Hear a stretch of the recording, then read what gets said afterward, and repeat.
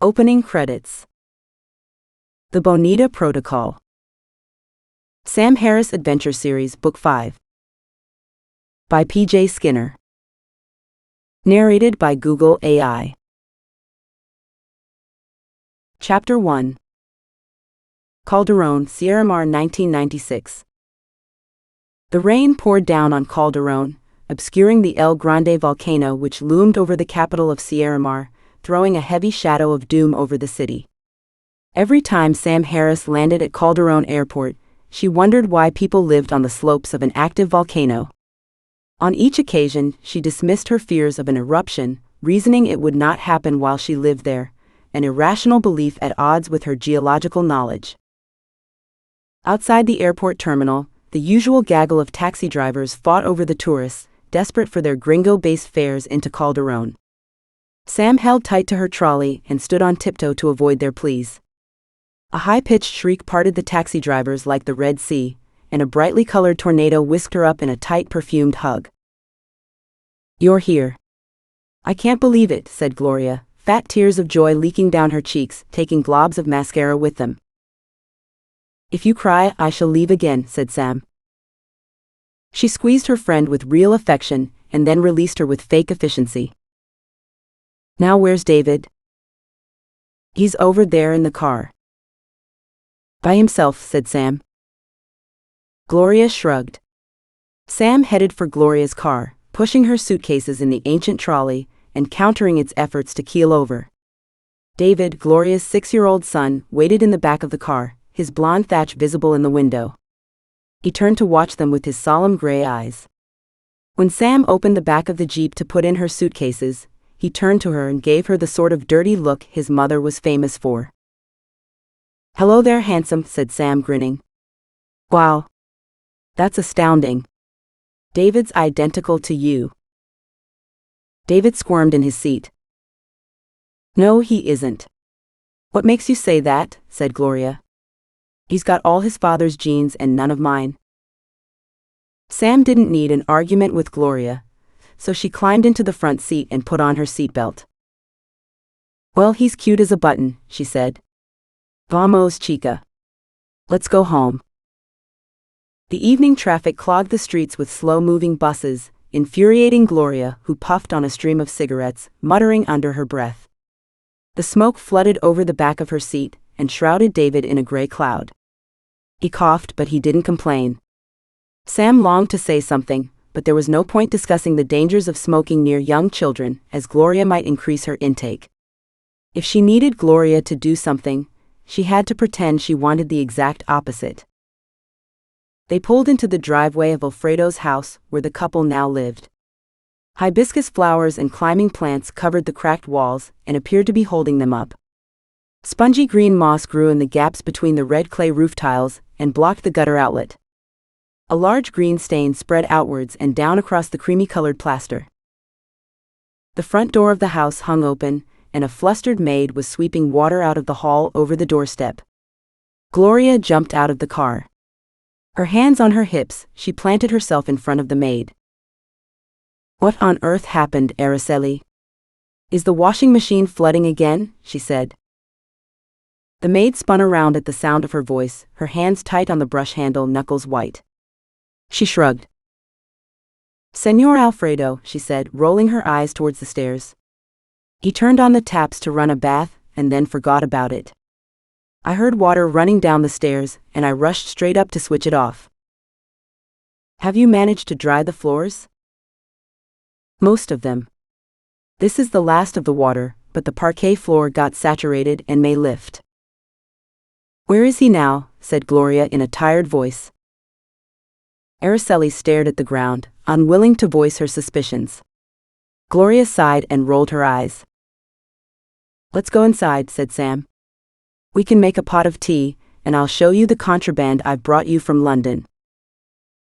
Gloria shook her head as if to dislodge the unpleasant truth, and leaned into the car to release David from his car seat. She turned around to Araceli. "Take him in, please," she said. But Araceli had her hands full with the mop and bucket. "He can come with me," said Sam. "Are you sure?" said Gloria. I'm an expert now. Hannah's son practically lives at my flat. Don't you find that awkward? Said Gloria. Not now. In the beginning perhaps, when I still cared about Simon, but now he's married her, it's different. I'm glad I don't have a sister. I'd have stabbed her if she took my boyfriend. Sam grinned. Hung, drawn and quartered more like. It's complicated. Sam stuck out her hand to David for holding. He glared at her. I'm not a baby, he said. And who said you were? I want you to take me into the house, said Sam with mock severity. A look of astonishment appeared on David's face. He's not used to being told what to do, said Gloria. He won't like it. Sam locked eyes with the boy. She drew her eyebrows together in an imitation of stern determination.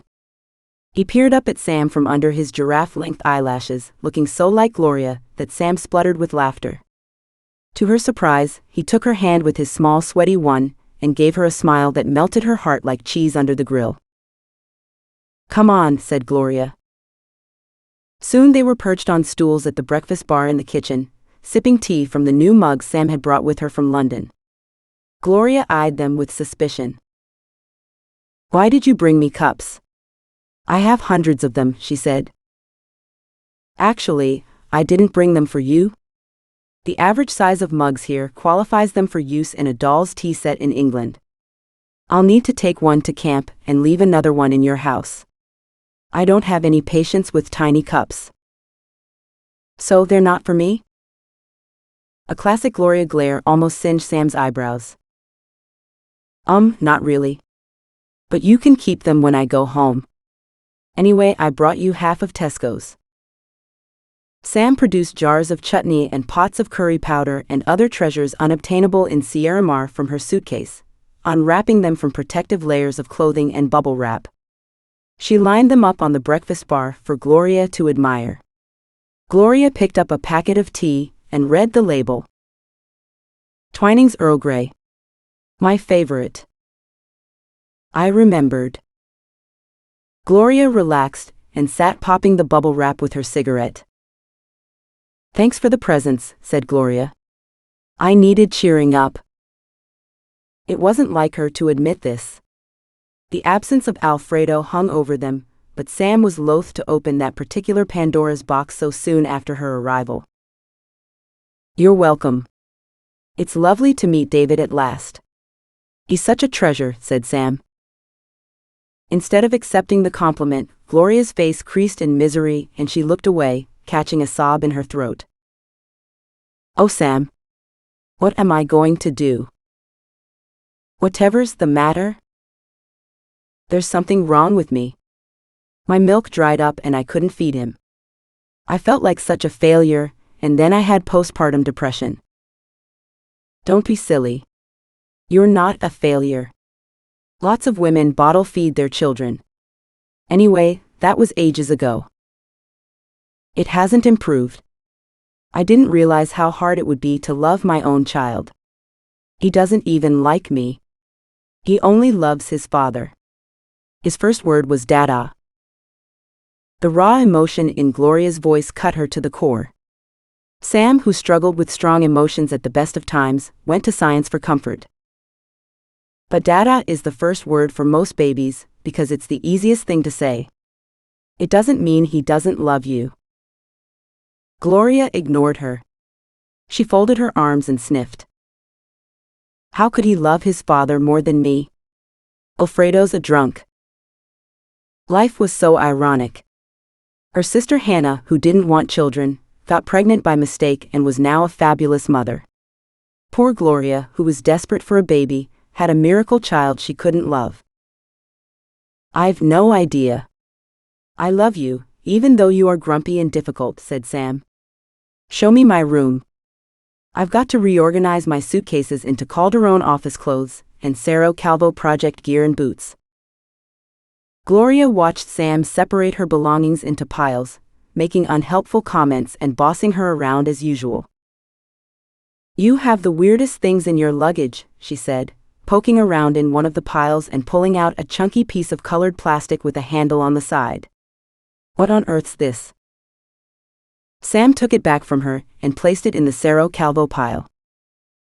"That's my father's contribution. It's a wind-up torch. He likes to give me new products to test. Hasn't he heard of batteries? You could leave it here if you want." "That's okay.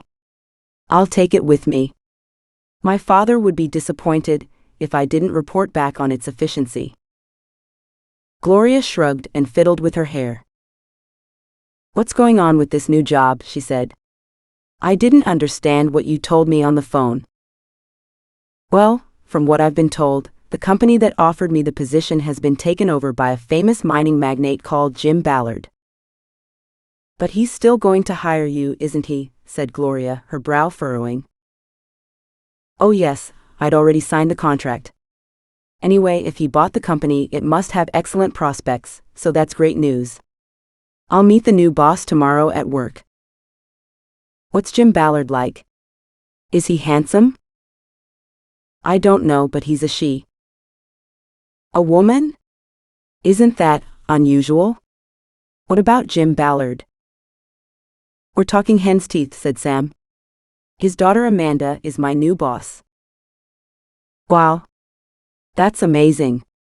You must be thrilled to have a woman boss at last." Sort of. It'll be different, but the press reports about her were not polite. Amanda Ballard has a reputation for being difficult to deal with, so I'm feeling a little nervous." "She'll love you." "I do," said Gloria. "Yes, but you have terrible taste." "You married Alfredo," said Sam, immediately wishing she hadn't.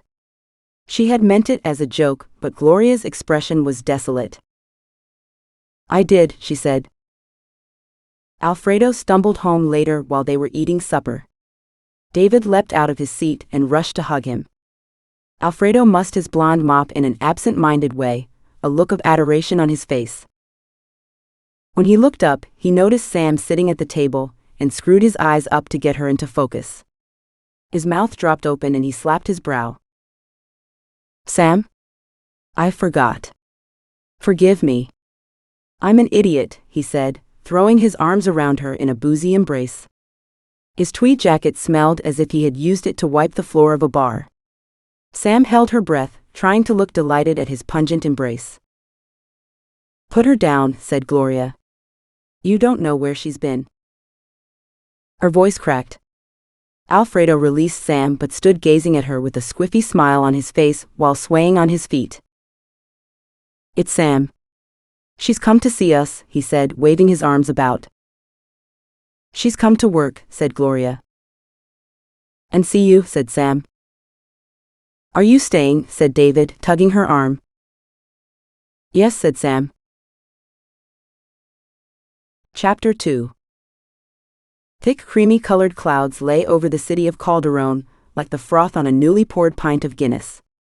The El Grande volcano poked through into the sky, its summit covered with snow, and a plume of smoke rose from a vent at the side. "One of these days the whole thing will blow," thought Sam as she got dressed in the small back bedroom of the house. What should she wear? Normally, she threw on her uniform of khaki and stomped into a new job pretending to be one of the boys, but an office-based job might be different. Would she be expected to have office clothes? The luggage allowance in economy did not allow for a suitcase full of suits and smart shoes as well as the goodies for Gloria, and Sam had her priorities, so she had thrown a few fitted shirts in pastel colors and some linen trousers in with the chutney and mint jelly. She put her hair up in a bun and used Gloria's hairspray to glue down the halo of fine stray hairs that refused to cooperate. A smear of lipstick completed the look. She stood in front of the full-length mirror and sighed. Her sleeked back hair and lipstick gave her the appearance of one of the models from the Addicted to Love video, but her wrinkled shirt and trousers had more of an Indiana Jones vibe. The older she got, the more jet lag combined with the high altitude of Calderon affected her. An impending headache signaled the need for tea and a couple of paracetamols. Right now, the only thing that would improve her situation was breakfast. She brushed the hairspray out of her hair and put it back in a wispy bun before wandering downstairs. Gloria gave her a withering glance and raised an eyebrow. "Honestly, Sam, you can't go to a new job like that. You look like a refugee," she said. "Take your clothes off and give them to Araceli so she can iron them for you." "What about Alfredo?" "Don't worry about him. We'll be lucky if he appears before midday." Sam considered protesting, but hunger got the better of her. She handed over her clothes and perched on the kitchen stool in her underwear, while Araceli tutted and puffed her way through the ironing. A cup of tea and a couple of excellent boiled eggs killed the jet lag and warded off her headache. "Where's David?" said Sam. "He leaves early for school." "Put your clothes back on and I'll drive you to the office," said Gloria. The office was on the same side of town as Alfredo's house, but traffic was much worse than Sam remembered. The ancient cars, which used to populate the roads on her first trips to the city, had disappeared to be replaced by bright hatchbacks and flashy jeeps which had bred like rabbits and clogged the streets, dodging the still decrepit buses used as public transport. These relics pumped thick smog into the thin air, making it harder to breathe. The rush hour jams were compounded by a power cut in the sector where Sam's new office was located. The traffic lights were dead. Stressed policemen stood at the junctions whirling their arms like windmills and trying to avoid being run down by ministerial cars that did not stop for anyone. Beggars took advantage of the standstill to sell sweets and newspapers to the frustrated drivers, making progress even slower while they searched for change and dithered over the choice of candies in the boxes shoved through their windows. Gloria drove a brand new Toyota 4Runner, which she forced through the traffic and the swarms of disappointed traders with the single-mindedness of a tank commander. A present from her father, no doubt. Hernan Sanchez, the self-made man, never let his daughter go without. Since the majority of the ministerial cars were of the same make and shape as hers, Gloria could drive around like she owned the town, flashing broad smiles at the harassed officials. She dazzled them with her glamour, which had not dimmed in the slightest, despite the burden of being married to a drunk and having a child she found hard to love. Despite the jams, Gloria managed to get Sam to the office on time for her first day, pulling up in front of the Bonita mining office, which occupied the second floor of a new 3-story building inserted into a crescent of residential housing like a marble in a pod of peas. The building was faced with beige pebble dash and had blue-tinted glass in the windows. Calling it a monstrosity would be an insult to monstrosities, thought Sam as she got out of the car. "See you later, chica," said Gloria, and she sped off without making any plans. This did not faze Sam, who was used to her friend's lack of organization and knew Calderon well if she had to get home by herself. She waved at the departing car and headed through the glass doors to the atrium, turning her attention to the security man sitting behind the reception desk. "Good morning. My name is Sam Harris. I'm here to meet Amanda Ballard. Can you please tell her I've arrived?" The man looked blank and shook his head. "Nobody told me about Miss Ballard meeting a woman this morning. I'm starting work today." "I don't know anything about that. They're expecting a geologist today, but that's all." The security guard used the term ingeniero in Spanish. The O on the word ending indicated he was expecting a man. Sam smiled. "That's me," she said. "Ingeniera Sam Harris." The man sighed and picked up the grubby telephone with a studied reluctance. The tangled and twisted cord meant that he had to tug it towards him. Sam's fingers itched with the desperation to take it from him and unwind it.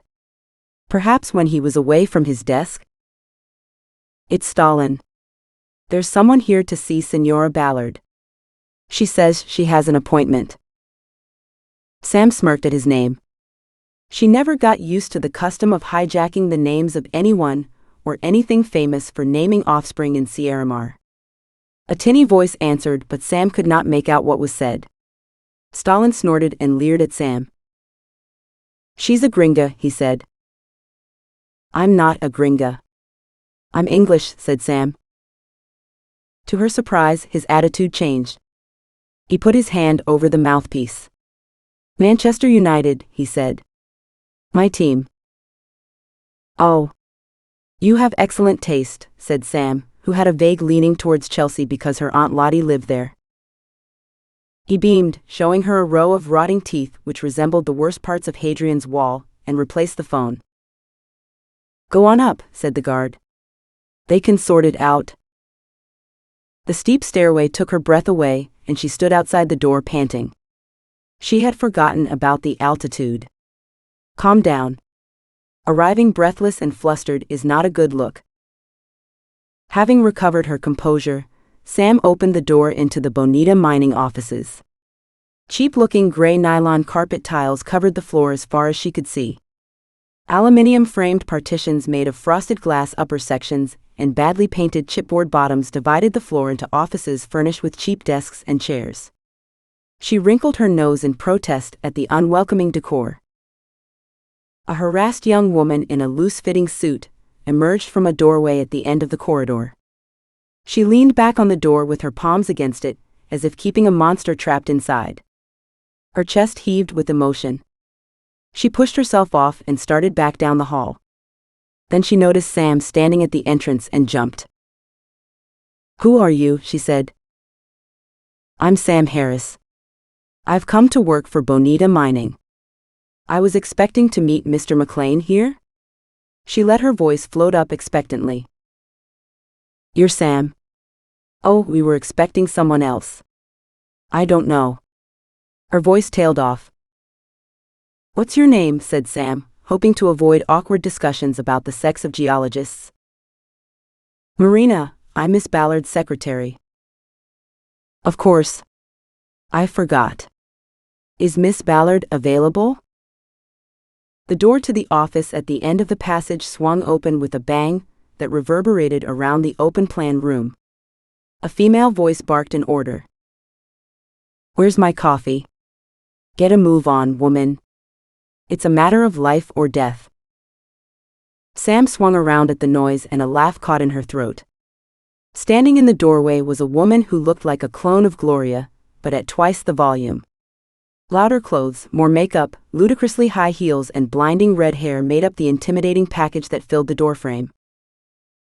Refusing to be cowed, Sam forced herself to walk into the path of the hurricane. She offered Amanda Ballard her hand, half expecting it to be rejected. Hello, she said. I'm Sam Harris. Amanda took Sam's hand with caution, as if she might be concealing a joke electric buzzer. Her stubby fingers with their garish painted nails held onto it for a moment, putting her head to one side as if examining a weird creature from outer space. You're Sam, she said, her eyebrows knitting together to form a long fake line which had been penciled in with a shaky hand. Sam held her breath. Then Amanda smiled, a lavish display of teeth and lipstick. Oh my God. You're a woman. I can't believe it. We're going to have such fun. Sam tried not to look startled as she took in this unexpected development. Yes, I'm really looking forward to it, she stammered. What are you doing standing out here in the corridor? It's time us Sheilas got to know each other, said Amanda. She headed for her office, shouting over her shoulder, for God's sake, Marina, get us some coffee now. Sam followed Amanda's bright pink shape into her office. For someone accustomed to the conventional oak desk and trophy photographs, Amanda's office was an eye-opener. It contained an eclectic mix of decor, resulting from recent attempts to accommodate the tastes of its new occupant. Plastic sofas with straight backs and chrome legs had been covered with lurid pattern throws from Southeast Asia. A wall hanging of a koala and its cub covered a damp patch on one wall, and a corkboard with maps on it had been embellished with flower stickers. There were also thick red lines and exclamation marks on the maps, highlighting areas of interest. My little pony with attitude. Sit, said Amanda. Sam eyed the options with suspicion and chose a chair with a stained gray seat that looked as if a cup of coffee had been spilt over it. Not there. Come and sit here on the settee. I won't bite, said Amanda, patting the plastic sofa and sitting down on it herself. The sofa emitted a loud farting sound and she guffawed. Bet you can't make it fart as loud as me, she said. Taking a deep breath, Sam plunked herself down, bracing for impact, but it seemed that the air had already been ejected and no noise resulted. Amanda poked the cushions with her false nail, as if suspecting a trap. Morena knocked and entered the room with a tray that held 2 mugs, a glass jug of coffee and a ceramic one filled with hot milk, which she set down on the coffee table. "At last," said Amanda, waving her hand in dismissal at Morena. "I'll be mother." She poured them both a cup of half milk, half coffee without asking and handed one to Sam. "Thank you," said Sam. "That's exactly how I like it." "Oh, me too. We are going to get along famously. Now tell me all about yourself." To Sam's surprise, her tales of daring do seemed to enchant Amanda, who did not interrupt or interject once during her self-deprecating summary of her career to date, except to ask questions about what happened next. They had started on the slaughter of elephants in the forests of Lumbono when the door opened, and a fine-featured man with a pencil mustache stepped into the room. "Amanda, I?" He stopped and stared at Sam, a frank stare like a laser peeling off her skin. "Hello there. You must be Sam. I'm Rhett Taylor." Sam took his soft hand and shook it, noticing the manicured fingernails and lack of calluses. Rhett Butler, more like. She felt like Scarlett O'Hara the way he was looking at her, barely concealed amusement dancing in his eyes like a cat with a cornered mouse. "Good to meet you," she said. "Can't this wait?" said Amanda, pouting. "Sam and I were getting to know each other. You girls can catch up later. Do you mind?" He looked pointedly at Sam and held the door open. Sam did mind. There was something about him that repulsed her, but she couldn't put her finger on it. He hadn't been unpleasant, but the hairs on the back of her neck stood to attention in warning, and alarm bells went off in her brain. She stood up to leave, and he put his hand on her lower back to guide her out of the door. She dropped her arm by her side, trying to brush it away without making it obvious. Amanda tutted. "Don't manhandle the staff, Rhett," she said. "Come here and light my cigarette."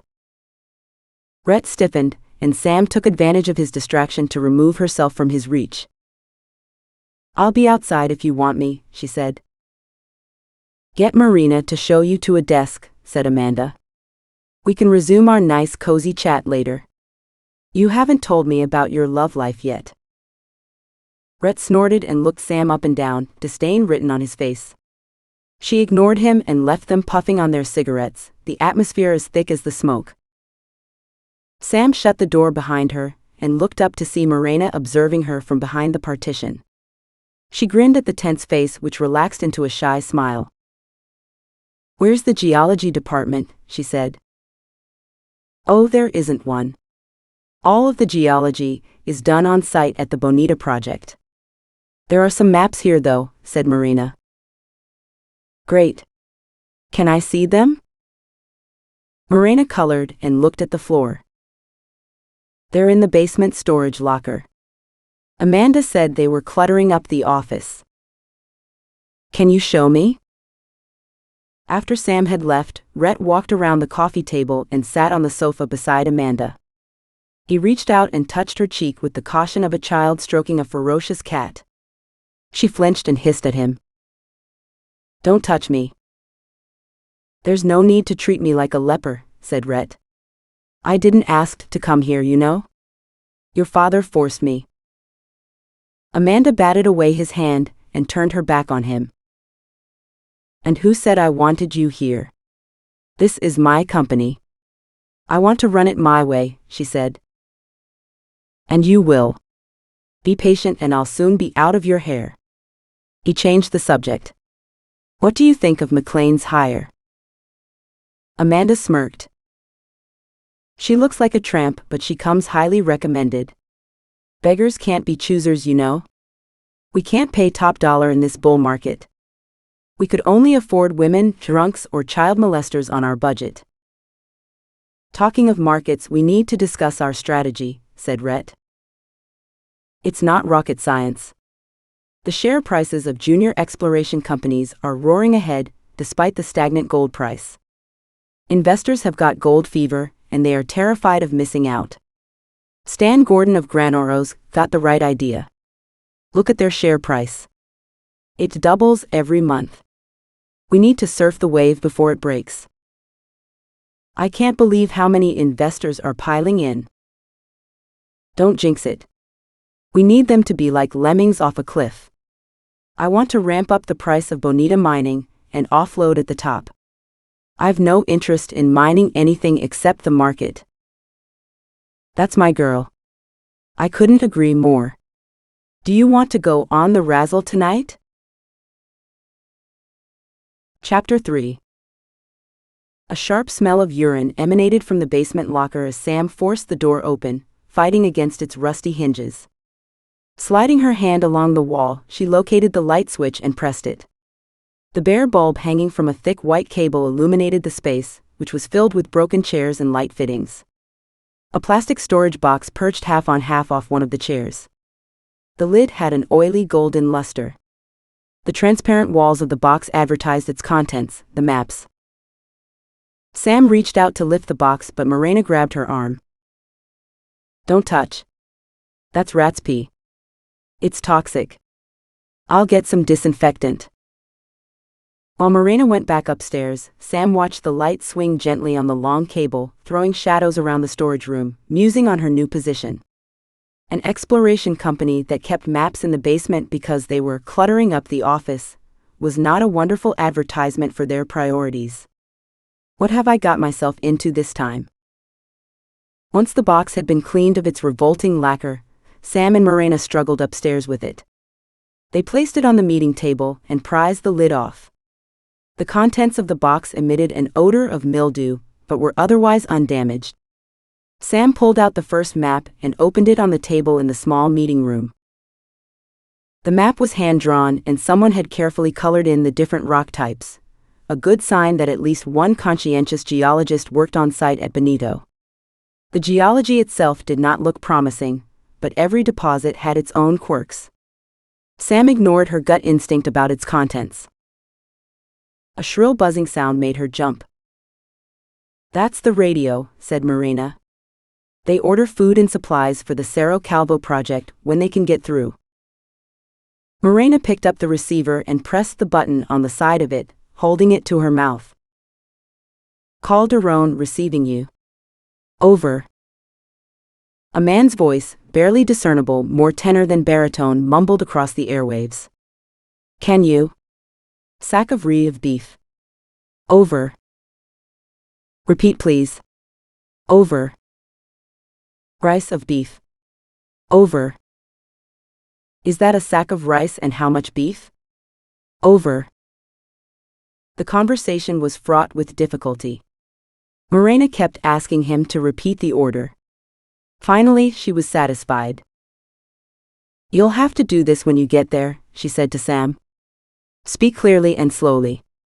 It's a bit of a mission to get the order right, but you speak more clearly than Javier, so I expect it may get easier. Don't forget to say over when you are finished speaking, and copy when you understand what has been said to you. What happens to the order? Do you send food to the project from Calderon? I call the suppliers in Arboleda or San Pedro on the telephone, and they send it up to the project. I'm guessing the project is quite remote? Yes, it's up in the mountains north of Arboleda. How did McLean find it? Some of the members of the Cerro Calvo Cooperative came to our office looking for investment, and Mr. McLean went out to see the project. Is it a joint venture? Sort of. The cooperative share is reduced in proportion to the investment we make. They'll end up with a free carry of about 6% if we find anything and develop a mine. The day passed quickly as Sam reviewed the maps and made notes on the geology of the area. She tried to make cross-sections and got frustrated with the lack of information on the maps. What was going on underground? Someone had mapped the surface, but no one had extrapolated the geology using the information from the artisanal workings, or offered an opinion on how deep the deposit ran or lateral extension of mineralization. Morena brought her a shrimp ceviche and popcorn, which she hoovered up without tasting. She was leaning over a map trying to make out the angle of a dip which had been smudged when a voice broke her concentration. "How does our baby look?" Rhett was standing right behind her, far too close for her liking. Heat radiated from his body, and he smelled as if he had just had sex. She turned around, almost sitting on the table in her efforts to avoid brushing against him. Difficult to tell from here. I can't wait to go to the project and get started. We'll be going on Monday." "We? When did that happen?" "Are you a geologist too?" said Sam. "Absolutely not. I'm an engineer. I collect the samples from Cerro Calvo for processing here in Calderon before they are sent for analysis." "We don't do that in camp?" "The equipment wouldn't survive the trip to site. We send quarter-core samples down to the bottom of the mountain by mule and then transport them by lorry to Calderon. It takes a couple of days to get here." "But doesn't?" Morena interrupted them. "Your friend Gloria is waiting downstairs for you." Sam looked at her watch. It was 5:30. Where had the day gone? "Okay, thank you." "I'll see you tomorrow," said Rhett. "Not if I see you first." Sam fetched her jacket and skipped down the stairs. Waving at Stalin, she stepped out into the sunlight, blinking as she tried to spot Gloria's car. Amanda had beaten her to it, and she produced a squealing noise like a child who had seen a cute puppy. She made a beeline for David, who had got out of the car and was poking an insect with a stick. Sam hung back, fascinated to see what Gloria would make of this. Gloria had been smoking a cigarette on the tarmac in front of the building and spun around when Amanda's squeal pierced her eardrum. She wore a silk shirt and jeans with her signature cowboy boots, and her highlighted hair glinted in the sunlight. The sight of Gloria in her war paint stopped Amanda in her tracks. The two women faced off like gladiators in an arena, staring at each other's outfits with laser-like focus. "Hello," said Amanda, who broke first. "You must be Gloria. Sam's told me all about you. I love your shirt. Is that Chanel?" She ran her fingers through David's hair in an absent-minded way. The boy stood rooted to the spot with embarrassment and rolled his eyes at Sam, who winked. Gloria blushed and looked as pleased as a junior school pupil with a crush on the head girl. "It's Yves Saint Laurent. I bought it in Miami," she said. "Those are great boots." "Louboutin. He's new, but I think he's fabulous." Amanda faltered and feigned awkwardness. "Are you from Calderon? I don't have any friends here yet. I'd love it if you could show me around." "Of course. It would be my pleasure." Gloria hung on every word Amanda said, as if hypnotized by a cobra. Sam, who didn't have a fashionista bone in her body, felt a bit jealous of the obvious mutual admiration they were generating. She walked past them to the car and said, "Let's go then," opening the door and getting in. She was followed by David, who got into the back. "Who is that lady?" he said. "I don't like her." "She's my new boss. Don't worry, you don't have to like her, but she's not so bad once you get used to her." "Will you play with me when we get home?"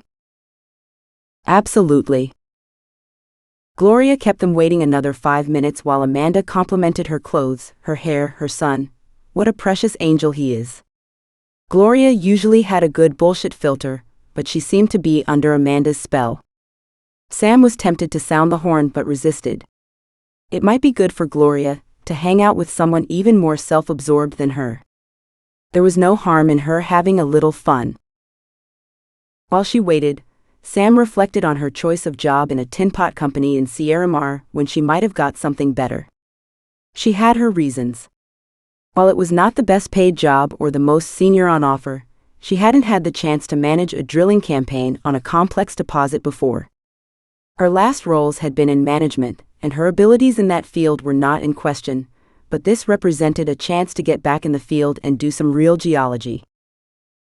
But it was not the opportunity to hone her geological skills out of the spotlight, which brought her back to Sierramar. She had been concerned about Gloria and Alfredo for a while. The last few conversations they held had highlighted Sam's concern when even Gloria, famous for her vibrant and no-nonsense attitude to life, could not hide the misery in her voice. Sam's heart had a habit of ruling her head. Conscious of it, she knew it might hold her back in her career, but love always won over money in Sam's world. "Do you like Teenage Mutant Ninja Turtles?" said a voice from the back of the car. Chapter 4. The sun struggled to burn the heavy mist off the runway as it rose over the ridge parallel to Calderon's airport. Sam crouched shivering beside her luggage in the drafty airport departure building. She had never been a fan of getting up before dawn, and she craved her bed. A cup of tea would have sorted out most of her woes, but the outlets were still closed and only sold black coffee almost solid with sugar. Out of the corner of her eye, she noticed Rhett enter the building and scan the departure hall for her. His outfit suggested Clark Gable on safari and made her snigger. Only the ludicrous hat, complete with corks, marked him out as an Australian. Despite being used to eccentric gringos in their midst, local people had their jaws on their chests. She straightened up and waved at Rhett, trying to look untroubled by the hour or his bizarre outfit. He glided across the tiled floor towards her, as if he were on wheels. "Ready to rumble," he said. "I've got the tickets." "Great, let's get checked in." "That your bag? I don't know how you're going to get it to camp." Sam didn't rise to the bait. Every problem had a solution. After nearly 10 years as an exploration geologist, she had learned to take each challenge on its merits. She gave Rhett her passport, and he handed it to the man at check-in, along with the tickets and his own passport. The airline's representative took the tickets and made a show of checking them against a list he had clamped to a clipboard in front of him. He shook his head and grunted. "We do not have a reservation on this flight for you," he said in Spanish. "What did he say?" said Rhett. "He says we aren't booked on this flight." Rhett's face fell. "Again?" "Typical," he said, "this always happens. We need a new travel agent." "No, we don't," said Sam. "Did I miss something?" "A misunderstanding." "Leave it to me," said Sam and stepped in front of him. Having previous experience in Sierramar meant that this excuse about reservations had not convinced her. If they needed spaces on a flight, the local airlines always picked on tourists or gringos to bump off first. Sam fixed the check-in clerk with a steely gaze. "Colonel Fernandez will be most disappointed if we don't travel," she said in crisp Spanish. "Please, can you check the list again?" "Colonel Fernandez?" "Yes, the boss of the Geographical Institute. We're doing a survey for him in Arboleda." The man had gone pale. He had obviously turfed them off the flight for another general or politician, and now found himself in a quandary. He fiddled with his clipboard. Sam peered over the desk and spotted her name and Rhett's on the list. They had been crossed out with a blue ballpoint pen. "Bingo." "Ah, there we are," she said, pointing at them. "They have already been ticked off your list.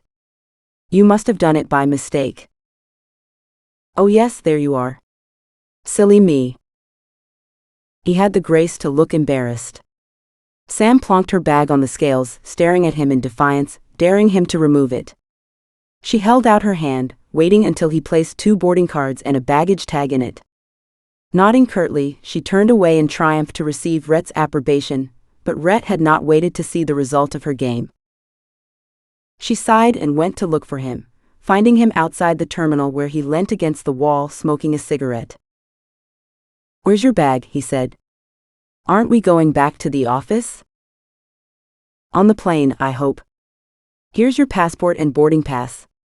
See you on board." She smirked and turned to head for security. Rhett grabbed her arm, swinging her around. "How did you manage that?" he said. "Did you bribe him?" Startled and insulted, she shook herself free. "I've never bribed anyone in 10 years at this job." I used my local knowledge to persuade him to look again. Rhett took a deep drag on his cigarette and narrowed his eyes as if seeing her for the first time. I was wrong about you, he said. You're far more dangerous than you look. I like that. He smiled, but Sam did not reciprocate. Prick. She stomped off to clear security, leaving him to finish his cigarette. The flight to San Pedro bucked and weaved in the turbulent skies over the Andes. The woman beside Sam had her rosary beads out and recited incantations and prayers interspersed with mutters of "God have mercy on us" every time the plane bounced. There were gasps as the wings waggled, and some of the overhead lockers opened to release plastic bags full of groceries onto people's heads. Queasy herself, Sam tightened her seatbelt and interlaced her fingers on her lap, trying to appear stoical. Rhett did not bother to hide his disquiet. Holy crap, he said, trying to look out at the engines. It gets worse every time. Have you been to the site often? Said Sam. Once, when we first got here a couple of weeks ago. This bouncing is something to do with the heat rising from the land. The flights can't land after midday because the turbulence gets so bad. Before long, the engines cut back and the wheels came down with a reassuring clunk. A hair-raising landing later, they were on terra firma. In true South American style, all the passengers applauded. For once, Sam could sympathize. She let out a long breath and unfastened her belt. Still got both your kidneys, said Rhett. I hope so, said Sam. Let's go and find a taxi.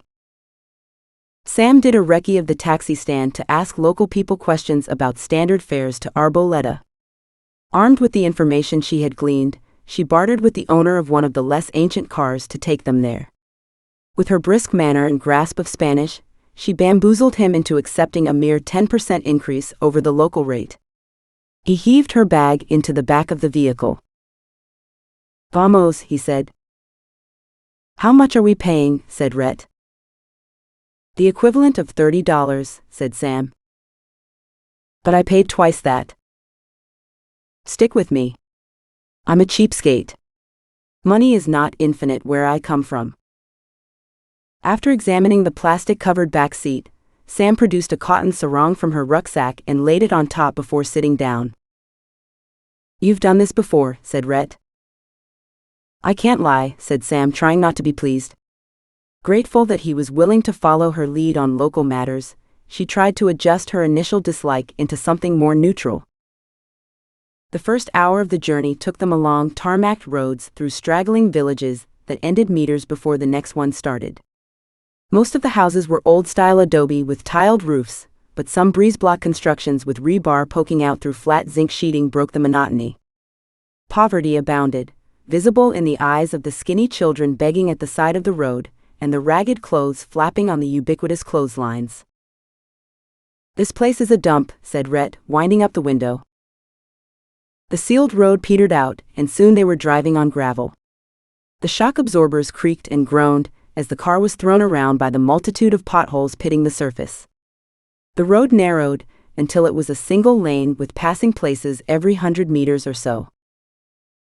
As they rose up the side of a steep valley, the drop-off at the side of the track became more and more alarming.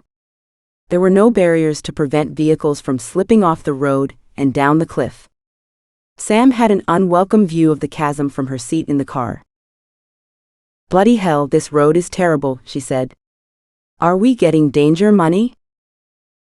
A bus fell down the cliff recently and they still haven't found it, said Rhett. Aren't you afraid to drive on this road? Said Sam to the taxi driver. Of course. But God will protect me from the road of death. The road of death? That's what they call it. The driver crossed himself, causing the car to swerve. Sam grabbed the back of the passenger seat in fright. What did he say? Said Rhett. It's called the road of death. That figures. By the time they arrived at Arboleda, their nerves were in tatters, not helped by the taxi having to reverse around a blind corner to make way for a bus that would not. The taxi shuddered to a halt between a shop and restaurant, on what passed for a main street. The houses were mostly breeze-block construction or wooden and raised on stilts. Rain lashed down on the zinc roofs, causing a cacophony of sound which deafened them. It ran off the edges and down into the street, filling the hand-excavated gutters with muddy slush cascading over the discarded rubbish that threatened to dam them. They tottered out of the vehicle, and Sam paid the driver, who gave her a receipt with his name, Carlos, and phone number on it. "Call me when you want to go back to the airport," said Carlos. "I'll come and collect you." He reversed with difficulty in the muddy street and set off for San Pedro, spattering them with mud. "We'd better eat now," said Rhett. "It'll take at least 4 hours to get to Cerro Calvo." "How far is it?" said Sam, observing the leaden skies with a heavy sigh. "About 9 kilometers. But it feels like 20. You'll see." Chapter 5. They went up the rickety steps of the restaurant and sat at a corner table beside one of the windows. The manager was smoking a cigarette behind the counter and did not move when they came in. "Do you want lunch?" she said, wiping her nose with the back of her hand and sniffing loudly. "What have you got?" said Sam. "Chicken soup and pork chops with potato cakes." "2 lunches, please."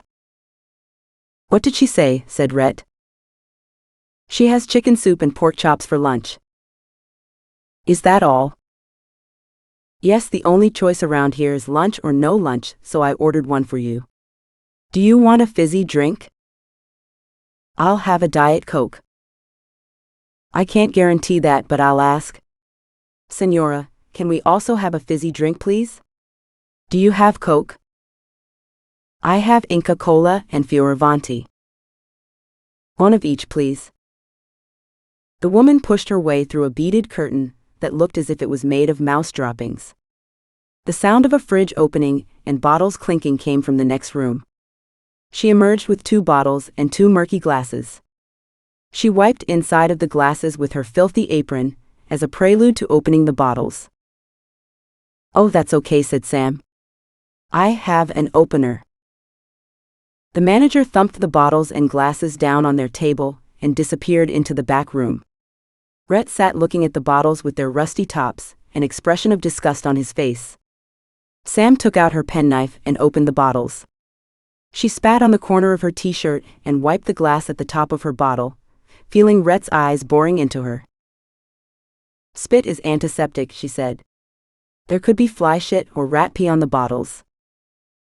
She took a long swig of the Fioravanti, which was so cold it gave her brain freeze. The high content of sweetener made her feel sick. Rhett did not move. The bottle sat in front of him, condensation running down the glass and onto the table. "How do people live like this?" said Rhett. "I guess they're immune to germs. I avoid anything that isn't cooked or bottled, unless I've washed and peeled it myself. That seems to work most of the time, but every now and then." Rhett shuddered. "I don't know why I agreed to come here." "Why did you?" said Sam. "Amanda's father made me an offer I couldn't refuse. He's not a man who accepts no for an answer." "Ah. My friend Gloria's got a father like that." "Gloria? Isn't she the Sheila who Amanda's adopted?" "She's my best friend. I've known her for years." Rhett sneered. "You mean she was your best friend? Amanda doesn't share. You don't stand a chance." Sam had already seen evidence of this. From the moment Amanda clapped eyes on Gloria, and vice versa, the 2 women had lived in each other's pockets, becoming inseparable. They went out late at night to all Gloria's former haunts, downing tequila shots and dancing the night away. Gloria didn't invite Sam to these drunken parties. "You hate parties. You always want to go home early," she had said when Sam objected. This was unfair. Sam loved dancing, but she preferred to get home before dawn on a school night.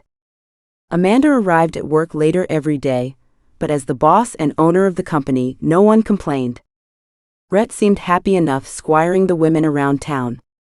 Sam hadn't figured out his role yet, but he wasn't the soul of discretion, so she was sure to find out sooner or later.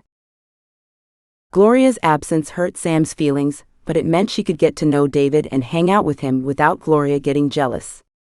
David took a while to warm to her, but once he realized Sam would make Lego and play adventurers with him, he became infatuated.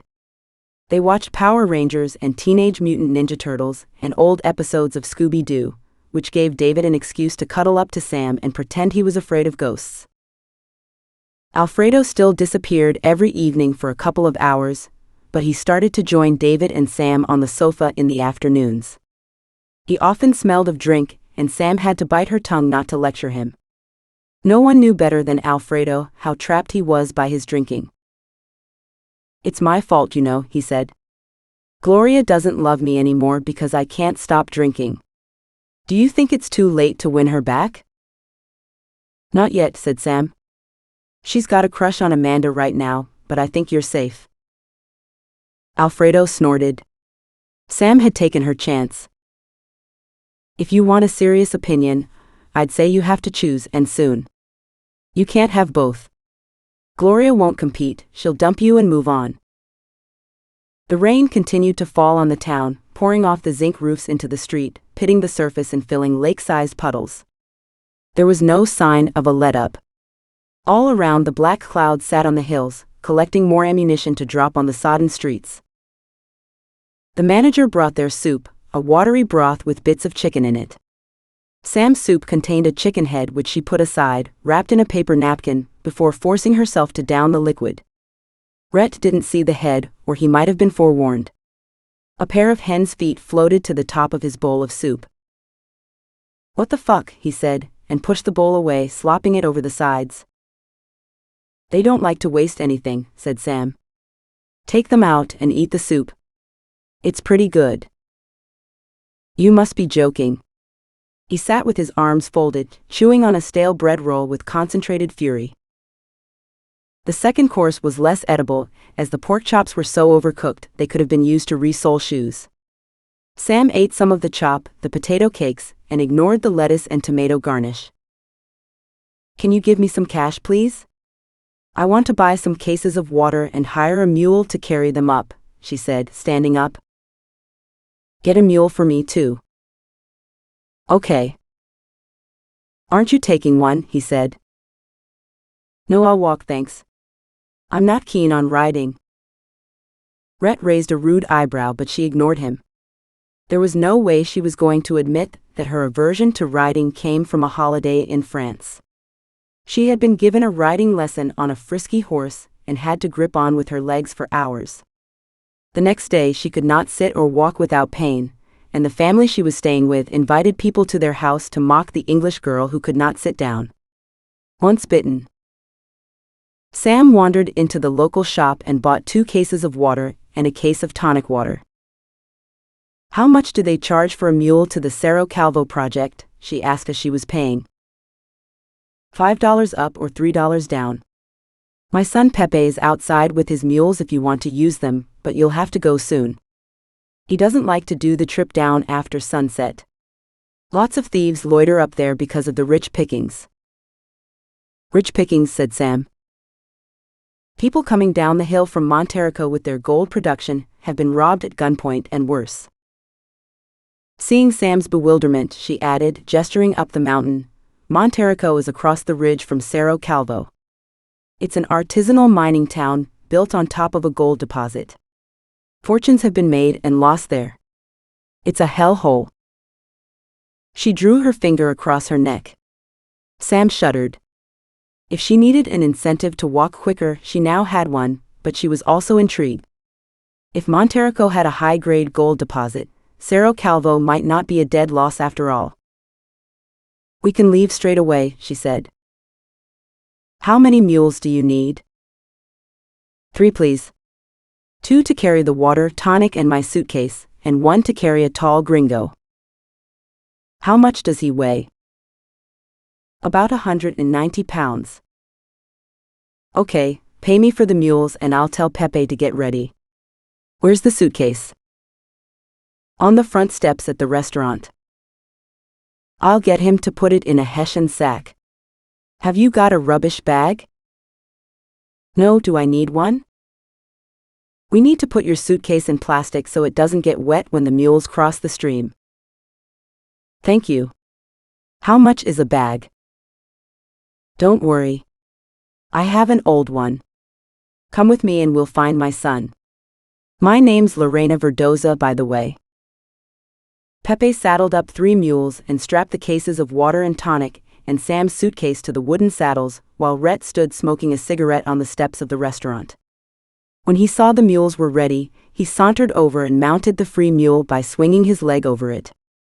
Lorena Verdoza gave Sam a cheery wave, but it didn't erase the memory of her warnings about the journey up to Cerro Calvo. Sam exhaled sharply. Let's go then, she said. They set off up the gravel path following the stream in the valley between 2 steep green ridges, which formed part of a forested chain of mountains. The rain had not relented. Water ran off Sam's wax jacket and down her fingers in a continuous stream. Her trousers were stuck to her legs within minutes. At first the path was even and relatively flat, and they made good progress despite the downpour, but soon it became steep and rocky with intermittent patches of knee-deep sticky mud. Sam struggled not to lose her boots as they were sucked into the quagmires. From his seat on the mule, Rhett scoffed at her efforts. Shanks's pony is no substitute for traveling in style, he said. We'll see. Chapter 6. Theirs was the last mule train to leave the village that day, a soggy procession starting up the daunting hill. It wasn't long before they met another one coming back from Monterrico. The tired mules thundered down the path, empty plastic diesel cans clacking together, the sound acting as an advance warning of their approach. Sam and Pepe had to leap out of the way to avoid their determined descent.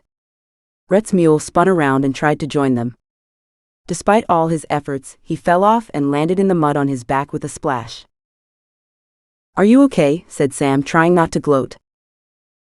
Yes, only my dignity is bruised, said Rhett, hauling himself back onto the saddle. The path wove back and forwards across the stream. At first it was easy to ford, but as they continued upwards, the channel cut deeper into the ground, leaving steep banks with muddy sides. There were tree trunks placed across the banks as makeshift bridges. Sam scrambled across the first 2, but she fell off the third and ended up sitting in the shallow stream. Rhett did not disguise his glee. That's 1 all, I believe, he said, smirking. When they got to the next crossing, Sam readied herself to wade across, but Pepe put his hand on her arm and handed her the reins of the mule transporting her suitcase.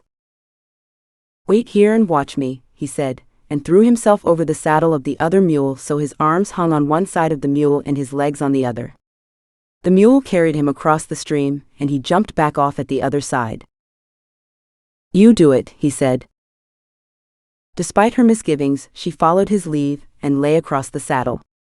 It was not comfortable, but it was effective. The mule crossed the stream and Sam jumped off at the other side. Rhett made a face. I don't know why you don't ride, he said. It would be a lot easier. After walking for nearly 2 hours, they arrived at a platform with a wooden hut built on one side. Refreshments, said Pepe. No thanks, said Rhett. I'll have a cigarette.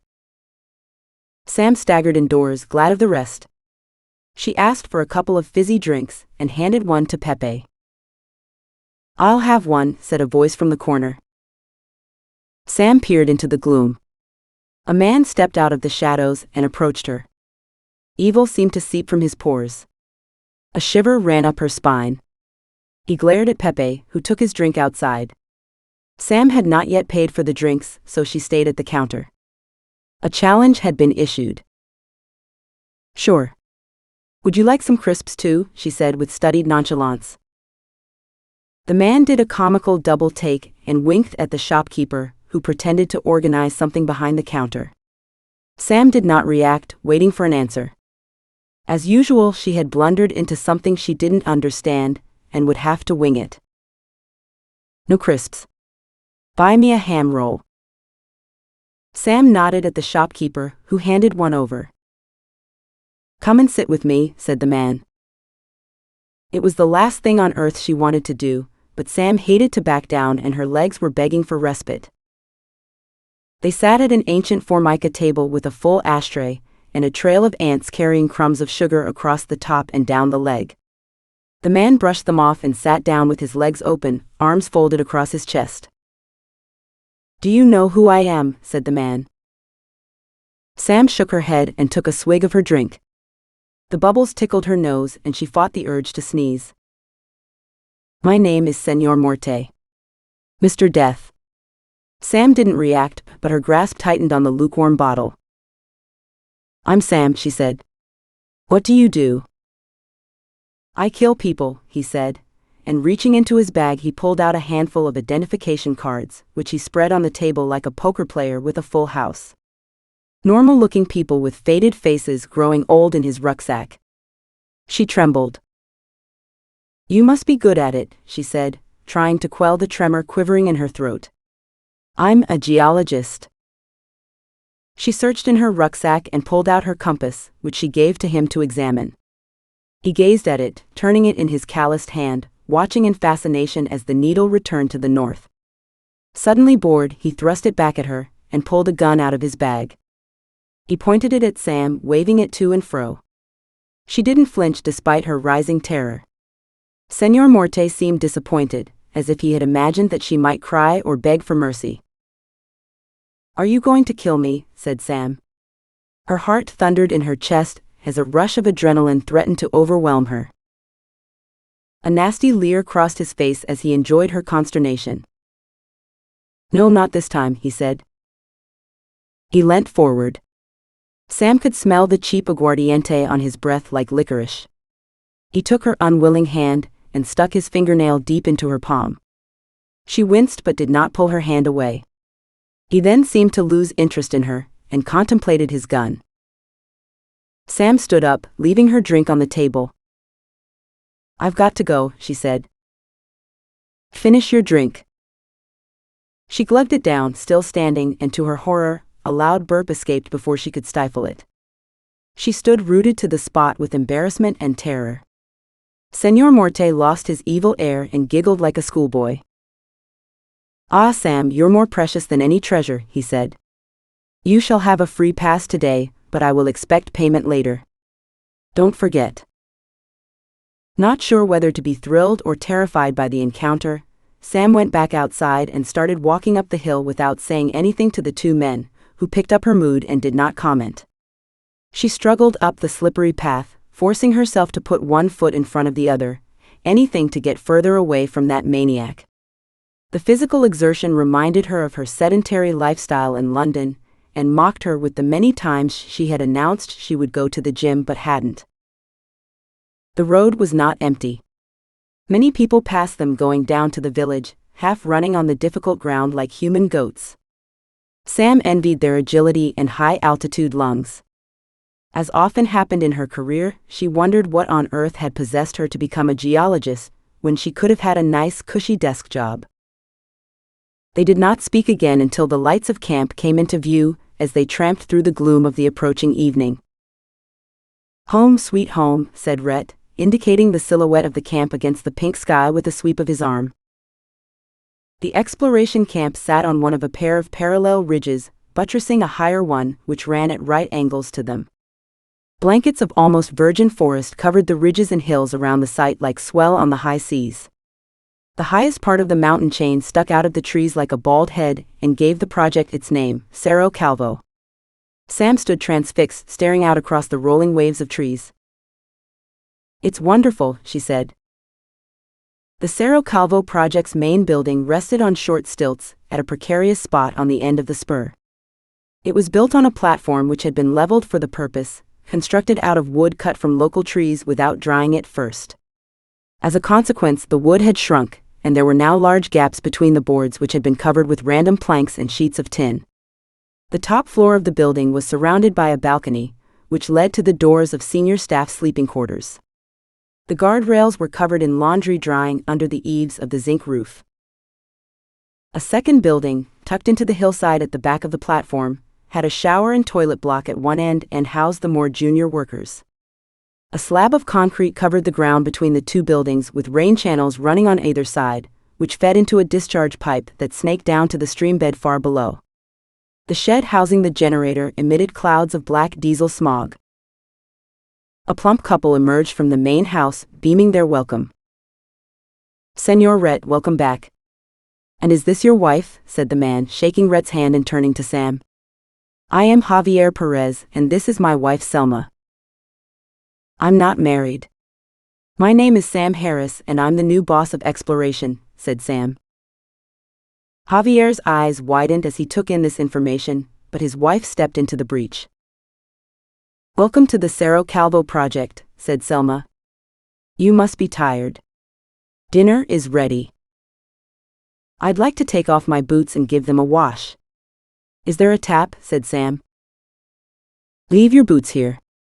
I'll get one of the boys to clean them. Follow me, and I'll take you to your room." Sam's room was on the right-hand corner of the house, facing up the valley. From the balcony, she had a view of the parallel ridge where the core shed and old mine entrance were situated. The mountains around the project were pitted with old tunnels and exploratory workings, which followed narrow quartz veins into their core. Bill McLean, the former owner of Cerro Calvo, had hoped to prove that the surface veins had arisen from a large mineable body at depth. Only time would tell if he was correct. Sam's job was to explore the area and drill into the mountain to test that theory. A frisson of excitement went through her as she imagined finding a giant deposit. She still felt slightly sick from the adrenaline rush that hit her following her encounter with Senor Morte. "Only in my life." Dinner was served downstairs in the open-plan canteen. Selma and her helper doled the food onto plates and distributed it to the hungry crew.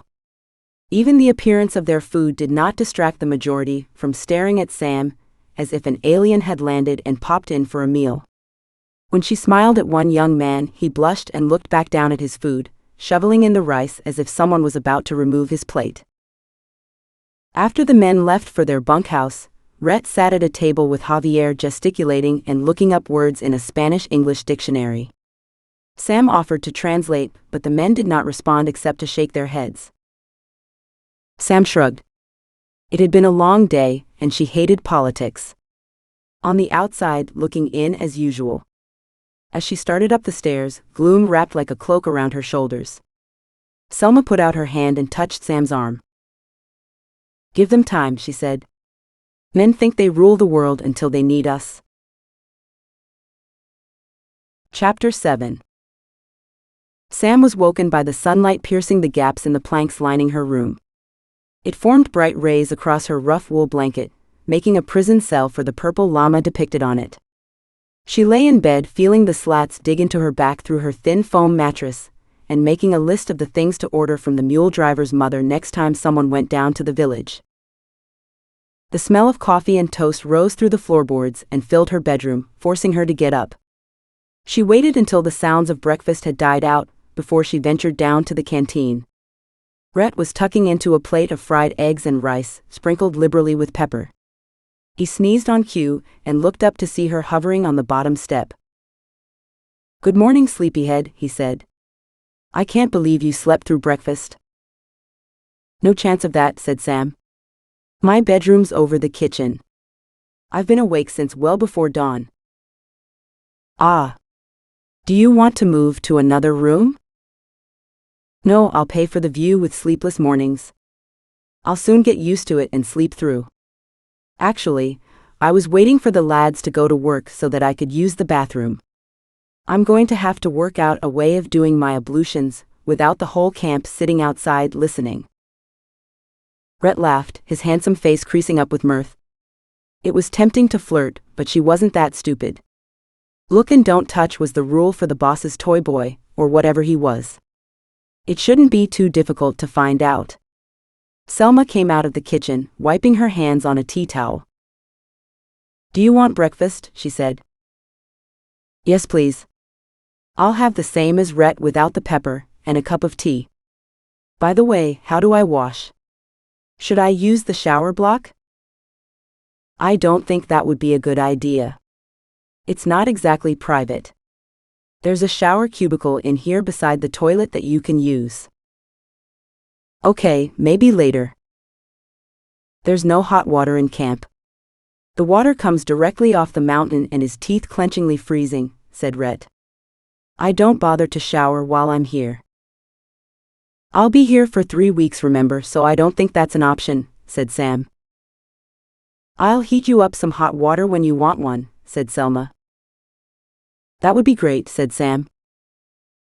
Selma brought in a plate with a couple of fried eggs, sitting on a mound of rice, and put it in front of Sam, who proceeded to demolish it. Rhett watched her with amusement. You're not on a diet then, he said. No. Do I need one? Said Sam, glaring at him. Javier came in with one of the team, a lanky, sallow-skinned youth with buck teeth and hooded eyes. This is Napoleon, known as Zombie, he said. He's going to come with us, to help me give you a tour of the cooperative workings. He used to work there, but he's come over to the dark side. Zombie? Great, she said, shaking his hand. I'd love to visit the underground workings. Is there a hard hat I can use? There's a new one in the office at the core shed. I put your name on it so no one else uses it, said Javier. Do you want to come? Said Sam, but Rhett was shaking his head already. God, no. I've got agoraphobia. Didn't he mean claustrophobia? There was no telling with Rhett. He pretended to be as shallow as a puddle, but Amanda wouldn't tolerate someone like that as a partner, if he was her partner.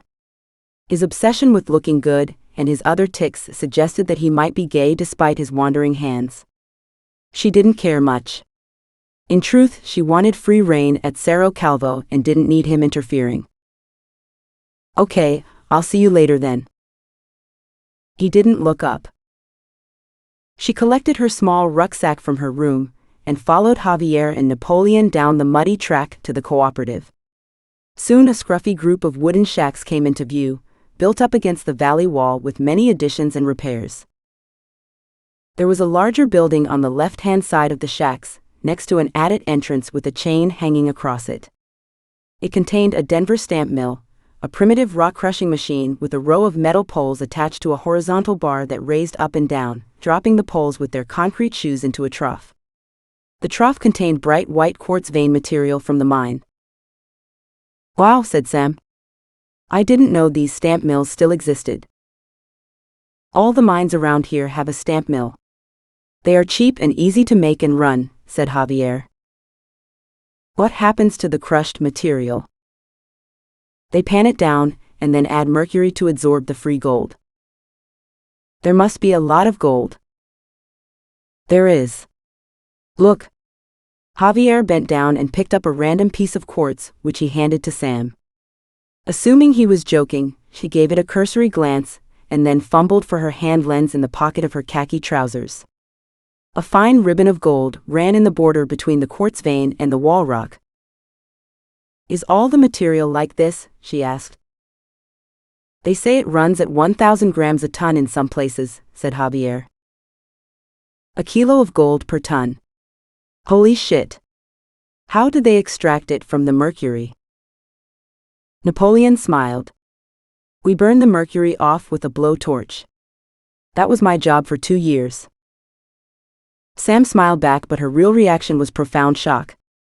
No wonder they called him Zombie. The poor boy was walking dead. The mercury fumes were pure poison, and his lungs would eventually give out. That's why he was skeletal. We're lucky to have you with us now, she said, and he lowered his eyes, shuffling his feet. Do you want to go into the mine? Said Javier. Aren't they working today? Said Sam. Not here. They have another mine in the artisanal town over the hill which they are exploiting right now. They agreed to let us do a year of exploration before coming back to work this mine. Is there light inside? Zombie can switch on the generator, said Javier. There was no way she was calling him Zombie. The initial stretch of the adit leading into the mine was straight and flat enough to contain steel tracks on which to run the ore carts. Several mothballed carts were stored upside down on a wooden platform under a zinc-roofed lean-to on the ground outside the entrance. A layer of rust had erased any paint from their sides, but thick grease covered their wheels. Dim yellow bulbs hung down from a length of wire running along the roof of the attic, the sections of which were joined together using masking tape. "Don't touch the wire," said Javier. "I wasn't planning on it," said Sam, keeping her head low. As her eyes adjusted to the dim light, she noticed that the walls were made of sturdy volcanic rock, and she relaxed. There were faults running through the rocks which had shifted the strata up and down. Water ran from the surface through these fractures into the mine. A cold drop fell down Sam's neck and she squeaked. "Wow, that water's freezing," she said. "It's clean enough to drink after being filtered through the rocks," said Javier, and he threw his head back with his mouth open, catching a trickle of water in it. "I'll take your word for it." As they progressed further into the mine, the attic narrowed, and it was necessary to stoop in places. The string of light bulbs petered out. "Do you have a torch?" said Javier. "The most interesting part of the mine is up ahead." Sam took out her wind-up torch, which she had been dying to try. She wound the handle with vigor. "What's that?" "Oh, it's a torch that my father gave me to keep in my rucksack in case the batteries run out on my normal one. It doesn't need batteries, but you have to wind it for a full minute to get a good result." "That's amazing.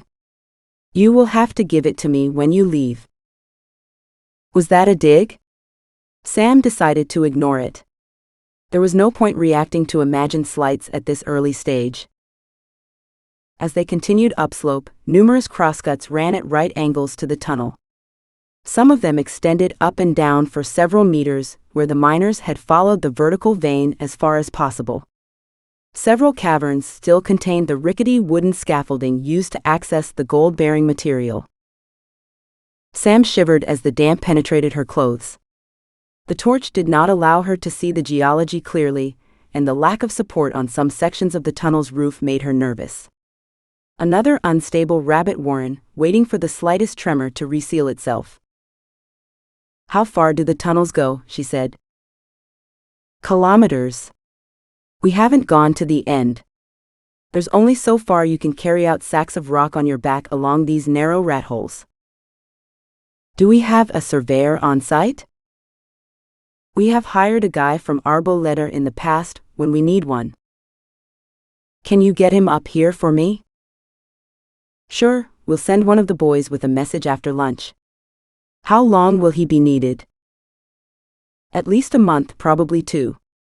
He can take the weekends off if he lives in the village." "I'll let him know." "Okay, I've seen enough for now. Can we go to the core shed?" "Lunch is at 12 o'clock. Why don't you eat first, and then you can spend the afternoon down there?" Sam strolled back to the canteen with Napoleon. He kept his head down and did not look at her, as if he was embarrassed to be with the boss. "What's the artisanal town like?" said Sam. "Dirty, dangerous, full of desperate people. You shouldn't go there. You might not come back." "Have you worked there?" He nodded but did not answer, a clear signal that he did not want to talk about it. There was plenty of time to find out. Sam let it ride. Before going down to the core shed after lunch, Sam peeped into the shower cubicle. It looked clean. There were hooks for hanging her clothes, and a concrete floor with a drain in the middle. "Would you like me to heat water for you tonight?" "I can do it in one of the large saucepans. That should give you enough for a decent wash. If you had smaller feet you could stand in it," said Selma, looking pointedly at Sam's large boots. "Do you have flip-flops? You should wear them if you want to avoid infections, although I don't suppose once will be a problem." "No, I don't have any, but I wanted to see if I could get a new, thicker mattress for my bed, so perhaps we could do a quick list. One of the boys has to go down to Arboleda to speak with the surveyor anyway, so perhaps he could buy the supplies while he is down there. The water would be great. I'll have a wash after dinner when the men have gone to their bunkhouse." The core shed was perched on the end of the ridge, parallel to that holding the accommodation. It was newly built and contained boxes of core piled 5 high on shelves made of 2-inch beams. The beams had been oiled, allowing the wooden core boxes to slide out with relative ease. Nevertheless, Sam struggled to extract one from its alcove. Javier stood watching, his arms folded, a sneer on his face. She did not ask for help even though her sinews were screaming, staggering over to the display table and plonking the box down with as much dignity as she could muster. She wiped her hands on her trousers and grabbed a spray bottle, squirting water onto the core to illuminate the textures of the rock. The cold hard rock came alive under the water and yielded its secrets to her hand lens. The massive pressures and temperatures which had molded the rocks and left their mark on the crystals always fascinated Sam. Time stood still as she searched for signs of the power of the earth. The lack of metamorphic fluids was perturbing. The rock looked fresh despite intense fracturing. This did not bode well for a large low-grade deposit. If metamorphic fluids had not penetrated the rock, it was unlikely to contain any gold. Neither the rain on the roof nor the arrival of Rhett disturbed her concentration. When she finally looked up, he was standing in the doorway smoking a cigarette, looking out over the green expanse below them. "You finished then? We're going to play football," he said. "Wanna come?" "Football?" said Sam. "Yes. There is a pitch below the core shed," said Javier. "I don't understand. Isn't it too steep to play football here? Come down and see." Sam followed Javier and Rhett along a steep, narrow path that didn't exactly inspire confidence, but she held her tongue. They rounded the corner into the next small valley, and to her surprise, there was a flat piece of land which emerged at right angles from the narrow part of the valley and ended in a steep wall between the two ridges like a dam with no water. As they stepped onto it, Sam was struck by how unnaturally flat the area was. She dug the toe of her boot into the surface and bent down to look at the result. Black sand shimmered on the leather. It was a pond containing the milled remains of the rocks that had been excavated over many years to extract their golden content. "Wow. A tailings pond. I thought all the waste from the Denver stamp mill had escaped down the valley. Has it been sampled?" "I've no idea. Why would anyone sample it? Isn't it waste rock?" said Rhett. "Waste rock from a primitive stamp mill tends to contain decent amounts of recoverable gold. A crude operation like the one above can lose 80% of the gold." "You mean free gold?" "In every sense of the word. There are almost no costs involved in processing tailings with fine gold flakes in it. All you need is a Nelson concentrator, and Bob's your uncle." "I do have an uncle called Bob as it happens, and I'm pretty sure there's a Nelson in the laboratory in Calderon." "How come?" "McLean bought it from a guy who had an alluvial mine that went bankrupt." "Well, there you are then. Almost free gold. Shall we play?" "You're playing?" "You didn't think I was going to stand here and applaud, did you?" "No, I guess not." By the time they dragged themselves back up the hill to the accommodation buildings, Sam and the other footballers were panting with hunger. Selma had prepared a thick potato soup and a beef stew with rice which was gobbled up in silence. When the others had gone, Sam and Rhett sat sipping tea while Selma heated water for Sam's shower. "Do you have a man in your life?" said Rhett out of the blue. Sam was caught off guard by his direct question. No. Not right now," she said, blushing and fiddling with her cup. Rhett nodded, as if she had confirmed his opinion. "I'm not surprised. You intimidate men." "What? No, I don't. I like men." "Come on, get real. How is any man going to get past all the Indiana Jones, I can do it on my own facade? You need to be more feminine." Looking for a suitable retort, Sam bit her lip. A feeling of hurt and misery threatened to overwhelm her. Don't let him get to you. He's probing for a weakness. Finally, she looked him in the eye. Lots of men like me. Just because you want women to be like Stepford wives, doesn't mean I have to conform to your idea of femininity. This is my job and I'm good at it. I don't have time to put on makeup at dawn and high heels get stuck in the mud. You should grow up. Rhett laughed, enjoying her distress. There. Right there, he said. That's why you are alone. Sam stood up and marched into the shower, slamming the door so hard that a fat spider fell from the ceiling, scrabbling to get away on the smooth concrete floor. She stood in the cubicle, her chest heaving, trying not to cry. I can't win. Nothing I ever do is good enough. If I want a job, I'm a woman. If I want a man, I'm a geologist. Tears mingled with the water she tipped onto her head, and she tried to scrub away his barbed comments. Slowly she regained control over her emotions. Who is he anyway to tell me who I am? Grow up, Sam. He's a dinosaur. There will always be people like him, living in the past, resenting women's progress. But it hurt. Chapter 8. When Rhett came down to breakfast the next day, Sam was ready. You still here, she said. I don't need a babysitter. I'm leaving this morning. Anyway, you're stuck with me once a month. Amanda wants me to come and collect the samples for analysis.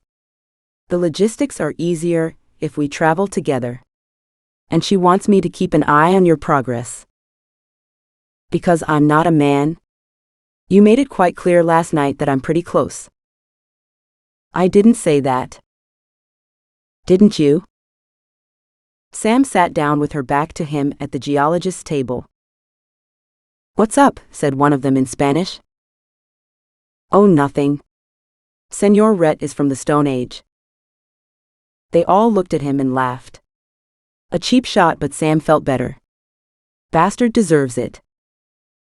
Later that morning, a tiny man came into view, trotting beside a mule carrying a rolled-up mattress with what looked like a tripod in the middle. On the other side was a Hessian sack full of vegetables for Selma. The man carried a wooden box strapped to his back swaddled in foam strips.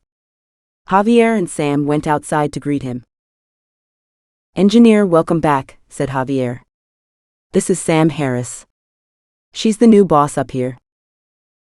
It's an honor to meet you, madam. Gallo Martin at your service. The honor is mine. Call me Sam, please. Gallo Martin was even smaller close up. He had greasy black hair and a boxer's nose that did not go with his neat, slim body. He wore an embroidered waistcoat over moleskin trousers and leather riding boots. Underneath his battered nose, he had a waxed mustache with curled tips. If he had worn a tiara, he could not have looked more out of place. Shall we go inside? He said, his lively eyes flickering over Sam in much the way hers had done over him. Sam and Gallo went into the canteen. Javier did not come with them, as he had zero interest in geology. Gallo unfolded a map of the mine and campsite, with neat contours and added entrances marked on it. He spread it out on the table so that they could see it better. The tailings pond was clearly indicated, as were all the buildings on site. Gallo Martin hopped up on one of the benches, so that he could look down on the image. Did you draw this map? Said Sam. Yes, this is my handiwork. He twirled his mustache. It's wonderful. I think I saw another one of your maps in Calderon. The geology one? Yes, that's mine.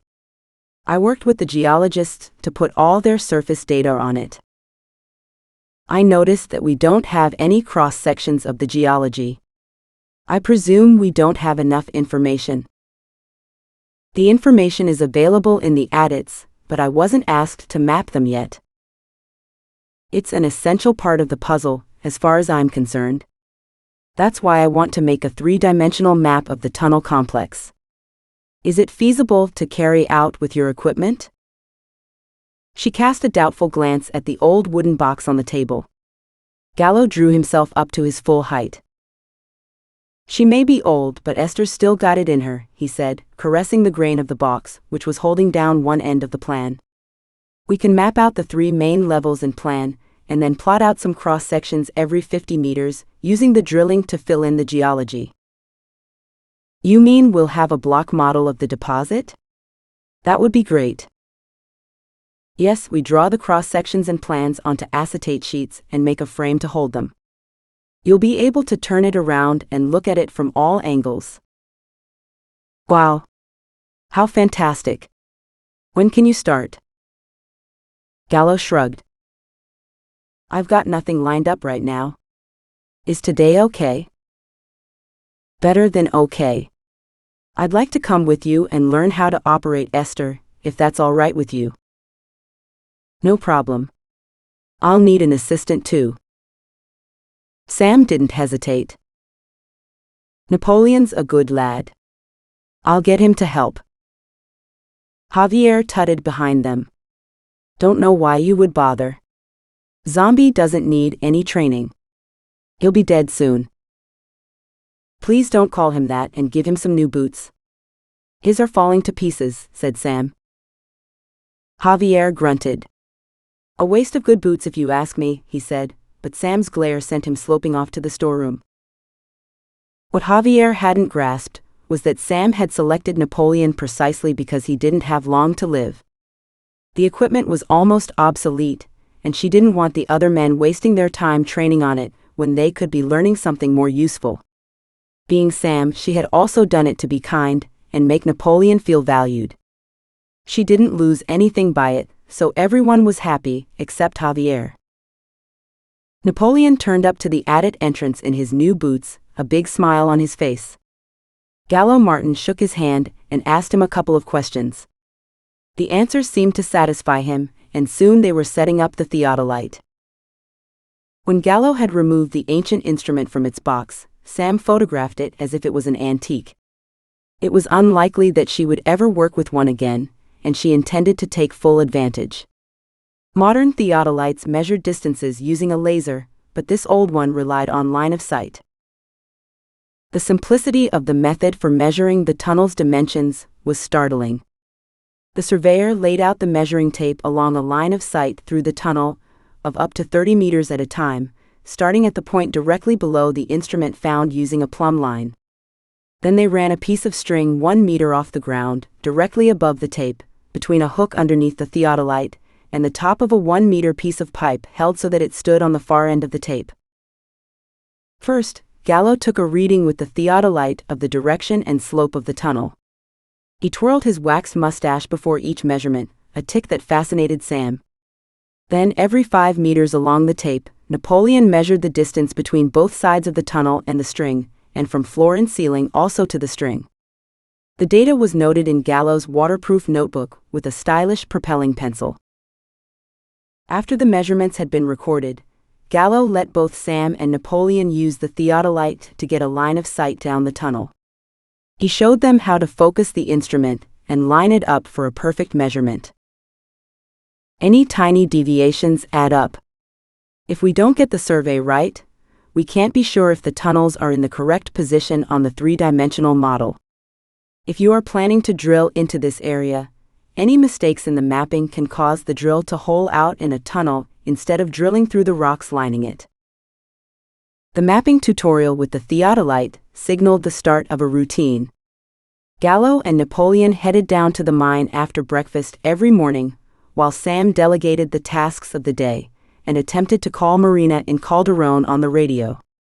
She would then join them in the mine and work until lunchtime.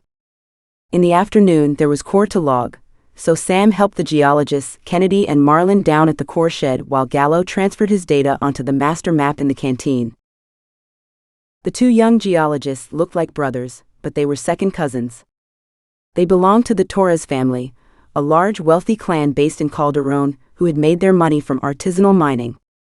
They had been sent to get experience in exploration techniques and management before returning to their family's fiefdom. The Torres boys were fiercely loyal to Javier, who had recommended them for the job. Sam could not fault their enthusiasm and good humor, but she soon noticed that if Javier appeared in the core shed, they ignored her instructions and hung on his every word. There was something Cosa Nostra about the whole relationship. Despite their loyalty to Javier, the cousins soon adapted to Sam's new sampling protocols, introduced after she discovered there were no processes in place to check the reliability of the sampling procedures and the accuracy of the laboratory they were using. "Do you insert any blanks in the samples?" she said. Their faces were just that. And what about duplicates? They looked at each other and shrugged. No problem. I'll explain later, but first we need some samples. Who fancies a field trip tomorrow? The next day, they set out from camp after breakfast, following a path that rose up from the accommodation block to the ridge that ran between the project and the artisanal mining town of Monterrico. The route they were following diverged from the ridge and snaked its way through mature rainforest above the added entrance at Cerro Calvo below. The path was lined with flat stones and for the most part was easy to follow. They had to clamber over several fallen trees, but obstacles were rare. As they rose higher, the trees thinned out, and they emerged into the drizzle. Who built this path? Said Sam. The Incas, said Marlin. Where does it go? Nowhere. They used it to transport gold from the mines. The Incas were here first? They found nearly all the deposits in Sierramar. They needed gold for their temples and rituals. Despite the rain, rivulets of sweat ran down Sam's back, and she had stopped several times to drink from her supply of water. She had 2 full liters on her back, and drinking made it lighter as well as slacking her raging thirst. Finally, they came to a series of steep granite ledges with vertical joints running through them. The joints had the same strike as the main series of faults in the mine below. The pink rock had large crystals, making it technically a pegmatite, but with no sign of mineralization or metamorphism. They climbed up the ledges until they reached a part of the granite that was too steep for climbing. They sat down to rest with their backs against the warm stone and gazed out over the breathtaking view. Sam took photographs and notes of the granite as well as the view. The geologists hammered at the granite and removed large chunks of it for taking back to the core shed. What's the rock for? Said Marlin. We need some samples without gold in them, to check that the calibration equipment is working in the laboratory we're using for analysis. Won't they know what we're doing? No, we insert them every 20 samples or so following the numbering sequence. There's no reason for them to know they are blanks. And the duplicates? We put 2 samples from the same piece of core into the sample analysis sequence with different numbers. If they have differing results, this generally indicates that the laboratory is not reliable. It's a bit trickier with our deposit because we have nuggety gold, which skews the results. So you could have a nugget in one sample from a piece of core and none in the other from the same section and get different results, said Kennedy. Yes, but the results would be completely different, so it would be obvious. It would be more suspicious if they were identical. You mean that the results from the samples we've already received might be wrong, said Marlin. Yes, the reason for checking is to make sure the results correlate to the geology. How else are we going to work out what's going on? That's really cool, said Kennedy. It's worth making another trip up here to see if we can pick up any veins similar to those in the mine. That would increase the size of the deposit, said Sam. They descended in the cool evening rain, reaching camp before nightfall. The geologists stored the lumps of granite in the core shed, ready to be cut into pieces by the rock saw. The trip up the mountain had been instructive. Cerro Calvo Mountain was a granite intrusion that had pushed its way through the layered volcanics and sediments of an ancient basin. The veins in the mine seemed to have resulted from liquids emerging from the cooling granite and filling the cracks in the layered rocks. Some of the same gold-bearing fluids could have penetrated the more permeable layers in the sequence, forming tabular bodies of mineralized rock. If she could locate any or several of them, they would be in business. Have you got any shares in Bonita Mining? Said Rhett, as they sat downstairs drinking a coffee and smoking a cigarette. Shares? No. Why? McLean didn't give you any options as part of your package? I don't know what an option is, said Sam. It's the right to buy shares in the future for today's price. So if the price goes up in the future, you can buy and sell the shares at the same time and take the profit without spending any money. I definitely didn't get any of those, she said. If I were you, I'd buy some shares anyway. They are bound to go up when our results are published. He obviously hasn't seen the core. There's no way the results will be any good. Thanks for the tip. I'd hate to see you miss out, said Rhett. He seemed sincere, but Sam didn't want to spend her hard-earned salary on shares that she believed were more likely to go down than up. Rhett left for Calderon the next morning, unable to contain his glee about leaving the rain-sodden valley. Sam had mixed feelings about his departure. There was something dodgy about him she couldn't identify, but despite his vindictive attitude, she had found less to complain about than she had anticipated. He could be good company when he made an effort, and his casual misogyny was not unexpected from an Australian man. He set off accompanied by a mule train carrying sacks of core samples for processing in Calderon. Also contained in the sacks were some double-bagged samples of tailing sand. We might as well test it.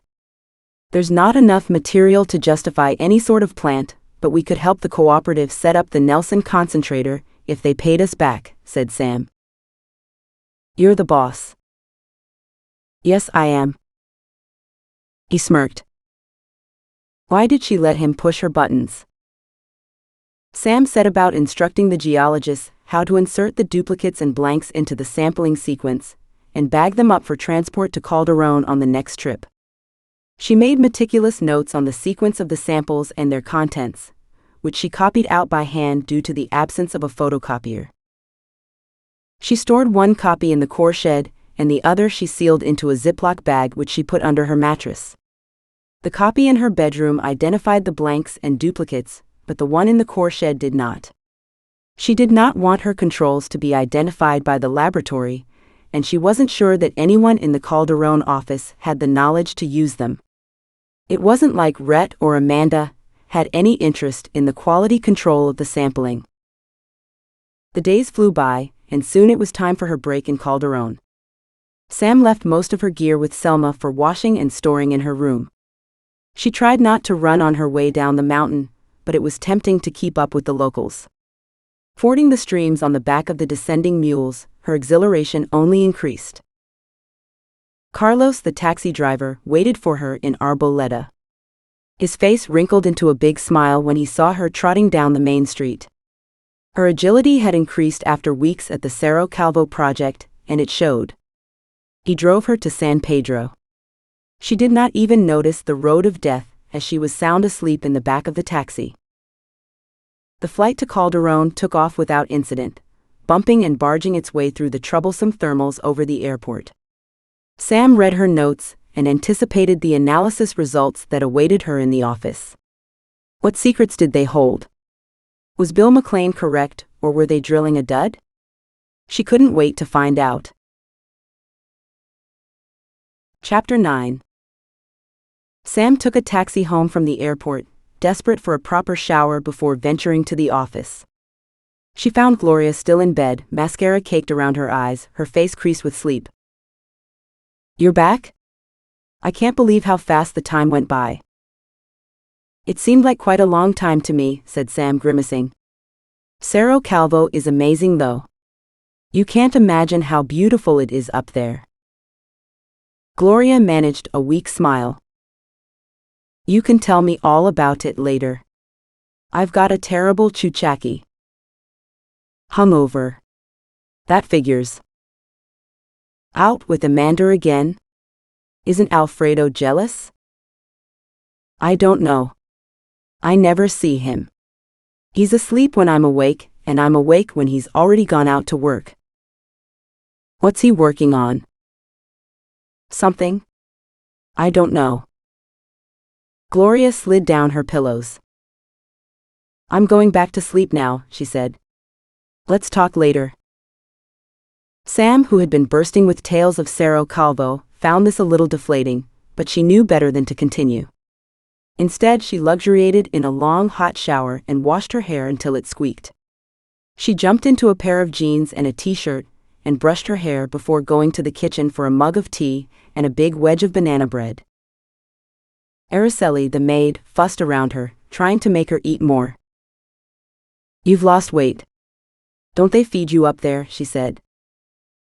Don't worry about me. There's a nice cook called Selma who gives me all the best bits. Have you got any laundry? No, thank you. I left all my field gear in camp. Little David's been missing you. He'll be so excited when I tell him you're back. I've been missing him too. I brought him a present. Refreshed by her shower and clean clothes, Sam took another taxi to the office. As she approached, a growing feeling of anticipation took hold of her.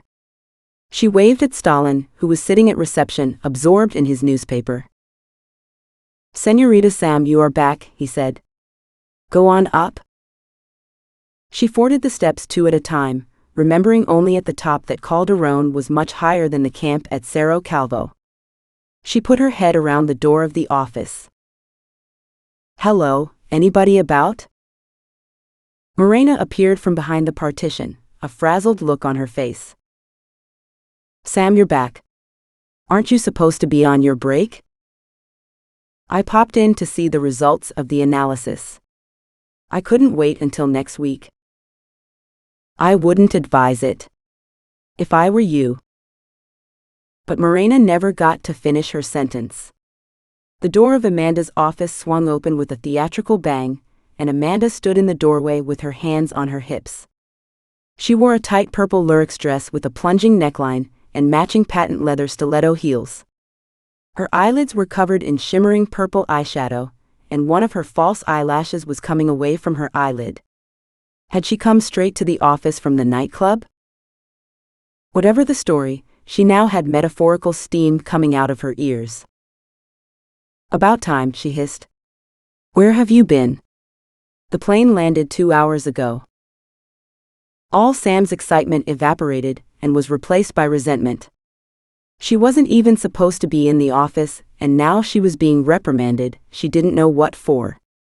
However, Amanda was prone to jumping to conclusions, so there was only one way of sorting this out. Sam swallowed a retort and tried to appear apologetic. I smelled awful, she said. I didn't want to subject you to that, so I went home to get clean, but I'm here now. Coffee. This was aimed at Morena, who scuttled off to the kitchenette. Why are you standing there like a lamppost? Come into my office.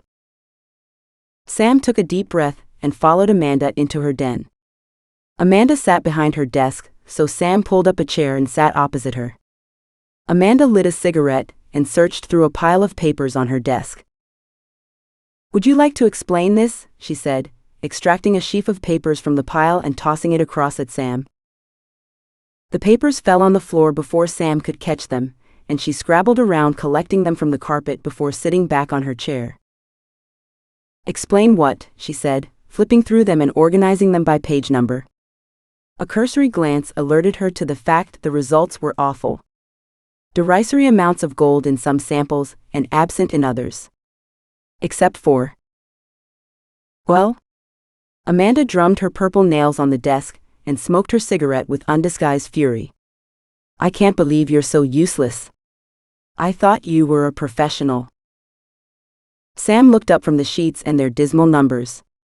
Fatigued by working 12 hours a day for 21 days straight, she was not in the mood to be browbeaten by someone who looked as if they were a member of Boney M. She looked up and into Amanda's furious glare.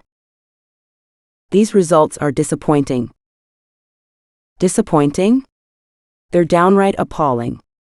What sort of a geologist are you? I should have known that a woman would be crap. It's fucking typical of Bill McLean. He's less use than a cricket bat in a brothel. Sam could think of several uses for one, but she wasn't dumb enough to say so. She sat back and let Amanda rant on for several more minutes, knowing she would have to stop eventually to light another cigarette. Sure enough, Amanda ran out of steam and started fumbling for her packet of Marlboros. These aren't my samples, said Sam. She waited for this to sink in. Amanda took a deep drag on her cigarette and narrowed her eyes. What do you mean they aren't your samples? Didn't they come from Cerro Calvo? Yes, I believe so, but they were taken from holes drilled before I got there. All I did was bag them for Rhett to take down the hill. Amanda took another long pull on her cigarette. Oh, she said, glancing at Sam from under her false eyelashes. A contrite expression flashed across her features, and then vanished to be replaced by one of malice. Well, if you're so clever, explain why these last 4 samples have so much gold in them. Sam leafed through the pages until she found the one with the tailing samples. She pretended to be examining the results, and furrowed her brow in fake concentration while she counted to 20 under her breath. She could hear Amanda rasping with impatience, and she smirked to herself before raising her head again. They're from the tailings pond. Tailings pond? Amanda looked bemused, but then she stood up, pushing her swivel chair back against the wall. The tailings pond, she repeated. Of course. Rhett told me. She took another melodramatic suck on her cigarette, before pointing it theatrically at Sam. So what are you doing about the shit results from the drill core? Nothing yet. Does she think I'm Wonder Woman? I only saw the results 5 minutes ago. She noticed the look on Amanda's face. Another tantrum on the way. How tiresome. But I'm working on it, she said hurriedly. I'm having the mine tunnels mapped to make a 3-dimensional model, so we can figure out the geology. But we don't have the software for that. I can't afford it. Ah, but who needs software? We have brains and a surveyor called Gallo Martin, who is a wizard with old-style calculus and triangulation.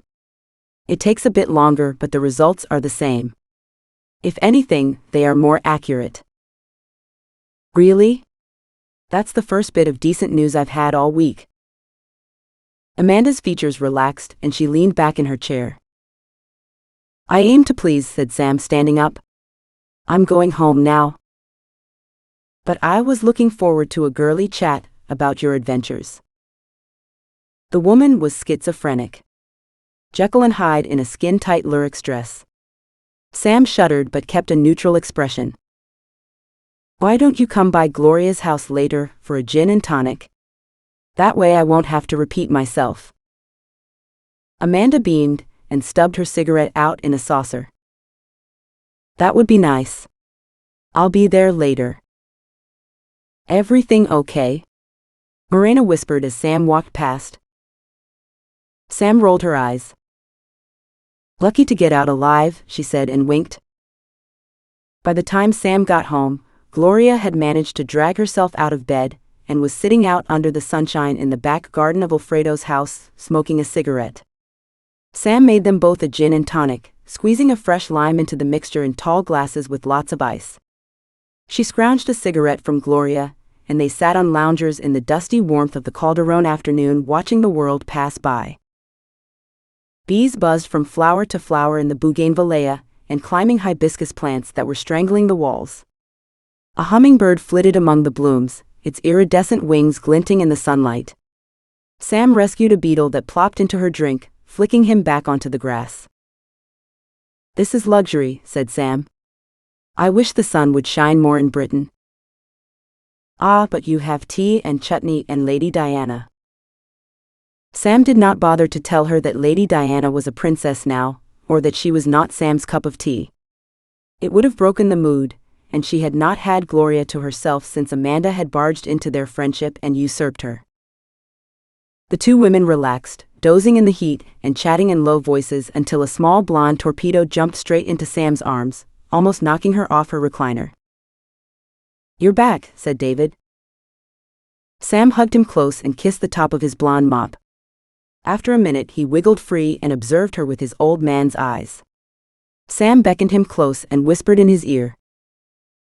I have a present for you. I left it on your bed. His eyes opened wide. He ran back indoors and up the stairs. There was silence for a minute, and then he thundered back down the staircase and out onto the patio. I couldn't find anything, he said, disappointment written on his face. Only this stupid rock.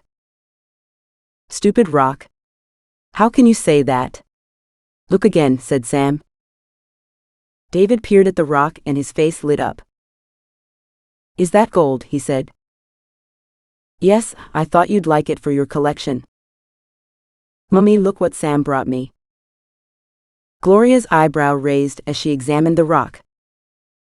Wow, there's a lot of gold in there. I thought you said you couldn't see gold in rocks. Normally you can't. This is a special rock for David. Very rare. David blushed. Thank you.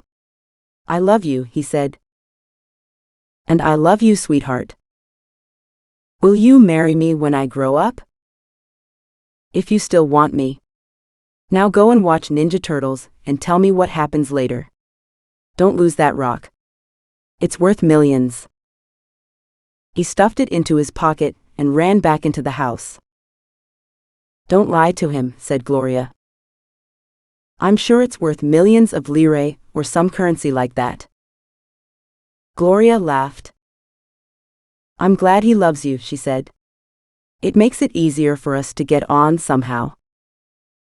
Sam couldn't figure out who was getting on better with whom, but it didn't matter. Progress was progress. It didn't take long for Amanda to join them. She had changed out of her Lurex number into a pair of yellow slacks and a chiffon blouse with big yellow roses on a brown background. Her hair was scraped up into a chignon. Effortless chic. Annoying. Have I missed anything? She said. Not really, said Gloria. We're just hanging out together, said Sam. Tell us about Cerro Calvo, said Amanda, pulling up a chair. Did Rhett behave himself? She dragged out the last sentence, raising an inquiring eyebrow which made Sam uncomfortable. I'm not sure what you mean. He didn't do much. Sat around and made sarcastic comments most of the time, she said. Was he rude to you? Said Amanda with faux sympathy. No ruder than you were this morning. Not really. That's not what I meant, said Sam. I'm not sure where I stand with Rhett. Is he my boss? Good Lord, no. My father agreed to buy me the company if I allowed him to send his own representative to keep an eye on things. Rhett doesn't have an official role in the company. How irritating, said Gloria. He is handsome though. Do you get the full range of his services? You know I do, said Amanda with a wicked smile. She patted her chignon and sighed, her expression changing to one of regret. My father doesn't have any faith in my abilities to run the project on my own. He sent Rhett to supervise. It's a dreadful bore. I'm perfectly capable of doing this by myself. I was born on a mine site. It's in my blood. Why didn't you do a degree like engineering or mining? Said Sam. I had no intention of getting my hands or my trousers dirty. I like being the boss. Gloria and I have a lot in common. The similarities between Gloria and Amanda had not gone unremarked. Gloria's father, Hernan Sanchez, a rich government contractor, had also tried to control her life for years before he finally gave up. Both women were glamorous chain smokers with unconventional love lives. They must feel like they are looking in a mirror when they are together. Sam felt a pang of jealousy, which was unlike her. She was generous to a fault in every aspect of her life, but sharing Gloria was not easy. They had gone through so much together, they were more than sisters, a friendship forged through danger and adventure. It was not a competition, but it felt like Amanda was throwing down a metaphorical gauntlet. Rhett told me that you impressed the hell out of him, said Amanda. He said that? He thinks you are some sort of Valkyrie. She is, said Gloria. Boudica's daughter. That explains the dress sense, said Amanda deadpan. The three women sat in the garden until the sun went down.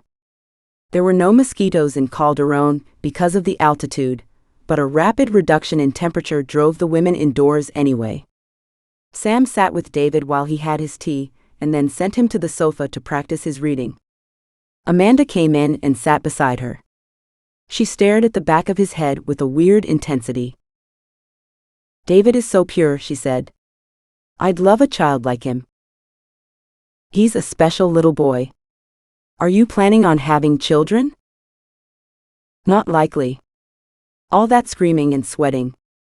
I'm looking for a ready-made one, past nappy age. What about you? Does she think she can buy one? Undecided. I'm trying for the boyfriend first, said Sam. One step at a time for me. Later, when Amanda and Gloria had gone out to party, Sam pondered on her conversation with Amanda. The woman gave Erratic a bad name. She veered between good fairy and devil incarnate with an ease that was startling. Was there something sinister about her interest in Gloria? She seemed to have clamped onto her like a limpet. Gloria's uncritical adoration of Amanda was misplaced, but Sam's instincts told her not to burst the bubble yet. Amanda would do it herself, sooner or later. Chapter 10. The taxi drew up outside Las Terrazas Beach Hotel, and Sam stepped out into the damp air. She had decided to go to the beach on a whim after her row with Amanda. There was no point hanging around in Calderon. David was at school all day. Alfredo was either drunk or asleep, and Gloria was partying like it was going out of fashion. The possibility she would have to make an appearance in the office to explain some aspect of the geology convinced her that a few days at the beach with no telephone was the best option.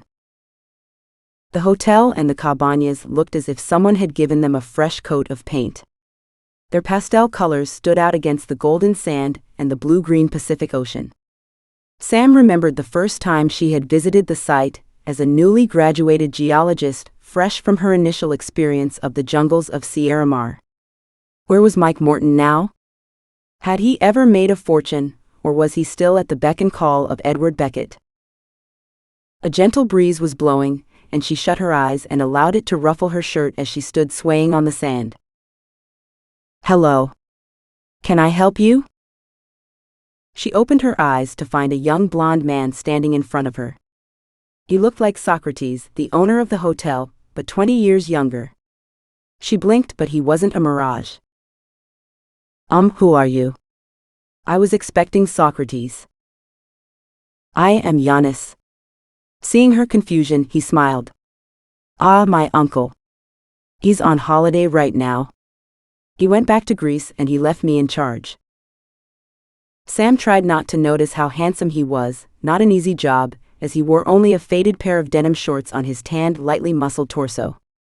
He had blue eyes with flecks of gray in them, like the threat of a stormy day. Is there a cabaña available? She said, crossing her fingers in her pocket. Take your pick. They are all free except the one on the far left, and those guests are leaving tomorrow. I recommend the green one. It has the best bathroom and a new mosquito net. How long are you staying? Forever. A couple of days at least, it depends. Let me know when you do. Sam made her way to the cabaña, sinking into the soft sand which insinuated its way into her shoes and scrunched under her socks. She sat on the rough wooden steps and took them off, shaking the sand back out onto the beach. Leaving her bag on the bed, she changed into some shorts and came back outside onto the small veranda where she lay down in the hammock. The smell of the sea wafted over her as she swung in the breeze, reading her book and listening to her Walkman. A shout from the beach made her lift her head. The couple from the other cabana were throwing a frisbee with Giannis, who was beckoning her to join them. Sam hauled herself out of the hammock and trotted down the beach towards the sea. She caught the frisbee which came sailing towards her and threw it back. Soon they were all laughing and having fun. After the other couple had gone back to the cabana to shower for dinner, Sam and Giannis waded into the sea. He jumped into the air and dived in, surfacing in deeper water. Sam, who was not a strong swimmer, moved into the sea but did not go out of her depth. Suddenly a wave, much bigger than the rest, knocked her over and a strong current dragged her out to sea. She tried not to panic, but the water was now too deep to stand in and she had swallowed lots of salt water. I hate the sea. Fear took over and she thrashed around trying to get back to shore. But the current would not release her. Just as desperation overwhelmed her, a strong arm slid under her shoulders. Relax, he said. I've got you. And she did. They were back on land and sitting on the sand within a minute. Sam felt stupid when she realized how close she had been to shore. "Sorry," she mumbled. "I can't swim well. The strong current made me panic." "I could see that," he said. "You should have told me. I would have held your hand." And he did. She could feel his cold prune-like skin press against hers, generating mutual heat. "I'm going for a shower," said Sam, breaking the mood, unsure of what to do next. "Can I come?" said Giannis. Sam laughed despite herself. "No." But she was tempted. By the time she made her way to the restaurant, her anticipation of what was likely to happen made her queasy. To her disappointment, all the tables on the top floor were full of people from other hotels along the beach, and Giannis did not seem to notice her arrive. She sat at the bar sipping a gin and tonic, watching him work the crowd. Women melted under his spotlight, and some of the male diners made their displeasure obvious. The noise level from an all-female table fell each time he came near, and rose when he went away. It irritated her that she had been taken in by a man who personified the definition of beach Lothario. When a table came free, she sat downstairs where a young black woman waited on her. She ordered fish on the beach, a delicious mix of fresh fish and seafood in a cream sauce served with rice. The food was as delicious as she remembered from her first visit, and she soon forgot her disappointment. Afterwards, she leaned back groaning and decided to go for a walk along the beach to digest her meal. She set out in the moonlight, being careful not to tread on the hermit crabs scurrying around at the water's edge. Several shiny jellyfish were stranded on the sand, their tentacles like dreadlocks. The swish of the waves and the feel of the sand between her toes washed away her troubles, and she let out a contented sigh. Despite her enjoyment, she decided to turn back to the hotel, as she hadn't noticed if the water was ebbing or flowing. As she turned to go back, she noticed two figures on the beach ahead of her. They were marching purposefully behind her, and something about the way they were approaching struck her as odd. She walked towards the hotel, trying to pick up her pace without being too obvious. The men were getting closer. They did not speak, but increased their speed in unison with her. Fear gripped her heart like a vice. The moon had disappeared behind a cloud, and the beach became enveloped in darkness. Only the lights of the hotel guided her home. Then they caught up with her and stood in front of her, preventing her from walking. "What do we have here?" said one. "A gringa. Walking alone on our beach. Maybe she's lost. I think we should take her home." Sam forced herself to speak. "I'm not lost. I'm staying in the hotel." "Ah, but you have to pay tax to us if you want to go back," said one of the men, and he grabbed her arm. The other man laughed and grabbed the other arm, swinging her around. Sam struggled, but she was no match for them. She yelled with all her might, but they ignored her, pulling her back along the beach. She wept with fear and frustration. Another man loomed out of the dark. He had a gun in his hand. Sam went limp with fright. And to think she escaped from Senor Morde to be faced with this. People were always telling her she shouldn't do such a dangerous job, but real life was just as bad. "Let her go," said the man. It was Giannis. "She's ours. Let her go or I'll shoot you." Sam's arms fell to her side as they released them. "We'll get you next time, girlie." They sloped off, muttering. Giannis tucked the gun into the waistband of his shorts. Sam stood there shaking, trying not to cry. "Did they hurt you?" said Giannis. "No, yes, no. I was so afraid." "How did you know where I was?" "Violetta, the waitress, told me you had gone for a walk." "I apologize. I didn't even have time to greet you tonight." "That's all right. I could see you rushing around. I don't understand what happened to the beach. Last time I was here, I walked at night with no problem." "It's not as safe as it used to be. 2 Swedish tourists were raped down the road from here. They went walking at night, and bumped into a group of drunk local men. He shook his head as if to dislodge the memory, and put his arm around her shoulders. "I'd hate anything to happen to you. When Violetta told me where you had gone, I decided to come and find you. Thank goodness you did. I was so frightened. I thought my luck had finally run out. You're safe now. Do you want to have a drink with me? The crowd has gone now." "That would be nice." One thing led to another, as she knew it would. Giannis did not pretend that he had anything else in mind than to take her to bed, which she found refreshing. It was hard to be alone all the time. Rhett had hit a nerve with his nasty comments, and she felt vindicated to be desired. She assumed that Giannis spent his days picking up tourists and letting them down gently, so she was not expecting much. They spent an idyllic few days together, mostly in bed or eating or lying together in the hammock. Sam regaled him with tales of her travels, and he told her how beautiful she was, healing the hurt and loneliness she suffered. "Will you come back?" he said, surprising her. "Yes, I'm not sure when, but my next break is in 3 weeks. I get 1 week off a month and work the other days. I'll be waiting." Sam did not ask him what would happen if he was already occupied, but she loved the beach and could take that chance. On her last evening, Socrates arrived at the hotel, back from his holiday. Sam and Giannis were canoodling in a corner, half drunk on rum and coke, waiting for their dinner, when he staggered in with his suitcase. His eyes opened wide and his jaw dropped when she turned to him and smiled a welcome. "Sam, you're back. I can't believe it. I see you've met my nephew." He winked and grinned. "How is Alfredo? Still drinking the water out of the flower vases?" "He's a father now, you know. Lately he's tried to go sober." "That must be a struggle." "He's pretty determined this time. They don't call it the demon drink for nothing." They had a great dinner together. Socrates told the tale of Sam and Alfredo's time in the jungle, searching for Inca treasure, with much exaggeration and embroidery. Sam did not interrupt or correct his version, which was easily as entertaining as the real thing. Sam left for Calderon ready to face Amanda, Rhett, Senor Morte, and whatever life threw at her.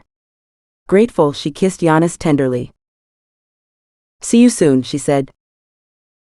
When she looked out of the back window of the taxi, Giannis cut a forlorn figure standing beside the hotel. He waved once and was gone. Chapter 11. The rain thundered on the roof of the core shed and streamed along the culverts to join the river below. A white mist had sunk over the valley surrounding the Cerro Calvo project, until it resembled an island floating in a sea of foam. The constant precipitation got on Sam's nerves. "Why does it rain every single day? I could have stayed in Britain for this weather," she said to Selma, who was throttling some chickens from the pen beside the core shed. "It rains 11 months of the year. You missed the summer. We had it the month before you arrived at the project." "That figures. It's called the rainforest for a reason. Anyway, Mr. Rhett told us to build a bread oven inside the house, so soon we'll all be warm at night and the clothes will dry." "I hope so. My bed is so damp it's like sleeping in a ham sandwich." Using her copy of the analysis results, Sam selected the core boxes that had previously been sampled in order to review the remainder of the core for clues. Kennedy and Marlin, the geologists, helped her find the correct boxes and lay them out in order on the workbenches. They set about comparing the analyses to the rock types. Despite the disappointing results from the sampling, Sam was energized by her week away from the project. Her time at the beach with Giannis had been a real fillip. The more comparisons she made between the results and the rocks they came from, the stronger became her feelings of doubt about the viability of the project. It did not alter her mission to find out what was really happening deep under the surface, but if there was no deposit, she wasn't going to succeed. She gave orders to the geologists to sample the remaining boxes of core, concentrating on any signs of mineralization or veining in the unaltered rock for Rhett to take to Calderon.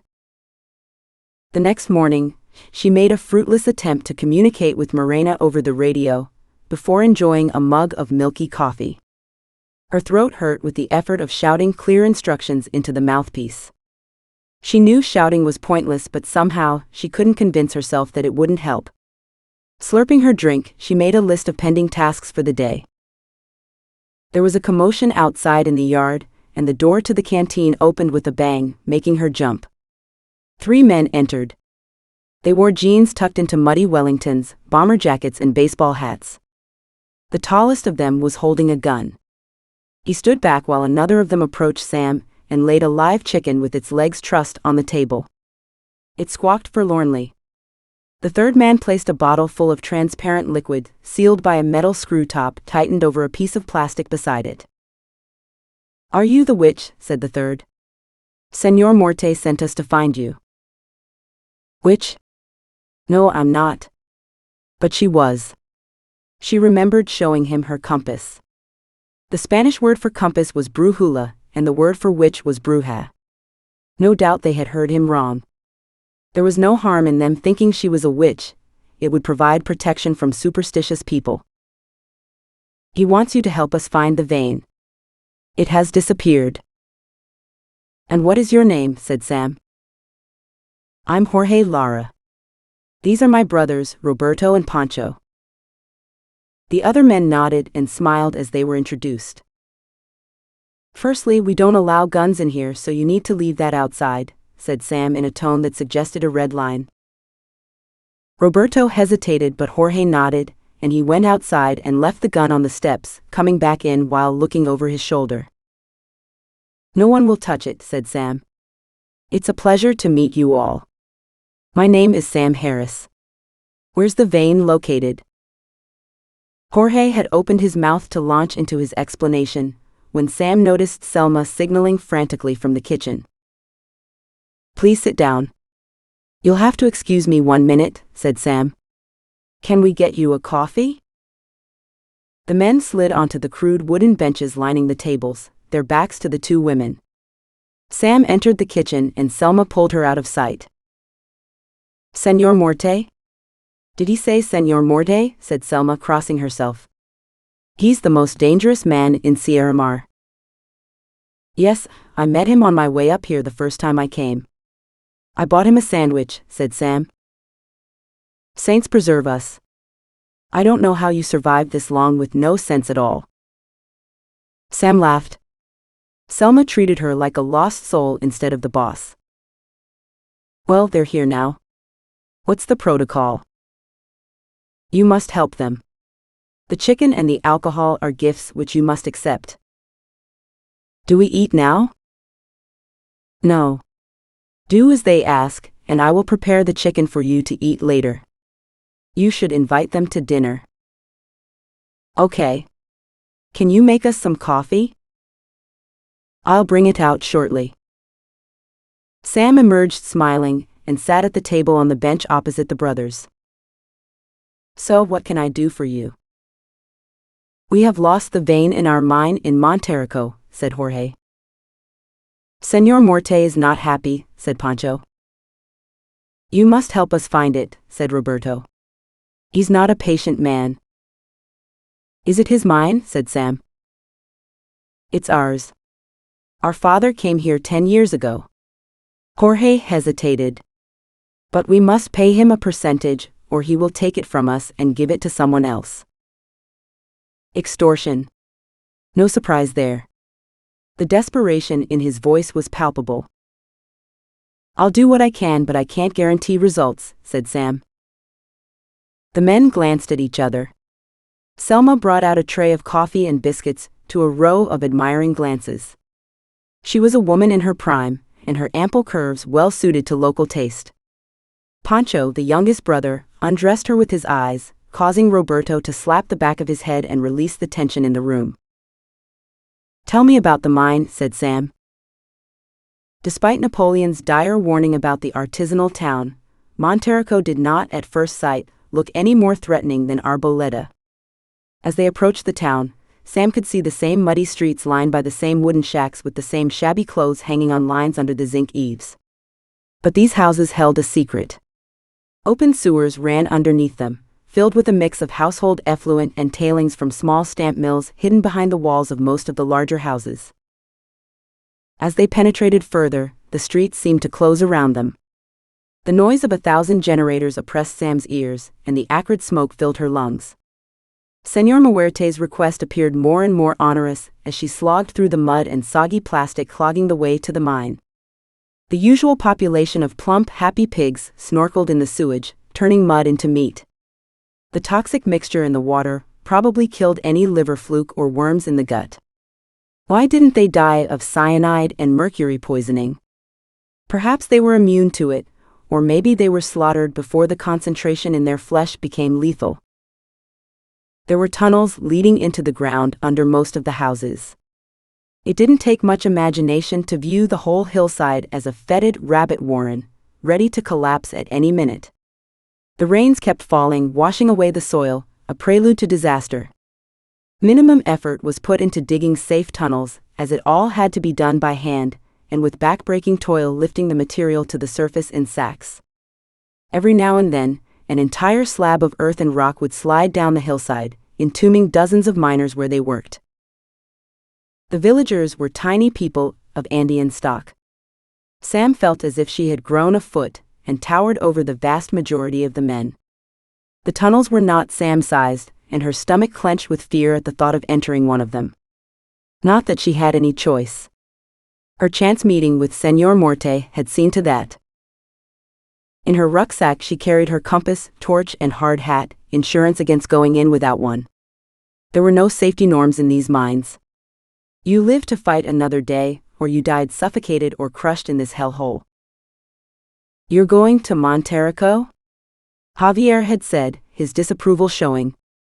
"That place is like Dante's vision of hell. It is full of whores and drugs and pushers." "Only the whores and shopkeepers made money in the gold rush of California," she had retorted, trying not to let his pessimism get to her. Deflated now, her bravado having leaked away with the sewage from the houses, she forced herself to follow the Lara brothers up the hill towards a large house balanced on stilts. The top-floor windows had mosquito screens and flimsy curtains. The bottom floor was occupied by a stamp mill and some crude tanks and pipes. As they neared the property, Sam could see the attic entrance. It looked as if it had been built for the 7 dwarves. "This is our mine," said Jorge, pride coloring his voice. "We have one of the richest veins in Monterrico." A woman who had been scrubbing clothes at an outside concrete sink came over to them and planted herself in the mine entrance, stout legs akimbo. "What's wrong with you?" she hissed at Jorge. "Women can't enter the mine. They are bad luck. Surely you're not thinking of letting her in? The vein will be lost forever." She turned to Sam. "You'll be cursed if you enter. The mine will eat you." "It's none of your business." "Move, woman," said Jorge, pushing her roughly aside. They entered without further discussion. Sam did not believe in curses, but she couldn't prevent a shiver up her spine. "Okay then," she said with false enthusiasm. She dreaded Rhett's disdain on her return if she chickened out, more than the danger of unsupported tunnels, but the threat of the unknown made a cold sweat break out on her back as she entered the mine. At first she crouched, but she found it easier to crawl after a while when her back complained. Water ran along the floor, containing horrors that Sam could only imagine. She tried to slow her breathing, but the oxygen got thinner as they ventured further down the adit, and her heart battered her rib cage. She made herself focus on the compass, taking the direction and dip and strike of the veins and wall rocks, noting it down in her already sodden notebook. Water streamed down the walls of the mine, picking up the reflections from their torches. They passed over a chasm on a spindly wooden bridge which creaked and bowed. Sam could stand up now, but she stayed on her hands and knees, panting with effort. Finally they reached the workface and indicated to Sam that she should go first. The tunnel was now so tight that Sam could not turn around, and she wanted to scream. Instead she shone the torch on the walls around her and forced herself to think straight. Then she saw it. The telltale signs of a fault with its slickened sides and fault gouge like orange clay filling the crevice. She caressed the smooth rock with her hand, checking the direction of travel. She blew out her cheeks in relief. Now soaked to the skin, both with filthy mine water and cold sweat, she allowed them to pull her back out of the drive by her feet. Signaling that she would explain outside, she made her way out of the mine. Vomit rose to the back of her throat, but she managed to keep it in until she finally emerged into the daylight. Once outside, she was violently sick. Sam had never admitted to herself that she suffered from claustrophobia, but this was a normal reaction for her after her first visit to a mine. She managed to borrow a bar of soap from a woman washing clothes in the next house, and she scrubbed her hands and arms and wiped her mouth with her t-shirt. The brothers waited patiently for her to collect her thoughts. Sam took a swig of water from her bottle and rinsed out her mouth. "I think I know where the vein has gone," she said. "The earth has moved, and the next block of rock has been shifted sideways. You need to follow the shiny surface at the mine face down to the left." Jorge Lara beamed at his brothers. "Thank you. If you need anything, you can rely on us. I hope you're joining us for supper. That chicken won't eat itself." Selma had roasted the chicken with some peppers, and she served it on a bed of rice. Sam and the brothers ate with ferocity after their visit to Monterrico. The delicious food went some way to healing the wounds opened by the terrifying experience. Sam let the juices sit in her mouth, absorbing the smell and taste to drown the memory of the putrid streets of the artisanal town. When everyone had eaten, Javier produced some shot glasses and uncorked the bottle with ceremony. "What is it?" said Sam. "Siete pingas," said Javier, who looked embarrassed. All the men laughed. "Like Snow White," said Pancho. The 7 dwarves had a pinga each. Roars of approval. Sam blushed. Rhett shrugged and gave her a questioning glance. "7 penises," she hissed in English. "It's got a kick like a mule," said Javier. "Go easy." In the end, Sam got away with a single shot. The brothers regaled the crew of Cerro Calvo with the tale of Sam's bravery and skill. She translated the tale for Rhett, who raised an eyebrow in tribute. Finally, they encouraged the brothers, who were showing all the signs of making it an all-nighter, to go home. Sam sank down on one of the benches opposite Rhett. She took a cigarette out of the packet he had left on the table and lit it with trembling hands. Rhett put his head on one side and narrowed his eyes, blowing smoke out in a continuous stream. "You're some Sheila," he said. "I take my hat off to you." "No wonder they call him Señor Morte," said Sam. "That bastard nearly killed me." Chapter 12. Sam pushed her way past the moss-covered trees, which had reached saturation in the constant drizzle. A fine sheen of droplets quivered on her wax jacket and her bun. Ahead of her, Kennedy and Marlin clambered and pulled their way up the slope above the added entrance at Cerro Calvo. She struggled to follow behind them using a stout pole to lever herself upwards. They had started out after breakfast and were now deep into the high-altitude rainforest ringing the mine. High above them, the canopy bristled with birds and lizards hunting for insects to feed themselves and their young. Sam found a large beetle with spindly legs and what looked like an Inca design on its back. She showed it to the geologists, but their glazed expressions indicated that insects had a low priority on their scale of fascination. She took a photograph of it and placed it carefully back on a branch while Kennedy and Marlin forged ahead. Scrambling to keep up with them, she swore under her breath as a large leaf upturned and poured its water content on her head. She tasted the water as it streamed down her face and spat it out in horror as her tongue encountered something that wriggled. The geologists had waited for her, grinning at her bright red face and disheveled appearance. Both young men had become more comfortable and confident with their boss as time went on, their original reticence dissipating as they realized how much they could learn from her. Sam shared her technical knowledge with them and encouraged them to think for themselves and propose new models for the deposit. "Look at this, Sam," said Marlin, pulling aside a sheet of creepers and moss to reveal an outcrop of rock with a thick vein of quartz through it. Sam made notes and took measurements, while Kennedy and Marlin took channel samples across the vein. The drizzle permeated their clothes and sat in droplets on their bobble hats, but didn't dampen their spirits. As they worked their way up the hill, they came to a small plateau where the forest had been cleared and had not regrown on the thin soil covering the rock underneath. There was an overhang in the rock which offered respite from the rain. "This looks like the perfect place to have lunch," said Sam. While the boys were laying out the picnic for them to eat, Sam took advantage of their distraction to find a quiet spot to urinate in peace. One of the trickiest things about being a female geologist was the relative difficulty of emptying one's bladder without an audience. Sam was philosophical about the chances, but it didn't stop her from trying. She headed for a clump of bushes around the corner from the overhang and pushed her way into them, moving a pile of leaves away with a stick in case a snake slept within it. She squatted down and released her pent-up urine. Too many cups of tea, as usual. Will you ever learn? She tried to pull up her trousers and got one of the many pockets caught on a twig.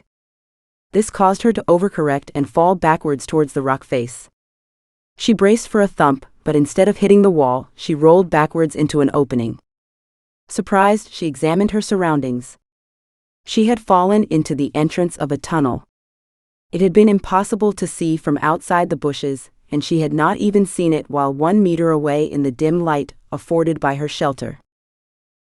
Picking herself up, she cracked her head on the roof and let out a yelp, and an Anglo-Saxon exclamation which brought the geologists running. She staggered back through the bush and they found her rubbing her head in a rueful manner, her trousers still at half-mast. She swore again and pulled them up. It was hard to say who was more embarrassed. "What happened?" said Marlin, smirking. "Did you get bitten?" Kennedy bent double with laughter. "No, I didn't," said Sam. "I fell into a cave and cracked my head on the roof." She offered her head for feeling. A large bump had appeared at the crown, but the boys didn't show any sympathy. "A cave?" Kennedy's eyes widened.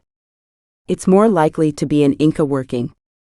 I didn't know there was one up here." "Where is it?" said Marlin. "Right behind those bushes. Let's explore after lunch. I need a sandwich and some arnica for my head before I turn into a cartoon." Sam whizzed through her lunch, swallowing the sandwiches without tasting them, and chucking the crusts out into the forest for scavenging animals. Despite her haste, the other geologists had finished long before her, and they did not disguise their impatience with her slow progress. Sam did not rise to the bait, as they had cheated, having, in her opinion, swallowed their sandwiches whole to be finished so quickly. They put the fruit back into their rucksacks for later, and Sam took out her wind-up torch, which she had taken to keeping in her bag as a permanent part of her geological kit. "Have either of you got a torch?" she asked. "And why would we need a torch to sample the veins?" said Kennedy. "I've got one on my keyring," said Marlin. "Okay, keep close to me," she said. "And mind your heads." She made her way back into the entrance and wound the torch vigorously for a minute, eliciting sighs from Kennedy. "Oi. If you don't want to come, let me know and I'll leave you here to wait for us," said Sam. Kennedy blanched and Marlin elbowed him in the ribs. "Right, let's have a look. Fingers crossed we might be able to spot some useful geology markers in here." They started slowly down the tunnel, Sam in the front, a chastened Kennedy in the middle and Marlin in the rear with his minuscule light. "It's definitely not a cave," said Sam. "Look at the walls." They crowded around as she pointed the flashlight at the rock wall. "This was done by hand," said Marlin. Sam took a photograph of the tunnel and the wall markings. The flash illuminated walls far into the workings. This was a major discovery. The hairs on her arms were erect with excitement. Alfredo would love this. She couldn't wait to show him the photographs. He had identified the frog cipher on the Inca steppes on their first adventure together when he was still a bona fide treasure hunter. Maybe this would ignite his enthusiasm and help him give up drinking again. "Come on," said Sam, pointing her torch down the tunnel and noting the smooth floor. The ancient working followed the strike of a vein into the hill, widening out where it hit an ore chute and narrowing between chutes. The light from the entrance faded out, and when Sam's torch ran out of battery, they were left in the dark with only Marlin's keyring illuminating the way.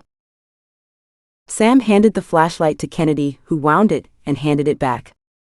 The newly bright light hit a pile of stones ahead of them in the mine. As they approached, the oblong shape of the stones became obvious. Sam gasped. She picked one up and turned it over in her hand. "What are they?" said Marlin. "Why are they so smooth?" "Hammerstones," said Sam. "Used for shaping rocks. Have you seen the Inca walls at Cuzco? The stones fit together like a jigsaw."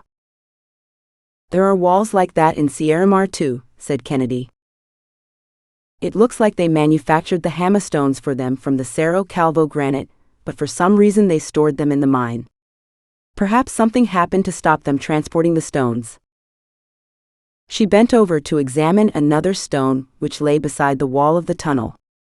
It had an indent in the middle of the stone, which ran around its short axis. The indent was silky smooth, as if it had been sanded down by years of use. "I can't believe it," she said, holding it out in front of the beam of light so the boys could see it. "It's a maul head, like a stone axe or sledgehammer. This is amazing." Sam tucked the maul and two of the hammerstones in her bag.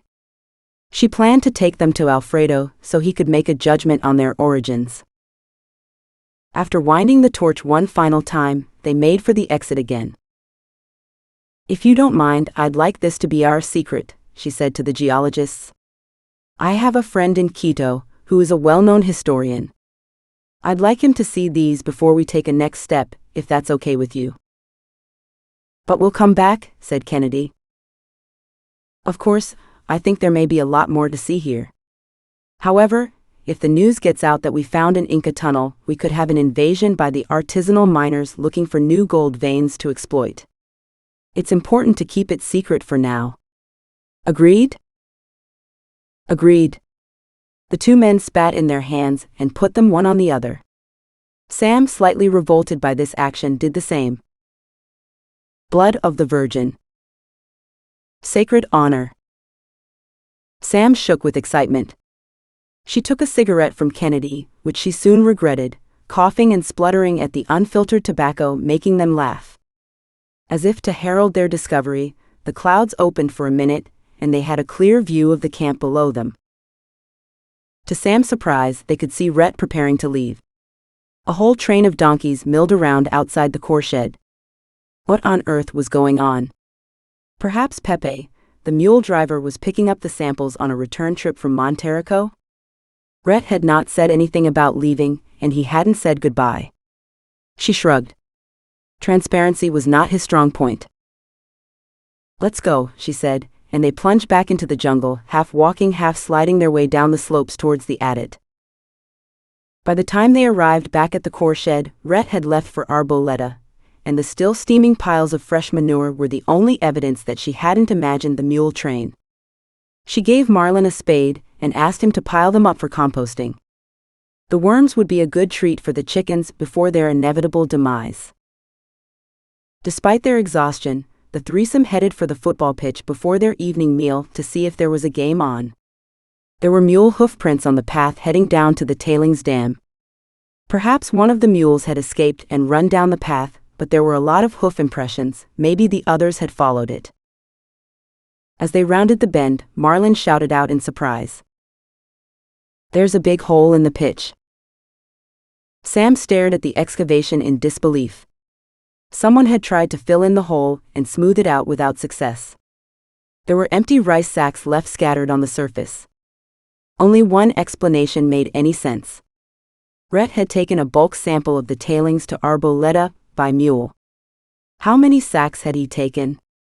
Why hadn't he told her what he was going to do? She frowned, conjuring up a fake memory and slapping her forehead. "Oh yes, I forgot." Miss Ballard asked Rhett to take a bulk sample from the tailings sand to test the grade. This qualified as the truth, since Rhett didn't do anything without first agreeing it with Amanda. "But we can't play on this," said Kennedy. "It shouldn't be difficult to fill in. Bring a couple of wheelbarrows down tomorrow and scavenge sand from the edge to refill the dent," said Sam. "A couple of rainy days will flatten it out again, and we can rely on the weather to provide that." Grumbling, the men set off for the bunkhouse, where minutes later they were playing a ferocious game of volleyball, their ire short-lived. Sam sat on her bed and removed the Inca tools from her rucksack. She caressed one of the hammer stones, feeling its oblong shape sit heavy in her hand.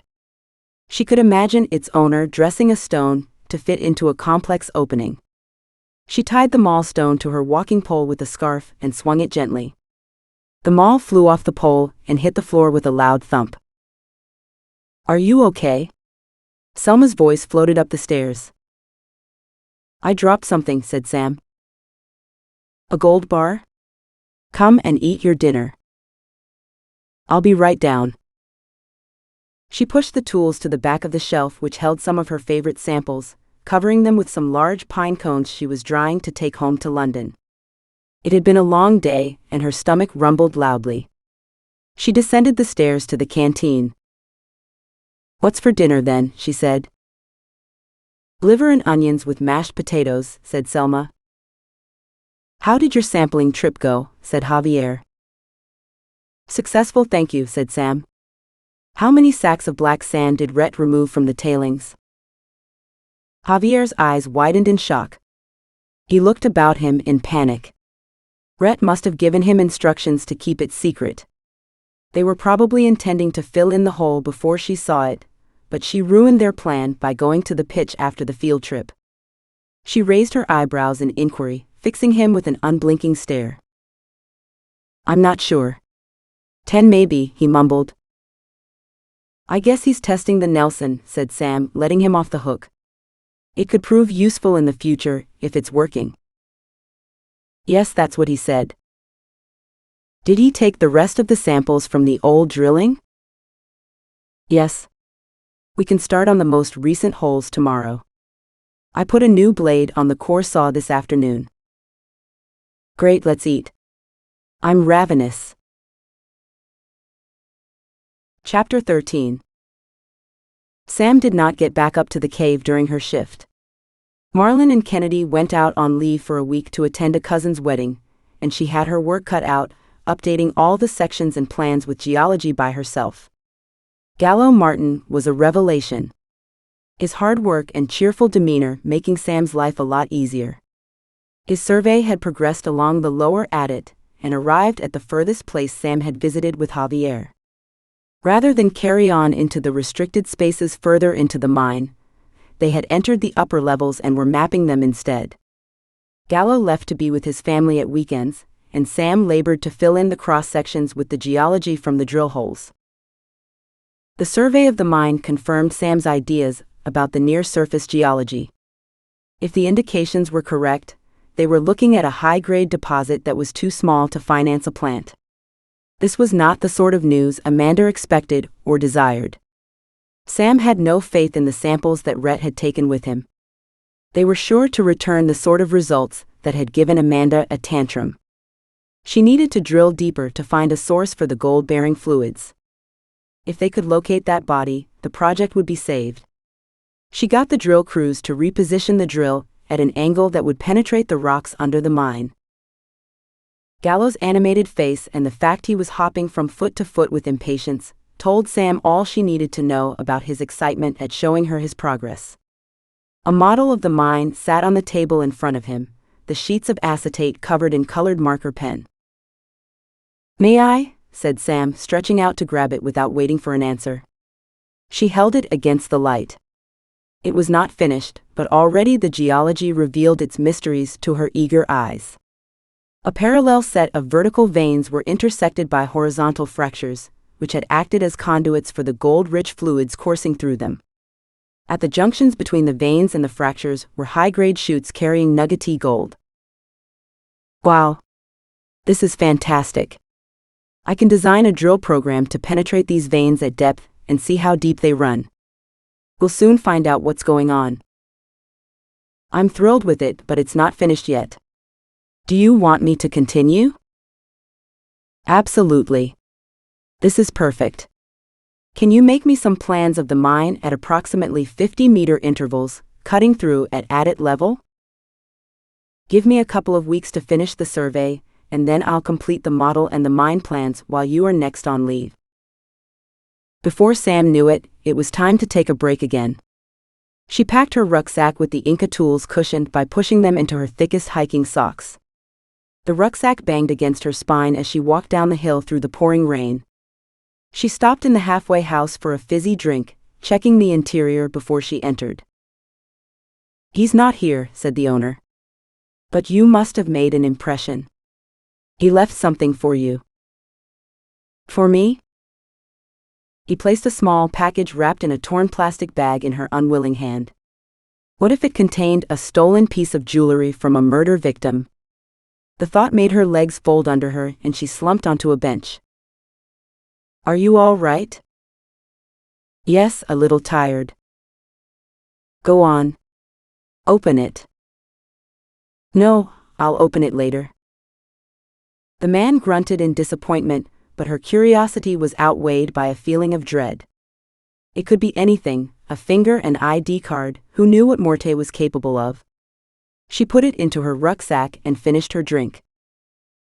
"What should I tell him?" said the man. "I don't work for free. Next time he pays me," said Sam. "I'm not telling him that." She laughed and put the empty bottle on the counter. "Hasta la vista," she said. The flight from Calderon had been delayed, so Sam found a quiet corner in the airport and rummaged in her rucksack for her book. Her fingers closed around Señor Muerte's gift. Whatever it was, she could throw it in the rubbish without a second thought. He would never know. She held it over the rubbish bin, but she couldn't drop it. Curiosity killed the cat. She bought a cup of coffee and sat on the floor contemplating the package, twisting it in her fingers. The suspense became too great, and she unwrapped it from the plastic bag. It was a small rectangular box with a lid that wouldn't close properly because of the size and shape of the object inside it. She untied the piece of green string that was holding it on and laid it on her lap. Lifting one end of the lid, she peered into the box and dropped it again in surprise. How had he known? Had he been watching her? She scanned the terminal, but nobody seemed to be interested in the gringa sitting on the floor. She took the lid off and tipped the box into her hand. An Inca seal lay in her palm, heavy and reassuringly solid. There was a raised flower at one end of the cylinder, and the body of the seal was decorated by odd creatures with a human form and what appeared to be a wolf's head. They had mouths full of serrated teeth that were open in warning growls. Her first reaction was astonishment. Where on earth had he got such a thing? She had never imagined a man like that to have refined tastes. But even though she was thrilled beyond measure with the gift, the coincidence concerned her. It seemed impossible that it was a casual accident of fate, but on the other hand, she had seen no evidence that anyone had entered the cave in modern times. She spent the flight in contemplation of the magnificent artifact, rolling it around in her hand, careful not to let it fall. As luck would have it, she had been allocated a seat in the back row, and there was no one around to see her prize. Guilt at its provenance stopped her being on cloud 9, but cloud 8 had its merits. Anticipation of Alfredo's reaction to her treasures built inside her, until she thought she might explode. Despite her overwhelming excitement, she did not go straight home from the airport. Having learned from experience, Sam dropped by the office, steeling herself for the inevitable tidal wave of abuse concerning the last batch of samples, whose results she could confidently predict as average to terrible. She need not have bothered. Amanda was nowhere to be seen. "She's in Cali," said Morena. "They left yesterday." "Did she go with Rhett then?" "No, with Miss Gloria. I think Rhett went to Australia to meet with Jim Ballard about more investment for the company." The house echoed with emptiness when Sam opened the front door. She stored her rucksack in her room and made herself a cup of tea. She had snoozed off when David got back from football practice with Araceli. A small, hot, sweaty bundle settled in her lap and deposited a damp kiss on her cheek. "I missed you," he said. "Me too," said Sam. They spent the afternoon and early evening building a toy metropolis on the floor of the sitting room. Araceli fed David his tea while Sam watched the news. Cable television had reached Calderon, and Gloria had paid for the most expensive package covering every channel, most of which were in English with Spanish subtitles. Sam watched in fascination as the commentator reported from the Canadian Stock Exchange about the junior mining boom that was taking place. One of the shares, a company called Granoro Exploration, had leapt in value from 10 cents to $10 in a matter of months. Sam couldn't believe it. Mining shares had languished for years due to the low gold price, which hadn't gone up. Why were investors piling in now? It was tempting to put some of her paltry savings into the market, but knowing her luck, they would become even more paltry. Amanda certainly had good instincts. If there was any time to raise money on the stock exchange, this was it. No wonder Rhett had flown home to Australia. Jim Ballard would be champing at the bit to get news of the project and plot the next steps. But if Amanda thought she would be allowed to do this on her own, she was sadly mistaken. After David had gone to bed, Sam relaxed in the garden with a glass of wine where she was joined by Alfredo, who had stayed at home for once. "How's Cerro Calvo?" he said. "Hard work. I'm worried the deposit may be a dud." "Amanda won't like that. Thank goodness she's away. I'm not looking forward to the results from the last batch of sampling. Anyway, that's not what's interesting about Cerro Calvo. Are you in the mood for a surprise? Is it a nice surprise?" While Alfredo waited in the kitchen, Sam retrieved the precious Inca artifacts from her bedroom. She laid them out on the kitchen counter in front of his astonished eyes. He picked up the seal, caressing it with his thumb and rolling it on the counter, his gaze fixed on the scrolling wolf people. "You never fail to amaze me," he said. "Where on earth did you get these?" "It's a long story. Can you tell me what they are? I thought they might be hammerstones." "These tools are Inca mining implements. They hadn't discovered smelting yet, so they still use stone tools. They built Machu Picchu with stone tools, didn't they? Amazing, isn't it? And the seal is Manteño. Is it earlier or later than the Inca culture?" "They were a contemporaneous culture based in the Manta area. They made their living diving for spondylus, a type of seashell that was used as currency as far north as Mexico. Its flesh was considered to be the food of the gods. The Inca did not interfere with their way of life, and let them continue to trade the shells and flesh because they were the only people specialized in this type of diving." "I've never heard of them before. They are often overlooked. This seal is unique. I haven't seen one before. Like I said, you seem to have a knack for finding stuff." "Oh, I didn't find this. It was a present." "A present? From a killer?" Alfredo raised an eyebrow. "You'll have to explain that to me." "Can I do that another time? I'm dog-tired." "Are you going to the beach again?" Sam hesitated. "Yes, I was thinking of going tomorrow." "Why?" "I wondered if you'd like some company. David's school is closed for the half-term break. We were talking about taking a holiday too. A change would do us both good." "So much for my romantic break with Giannis." "That would be lovely. I plan to try and get on the midday flight. We can ring the travel agent first thing in the morning. I'll pack us a bag." The weather at the beach could be a bit hit and miss at the best of times, but for once the sun shone every day. Socrates looked as if he would cry when he saw his old friend get out of the taxi. The two men embraced and parted with wet faces. An awkward silence ensued when Alfredo asked for 2 cabins, and Sam shook her head. A fleeting look of panic crossed Alfredo's face. "Hermano," said Socrates. "Sam will stay with my nephew Giannis." Comprehension dawned and Alfredo blushed. "As if? Gloria would stab me." Sam made a face and rolled her eyes at him. "Sorry, I thought." I'm not that desperate, said Sam. I didn't think you were, mumbled Alfredo. Sam glanced around for a distraction and noticed David standing on the beach, leaning towards the ocean with longing. Get changed. There's still time for a quick swim, she said. Following Giannis into his rooms under the restaurant, he pulled her into his arms. This might cramp our style, he said.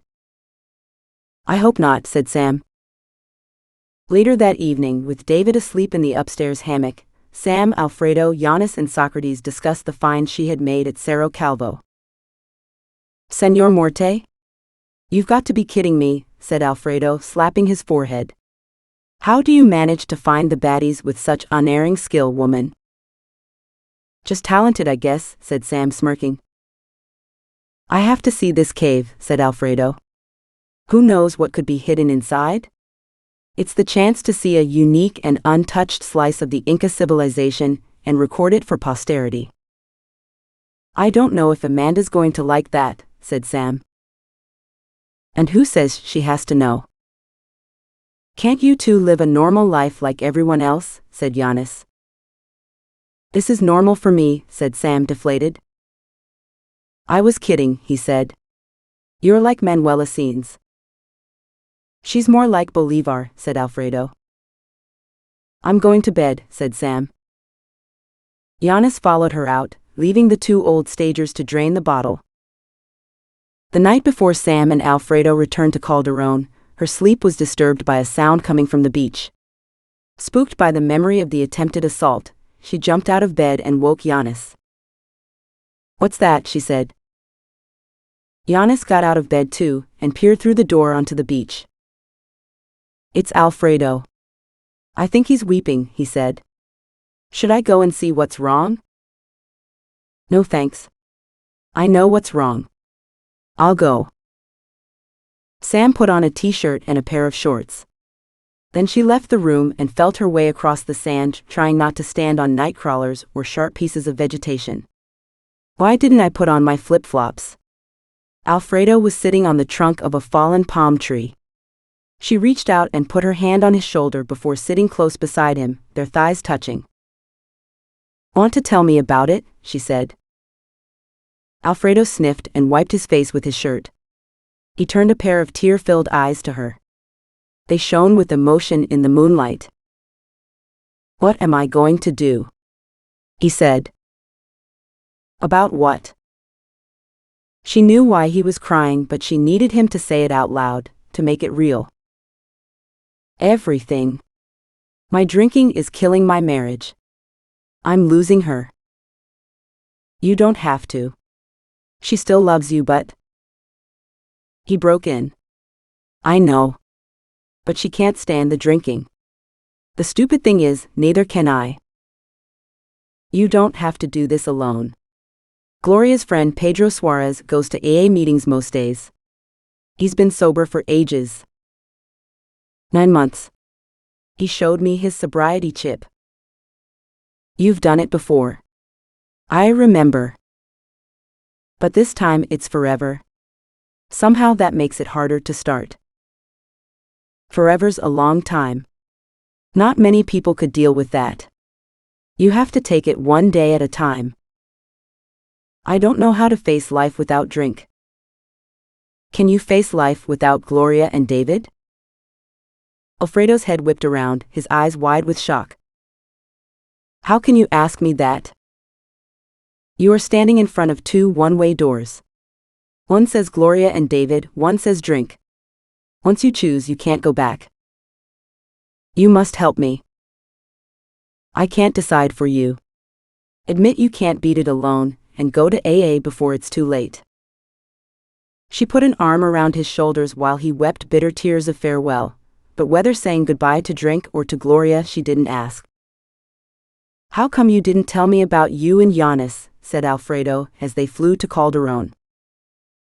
It's not really a thing, said Sam. We're having fun. He seems pretty invested. I'm sure he's always with someone. Think of all the fresh blood staying in the cabins. You make him sound like a vampire. Anyway, I think he really likes you. Maybe. She had noticed in the mirror that morning that she was glowing with health and had the "I've had sex" look about her. Giannis was good for her, but it was also true that she had no intention of settling down with a beach bum. He provided everything she needed with no strings. She could see an end to the relationship, which made her feel secure, and that was all she was capable of then. "You okay?" she said. He nodded. She didn't press him. Chapter 14. They arrived at the house in a taxi, laughing at something David said as they fell through the front door. Gloria and Amanda were sitting on the sofa with drinks in their hands. The table was littered with dirty glasses and cigarette butts. They stood up in unison and Gloria tottered towards Sam and Alfredo, the ash from her cigarette dropping onto the parquet floor. Her jaw clenched and thunderclouds gathered on her face. "Hello, mi amor," said Alfredo, cringing like a frightened dog. She ignored him and thrust her cigarette at Sam, who backed away, startled. "How could you?" Gloria slurred. "How could I what?" said Sam, unsettled to be accused in this way. "Don't lie to me. You've been having sex. I know that face." David whimpered behind her. "What's wrong, Sam?" he said, tugging her trouser leg. "Why is Mummy cross?" "David, go upstairs, please." "She's not cross with you," said Sam, unwilling to drag him into whatever this was. The frightened boy crept away, looking back at her for reassurance as he disappeared up the stairs. She forced out a smile and turned back to Gloria. "What's your point?" "I'm not a virgin. I can have sex whenever I want." "With her husband," said Amanda. "What sort of friend are you?" "Alfredo? Are you nuts? I have a boyfriend at the beach." "What boyfriend?" "You haven't told me about any boyfriend." Gloria looked uncertain. "You've been sleeping with Alfredo?" "Certainly looks like it," said Amanda. "Not only are you a shit geologist, but you are stealing your best friend's husband." Sam ignored her. "Have you gone mad, Gloria? How could you say that to me? I saved Alfredo from the Nazis. I risked my life to get him back for you. And how do I know what went on when you were locked up together?" Sam gasped. "You can't believe that." It must be the drink speaking, or Amanda had been filling her ears with poison. Poor, vulnerable Gloria. The two women stood toe to toe. Despite Sam's efforts, a tear escaped from her left eye and ran down her cheek. She wiped it off brusquely, her hand trembling with anger and shock. Amanda stepped between them. "Come on, Gloria. Let's go." "You can stay with me until she's gone," said Amanda. Gloria wavered uncertainly in the threshold.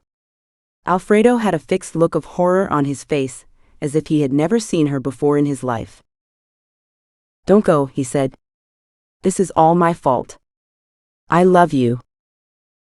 "Funny way to show it," muttered Gloria, and taking Amanda's arm she left, slamming the door in his face.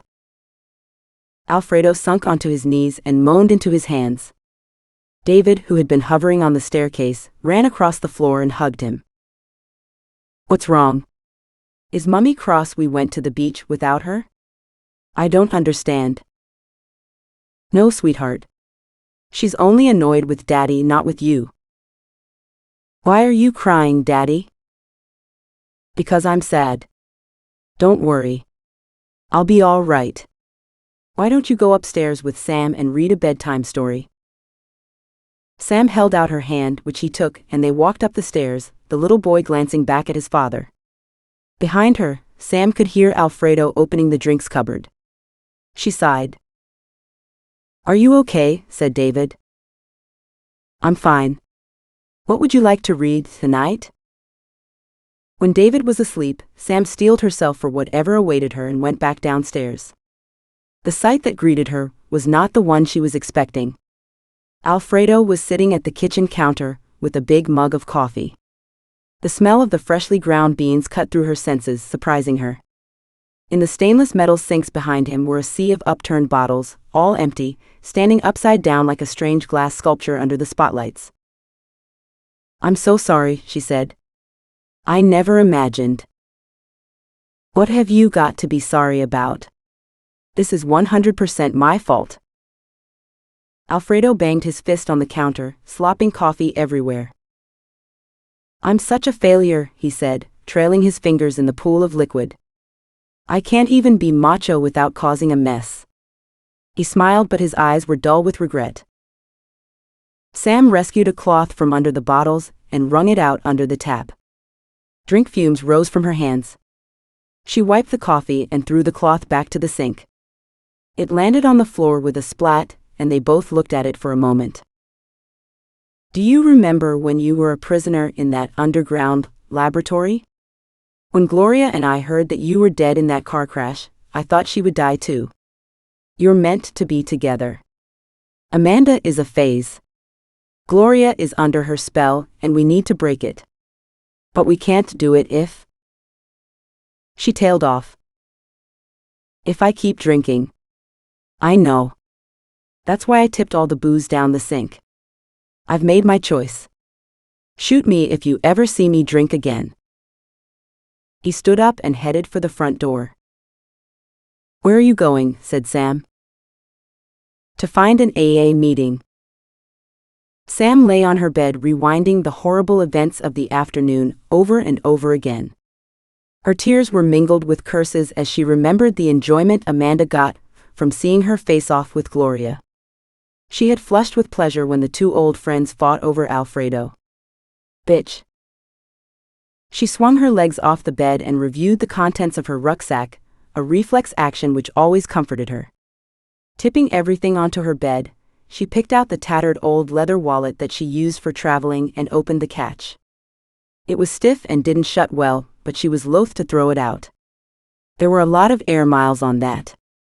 She counted the cash and took out the credit cards. The lining had come loose and there was a card stuck in there. Sam maneuvered it out and found an old Sierramar identity card. Senor Sanchez, Gloria's father, had obtained it for her to avoid delays going into public buildings and cashing checks at the bank. It was out of date now, but she hadn't thrown it out. She refilled the rucksack and put it on the bedside chair. Starlight filtered into her room as she got into bed, throwing a shadow over the bag and making it look as if someone was sitting there. She clasped the identity card to her chest and tried to concentrate on old times with Gloria and Alfredo to lift the anguish that filled her. A couple of days later, Sam flew back to San Pedro. On arrival at the airport, she spotted Rhett among the other passengers. She hadn't seen him in Calderon Airport, which struck her as odd. When did he get on the flight? Nervous about what he might know, she hung back, unwilling to engage with him, but he came over to join her at the taxi rank. He greeted her with a hug which was out of character, and she froze, embarrassed. "He knows."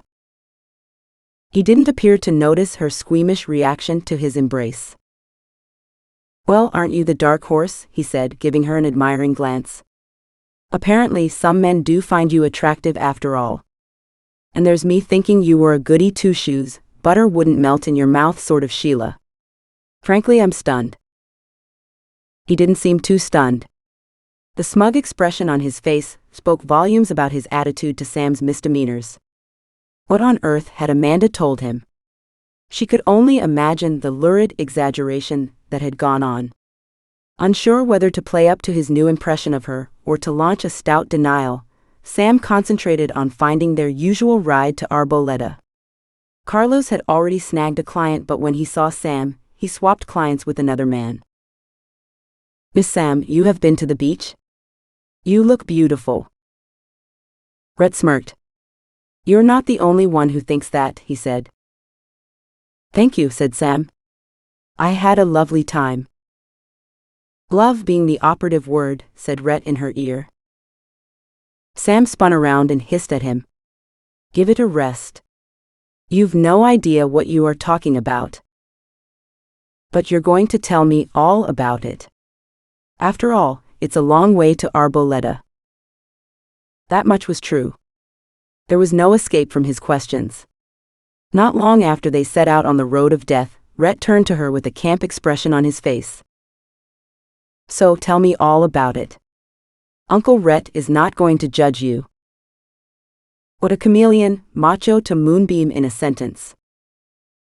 I don't know what you heard, but none of it's likely to be true, said Sam. Well, I heard you took a bite out of someone else's apple. I would never do that. Gloria is my best friend. I love her. Oh God, a ménage à trois, said Rhett, rolling his eyes. Exasperated, Sam looked out the window, biting her tongue. He poked her ribs. I'm sorry. Tell me your version. I promise not to interrupt again. He would not give up. Sam sighed. It's not a version. It's the truth. I had arranged to go to the beach on my break to meet a friend of mine. When I got to Calderon, Gloria had gone to Cali with Amanda, and David was on half-term break, so his father, Alfredo, asked if they could come too. That's it? Boring, huh?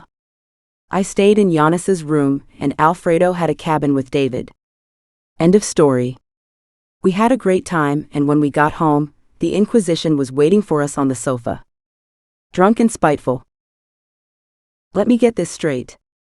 You had crumpet, but you're not a strumpet? He laughed at his own joke. Sam did not join in.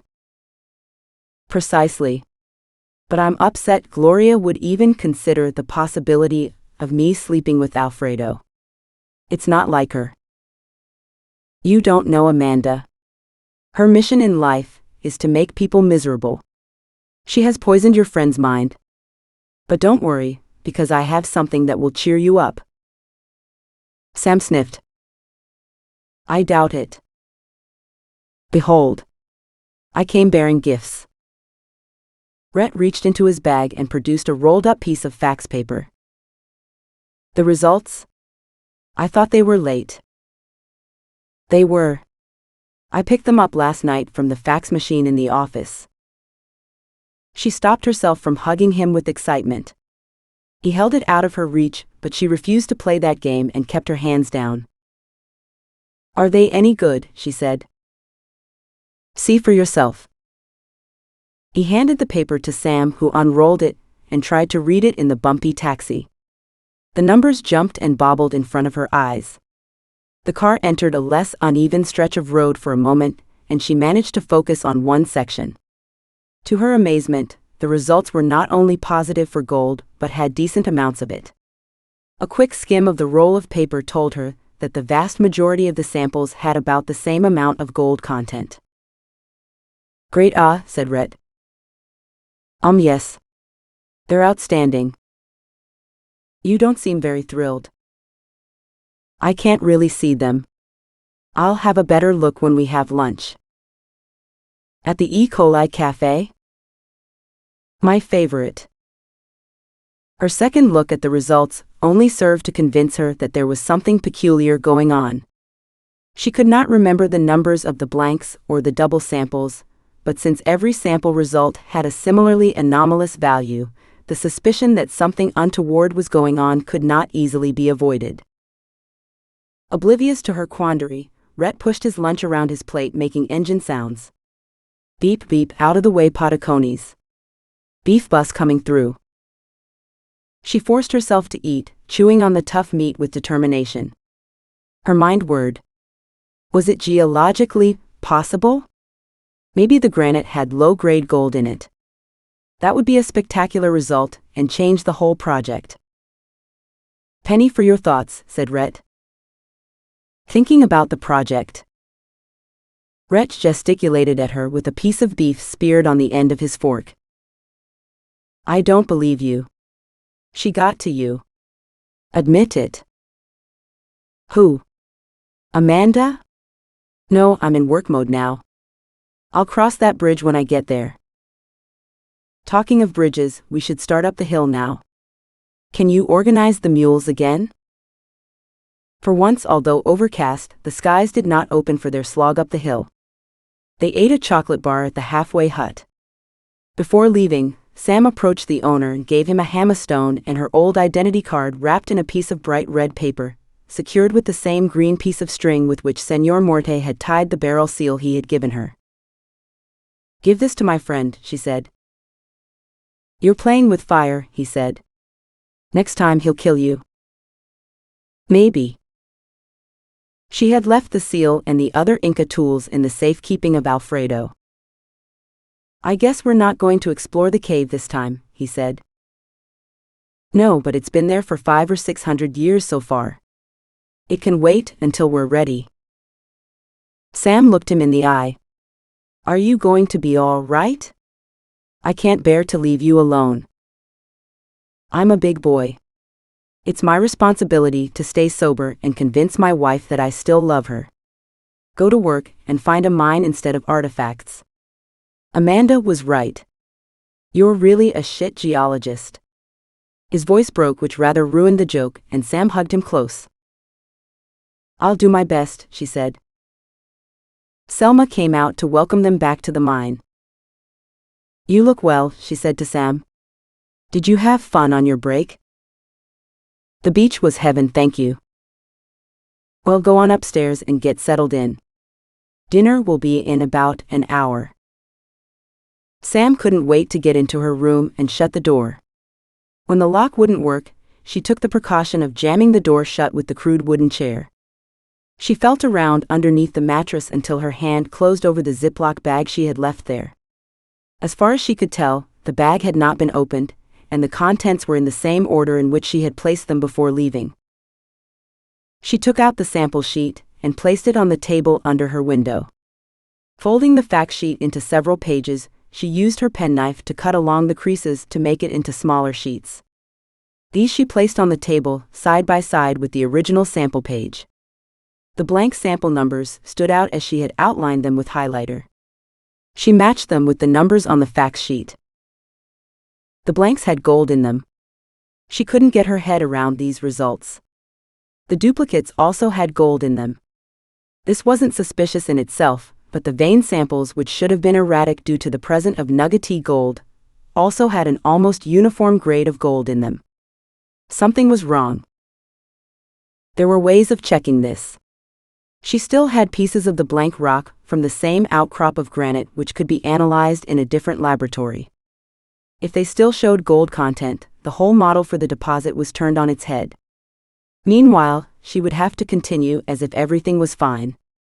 If she deviated from the original plan, she might lose the chance to find out what was happening.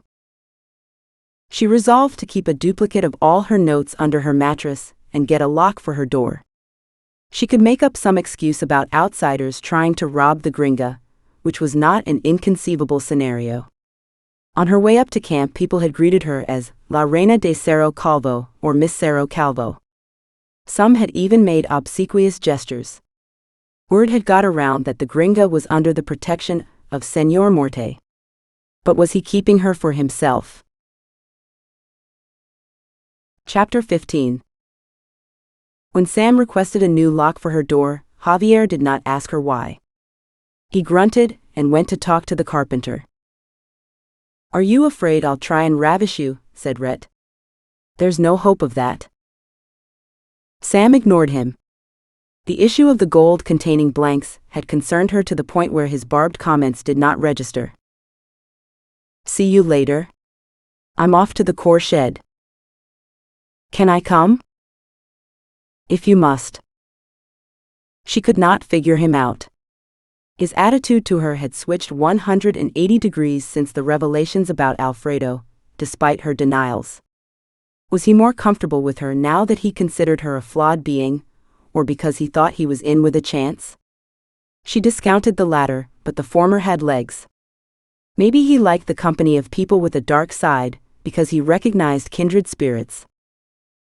It would be in her interest if he trusted her, but she viewed him as Amanda's agent and as such, a dangerous loose cannon. However, Amanda did trust him, and that meant she could run a double bluff. She pulled some core boxes from the stacks and laid them out on the table. "Have you heard of QA/QC?" she said, spraying the core with water. "The only queuing I do is for the nightclub," said Rhett. Sam did not take the bait. It's a system of checks and balances to monitor the performance of the laboratory used for sample analysis. I noticed Bonita aren't doing any. Is it compulsory for market reporting? No, but it will be soon, and if you don't do it now, it's not the sort of thing you can replicate later. Will it save us money? It should do. If we are sure of the quality of our results, we can design drill programs that will have less wasted holes. What's involved? We need to put some blanks into our sample sequence. What's a blank? A sample without any mineralization, for example gold. How do you know it doesn't have any gold? Visually on site, and then you send the material to the lab to check that they are barren. How many samples would we need to check? 4 or 5.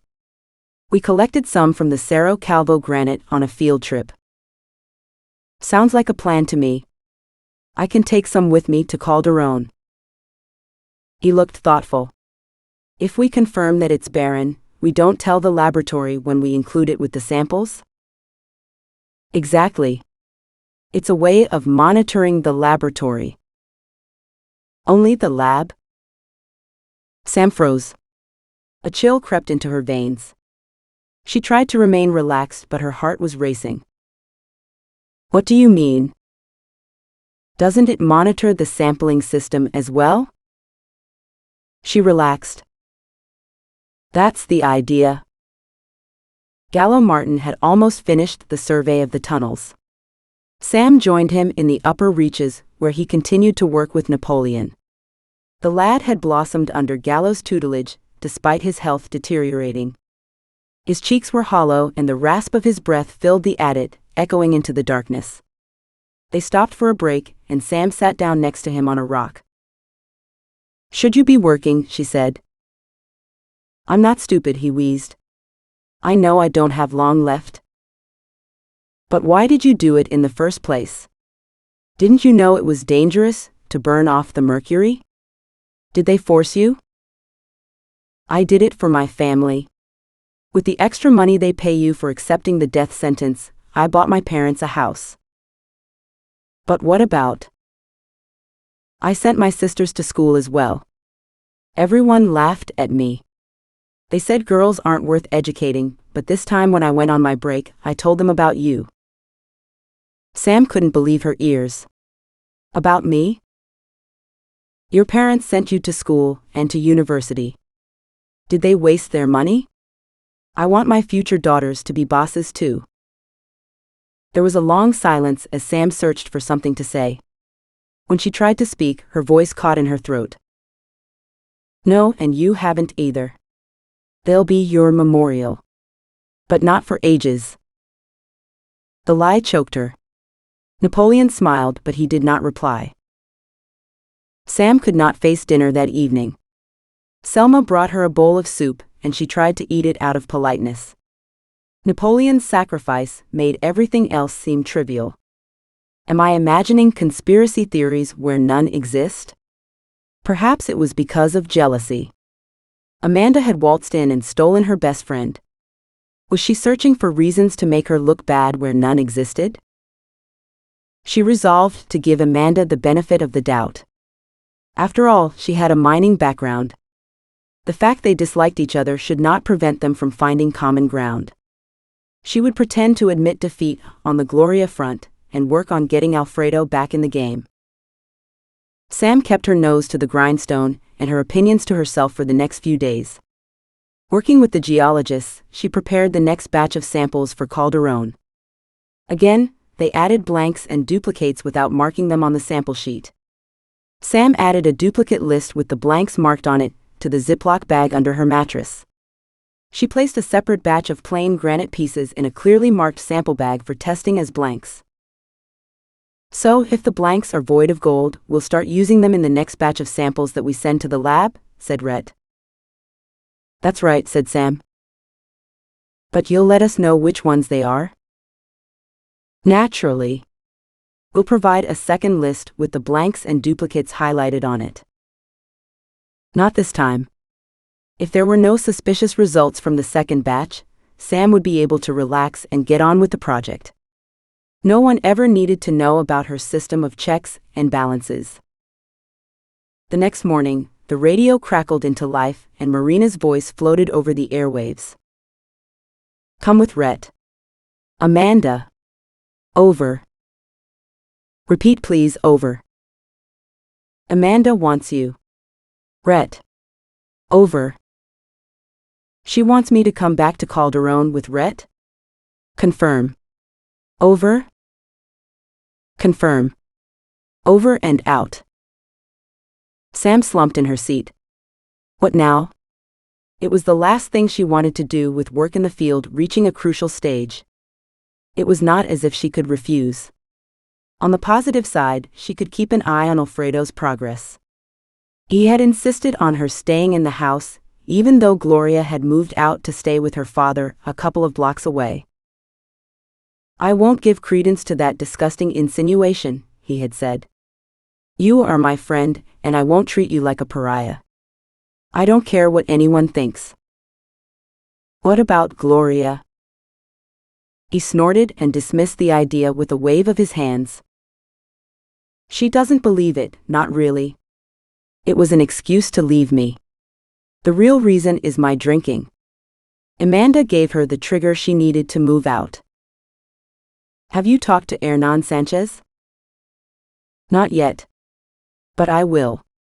I want to apologize to him for everything I've put Gloria and him through in the last couple of years.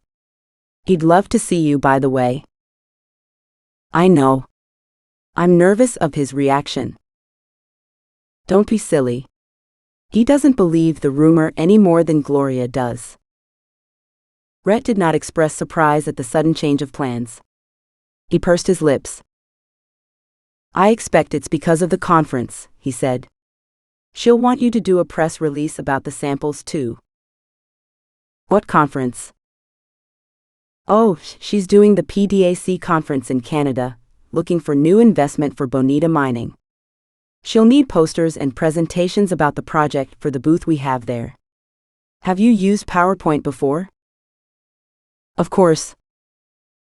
She had no idea what PowerPoint was, but she had no intention of giving him the upper hand. Great. We have Microsoft Office on the computers, but it's all Greek to me. It sounded more like geek to Sam, but she didn't say so. Marina held the position of computer guru in the office, so she would be Sam's first port of call in Calderon. However, there was one thing she could not do without, and pretending would not fix it. I'm going to need a draftsman. Can I bring Gallo Martin with me? If you need him. I'm leaving tomorrow. Will all the samples be ready by then? They are ready now, but we need to alert the mule driver if you want to leave sooner. Can you tell Marina to book Gallo a ticket for tomorrow? Sam tried to stop her shoulders from slumping. The thought of shouting into the receiver again did not appeal. Sure, I'll do that later, but I need to confirm with Gallo that he can come with us. We pay him, don't we? To Sam's relief, Gallo jumped at the chance to fly to Calderon. He suggested sending Napoleon home for another break so that they could re-enter the project together. I'm worried about the lad. He hasn't got long to live, you know. I've seen this before. It will be quite sudden. He's unlikely to suffer much. Better he spend some time at home then. I doubt he'll be back, to be honest. Christ, poor lad. It's a tragedy. He's a good surveyor too. Where will you stay in Calderon? Shall Marina get you a hotel? I can stay with my cousin.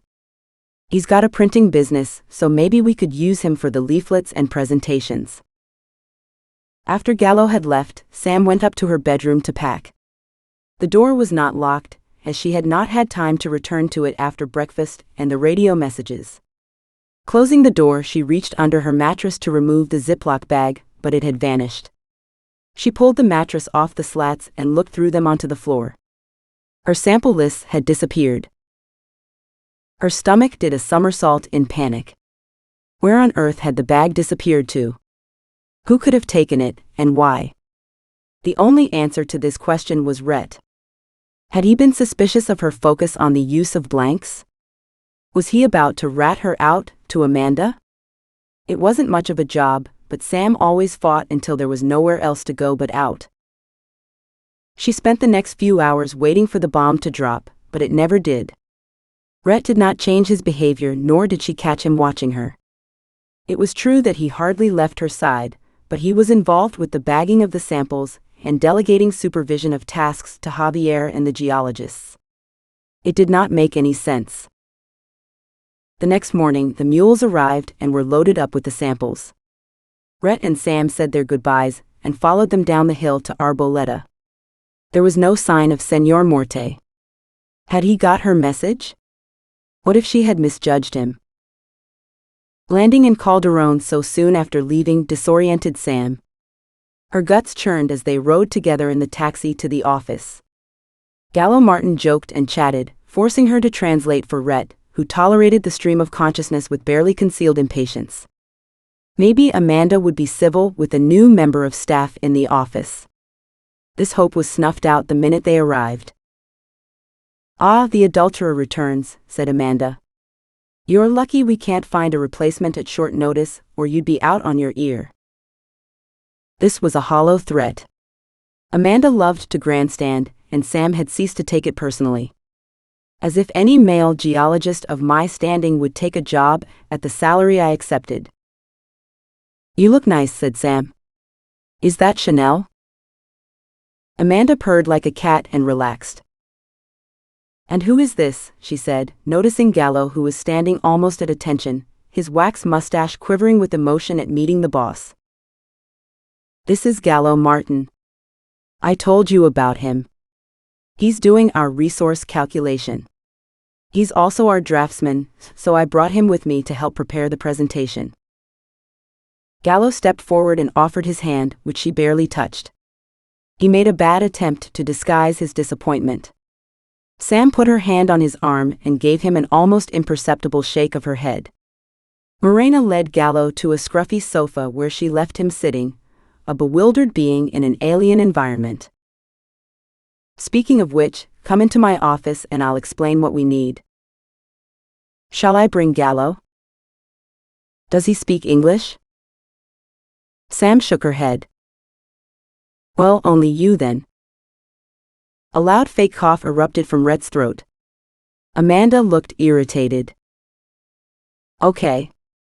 Rhett too. Morena, can we have some coffee, please?" Rhett rolled his eyes at Sam. She stifled a giggle. Sometimes it was hard to ignore his droll behavior. Keeping her eyes firmly on the floor, she followed her boss into her office. Chapter 16. Morena turned out to be an expert with PowerPoint and a competent teacher.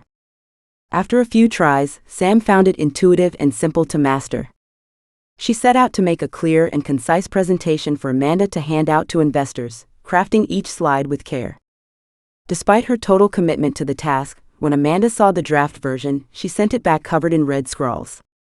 Sam returned home in a sulk. "Not that it matters," she said to Alfredo. "With those low-cut tops she wears, I'd be surprised if anyone ever takes their eyes off her chest." Alfredo chuckled.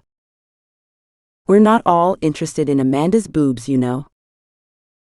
That woman is a liability. You'll never guess what I found in her bathroom." "Don't tell me. She hoards lingerie."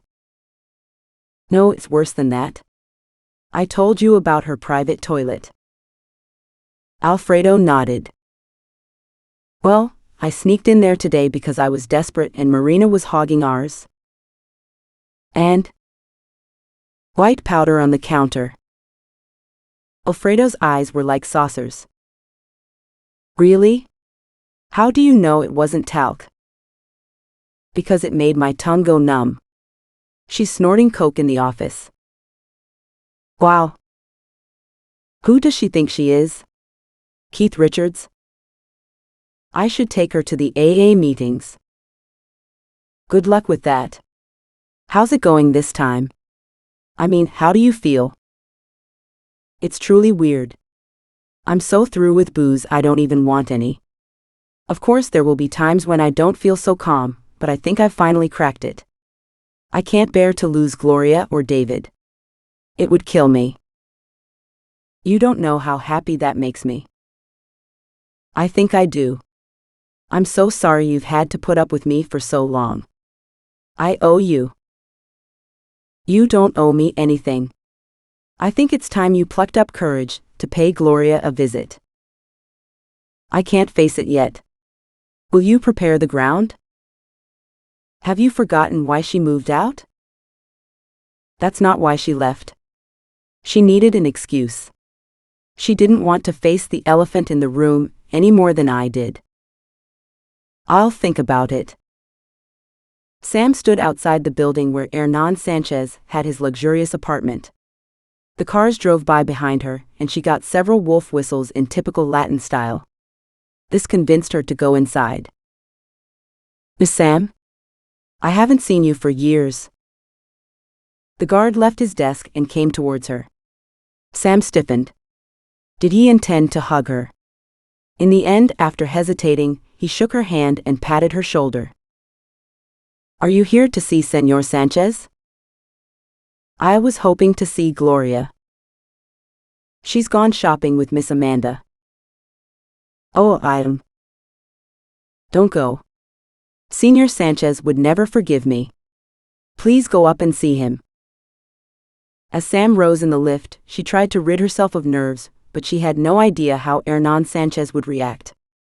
He had a reputation as an implacable enemy, and she couldn't imagine what Gloria might have told him. As the lift doors opened, she swallowed and pressed the doorbell. Agatha, Hernan's long-term maid, answered the door. Miss Sam. Welcome. Señor Sanchez is in the sitting room. Would you like a juice? Thank you. Yes, please. Sam entered the sitting room with trepidation. The walls were covered with paintings by well-known Sierramar artists, and the picture windows had a view across the whole town of Calderón to the El Grande volcano, which had a tutu of fluffy white clouds. Hernan Sanchez dominated the room with his massive physical presence. He was almost as wide as he was tall. His bald head caught the light coming from outside and gave the illusion of a halo, but Hernan Sanchez was no angel. His rages were legendary. A notorious corrupt contractor, he had scaled down his operations in his old age and lived like a retired emperor. Sam gulped and forced out a greeting. Señor Sanchez, it's so nice to see you again. He waddled forward and enveloped Sam in his chubby arms, where he kept her trapped for longer than was comfortable. Finally, he released her. Sit, he said. We need to talk. The relief was so great that Sam started to cry. She scrabbled in her bag for a tissue, weeping all the while. Sanchez did not say anything, waiting for her to control her emotions. What's this all about? He said when her sobbing abated. Taking his cue, the whole story poured out of Sam like water from a dam. Her thrill at getting a job in Sierramar again. The change of boss. Alfredo's drinking. Gloria's defection. The stay at the beach, and the awful scene at Alfredo's house. She left nothing out, except for some of the worst language and her affair with Giannis. By the time she had finished, a huge weight had lifted from her shoulders. Sanchez nodded. I thought as much, he said. Sam sniffed. You did. You don't think I believed all that stuff about you and Alfredo, do you? He splayed the fat fingers of his right hand over his chest like an insulted diva. But she's your daughter. I thought you might. She may be my daughter, but she's not infallible. Anyway, I doubt Alfredo's able for much of that considering his alcohol intake. He bent his little finger and wiggled it at Sam. She blushed and looked away. I couldn't possibly comment, she said, laughing. Gloria tells you everything, or she did. I'm quite sure you have discussed this too. Agatha came in with the juice. She served them both a glass. "Saved by the bell," said Sam. "How can I help?" said Sanchez. Sam sighed. "I don't know that you can. Alfredo wanted me to pave the way for him to visit. He is back at AA, and this time he's serious. I've never seen him so determined. He tipped all the alcohol in the house down the sink. He says he has made his choice, and he's never going back. We'll see. If Gloria believed that, she would go back to him. She still loves him. Give her time. I wish she would talk to me. I'm so heartbroken about our fight. It wasn't your fault. My daughter's stubborn, but she isn't stupid. In her heart she knows the truth. But what about Amanda? I've a feeling this crush she has on Amanda will be short-lived. Please be patient. You're the only real friend my daughter has ever had. She needs you." When Sam got back to Alfredo's house, a wave of homesickness flooded over her as she battled with her emotions. Nothing ever went the way she planned. Sometimes she wanted to go home and sit in her parents' kitchen and listen to them talk about things of no consequence. She picked up the receiver and dialed the operator, who put her through to London. "Hello? Mummy? It's Sam." "Hello, darling. How's it going over there?" "Oh, you know, drama all the way." Her voice caught in her throat. "Daddy's here. He's listening on speakerphone. Tell me." "Gloria has left Alfredo because of his drinking. She blamed me and..." "Blamed you? Why ever would she do that?" "My new boss told her lies." "Your new boss? What's he got to do with it?" "He's a she and she's a monster. It's a long story." "Do you want to come home?" "No, I can't do that. I needed to speak to someone who wasn't hysterical all the time." "What about the job?" said her mother. I'm not sure about the deposit yet. It's still a bit of an enigma." "Oh, tell Daddy that I'm using the torch. It's brilliant." Her father's voice came over the line, muffled in the background. "That's wonderful." "So it's not all bad," said her mother. "I went to see Gloria's father today. He says she'll soon realize the truth. She wanted a break from Alfredo, not from me." "Is the drinking really bad?" "He stopped the day she left and hasn't had a drink since. I can't tell if he has finally given up, but it looks hopeful." "What's happening at home?" A silence. Sam could imagine the hand gestures and head shaking in the kitchen at home. "It can't be worse than the goings-on here." "Spit it out, Mother," said Sam. "It's Hannah. She's pregnant again." "But that's great news, isn't it?" "Simon didn't think so. He's left her for good.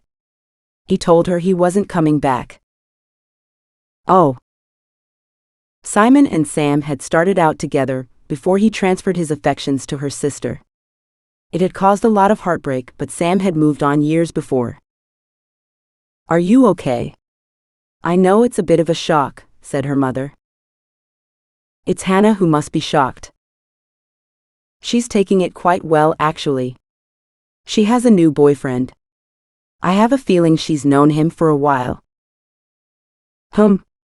Hannah and Gloria could compete for Drama Queen of the Year anytime. "Well, now you're up with the news. Chin up, darling. It'll all come out in the wash. Daddy and I are off on holiday for a week tomorrow. Call us when you can." "I will. Give my love to Hannah and Daddy. Bye, darling." Chapter 17. Gallo Martin had not let his disappointment at his poor reception from Amanda affect his work. He produced some superb graphics for the presentation and worked for hours on the posters that would adorn the booth at the PDAC. As the date for Amanda's departure approached, his cousin printed out drafts and redrafts for her perusal, but she was never satisfied. Honestly, can't you get anything right? Said Amanda, tossing her hair back. I don't know what Bill McLean was thinking. Probably that I would be more useful at the project than stuck here in the office. You haven't mentioned the resource. We don't have one yet, said Sam. We must have at least 1 million ounces by now. Can't you put that in? It takes weeks to calculate a resource. We don't have the correct software to do it by computer. No one will notice. Put it into the presentation, said Amanda, her tone impatient. I can't do that. It's against the rules of the stock exchange. I don't give a fuck about the rules. Bonita could get thrown off the exchange if someone noticed, said Sam. You'll write what you're fucking told or I'll get another geologist, said Amanda, red in the face with suppressed fury. Get one then, said Sam. Amanda stood there for a minute tapping her foot, but Sam stood her ground. Finally, Amanda sighed and went back to her office. Gallo, who had been quaking in the background, patted Sam on the back. That boss of ours is a monster, he said. Despite the pressure to get it right, Sam and Gallo managed to cement their professional relationship with mutual admiration on both sides. They worked side by side, united by their shared interest in the aesthetic nature of map and section drawing. Gallo liked to go out somewhere different to lunch every day, so they visited all the local eateries to try out their soups and local fare. Sam's favorite was Mi Cocina, which had a different soup every day. In the weeks before Easter, they put finesca on the menu, a traditional soup made with salted cod, squash fava beans, chocos, corn peas, fresh beans, rice, onions, garlic, cumin, achiote, peanuts, milk, cream and cheese. It was served with small empanadas, fried ripe plantains, hard-boiled egg slices and avocado. A bowl of finesca filled people up for the whole day and made them fart like troopers due to the high bean content. No one seemed to mind the side effects. Sam loved the mix of ingredients, and she gazed at her bowl in admiration. I can't believe they peel all the beans and peas one by one, said Sam. How long must it take? They do it for weeks ahead, but it's worth it, said Gallo. He stopped eating, his spoon hovering in the air as he scrutinized her face. Is it true that you're friends with Senor Morte? Sam stopped chewing. She blushed. Sort of maybe. I don't know. His real name is Damien Galarza. We attended the local school together. He is extremely intelligent, but his family life was a disaster. His father drank every night and used to punch and kick the stuffing out of him when he tried to protect his mother. That figures. Well, one day when we were about 14, he stopped coming to school and never came back. There were rumors, but I don't know if any of them were true. What happened? I'm not sure. I didn't see him for almost 10 years as I left Arboleda to do my degree and work in the city. The next time I saw him, I had come home to visit my parents, and he turned up at their house. We ate together and had a couple of beers, but he didn't tell me what he had been doing for the decade we had been apart. I only found out later that he had established himself as a kingpin in Monterrico, with stakes in some of the most profitable mines and whorehouses.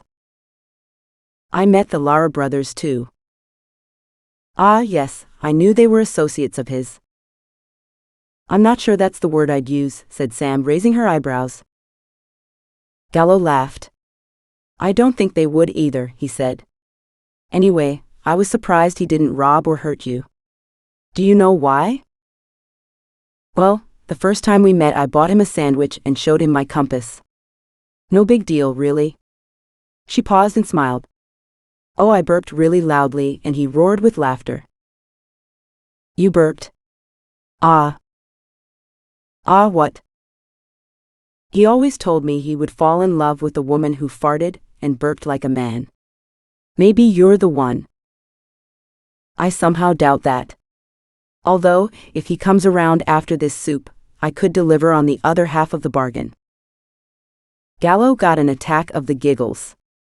Sam pretended to join in, but all sorts of weird ideas milled around in her head, until she shook them out and finished her soup. Gallo did not mention him again. After countless iterations of the presentation, they hit on a formula that satisfied both Amanda and stock exchange regulations. Sam sat in Amanda's office as her boss reviewed the latest version. Amanda fiddled obsessively with her earrings and seemed unable to concentrate. Had she been snorting coke again? At last she looked up. "They'll have to do. I'm sure you can explain anything that isn't clear anyway." "Sorry," said Sam.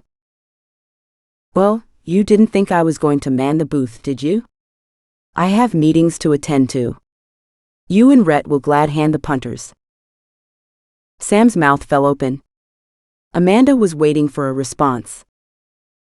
"Aren't you going tomorrow?" said Sam. "Yes, and so are you. By the way, the results are due this afternoon, so I'll need you to incorporate them into the presentation. But it will take hours to print everything again. Suck it up. You're a big girl. I'm sure you'll manage." Sam scarcely had time to review the results when they jutted out of the paper feed on the fax machine. She tore them off and ran to the computer to type them into the presentation, but she noted with grim satisfaction that the blanks from the labeled bag were a gold-free zone. She remembered one number for a hidden blank from her missing lists, and it contained, once again, a decent gold grade where it should be barren. Someone had been manipulating the sample results, but it was too late to do anything about it. She needed proof before she brought down the house, and she couldn't find that in Toronto, the only option being to play along for the time being. Amanda hadn't gotten financing yet, and Sam intended to stop her, but meanwhile she had to keep her powder dry. Amanda finally approved the proofs at 10 o'clock at night, and swanned off to dinner with Gloria. She left Sam and Gallo to get the printing done and check the presentation quality. Gallo took it in good humor. "I'll sleep all day tomorrow, but you'll be exhausted. Try and get some shut-eye on the flight," he said. "Don't worry about me. I fall asleep if I see an aircraft, never mind sit in one." Sam had gone home to pack a bag at one stage, and realized that she had nothing suitable to wear in the freezing cold of Toronto. Alfredo got out of bed, and groggy with sleep, had searched through Gloria's cupboard for a warm coat. Finding none, he offered a knee-length fleece-lined parka. "How old is this coat?" said Sam, pulling it on and looking at herself in the bedroom mirror. "I used to wear it at school in England," said Alfredo. "It was cheaper than a moped. It holds happy memories for me. I couldn't bear to throw it away." Alfredo had always claimed that he couldn't remember his school days, but it was not the time to pry. The jacket made her look as if she were a retro mod, not quite business wear, but freezing to death was not her preferred option. "Brilliant. I'll take it." Chapter 18. Sam and Gallo had stayed up all night reformatting and printing everything in time for the flight.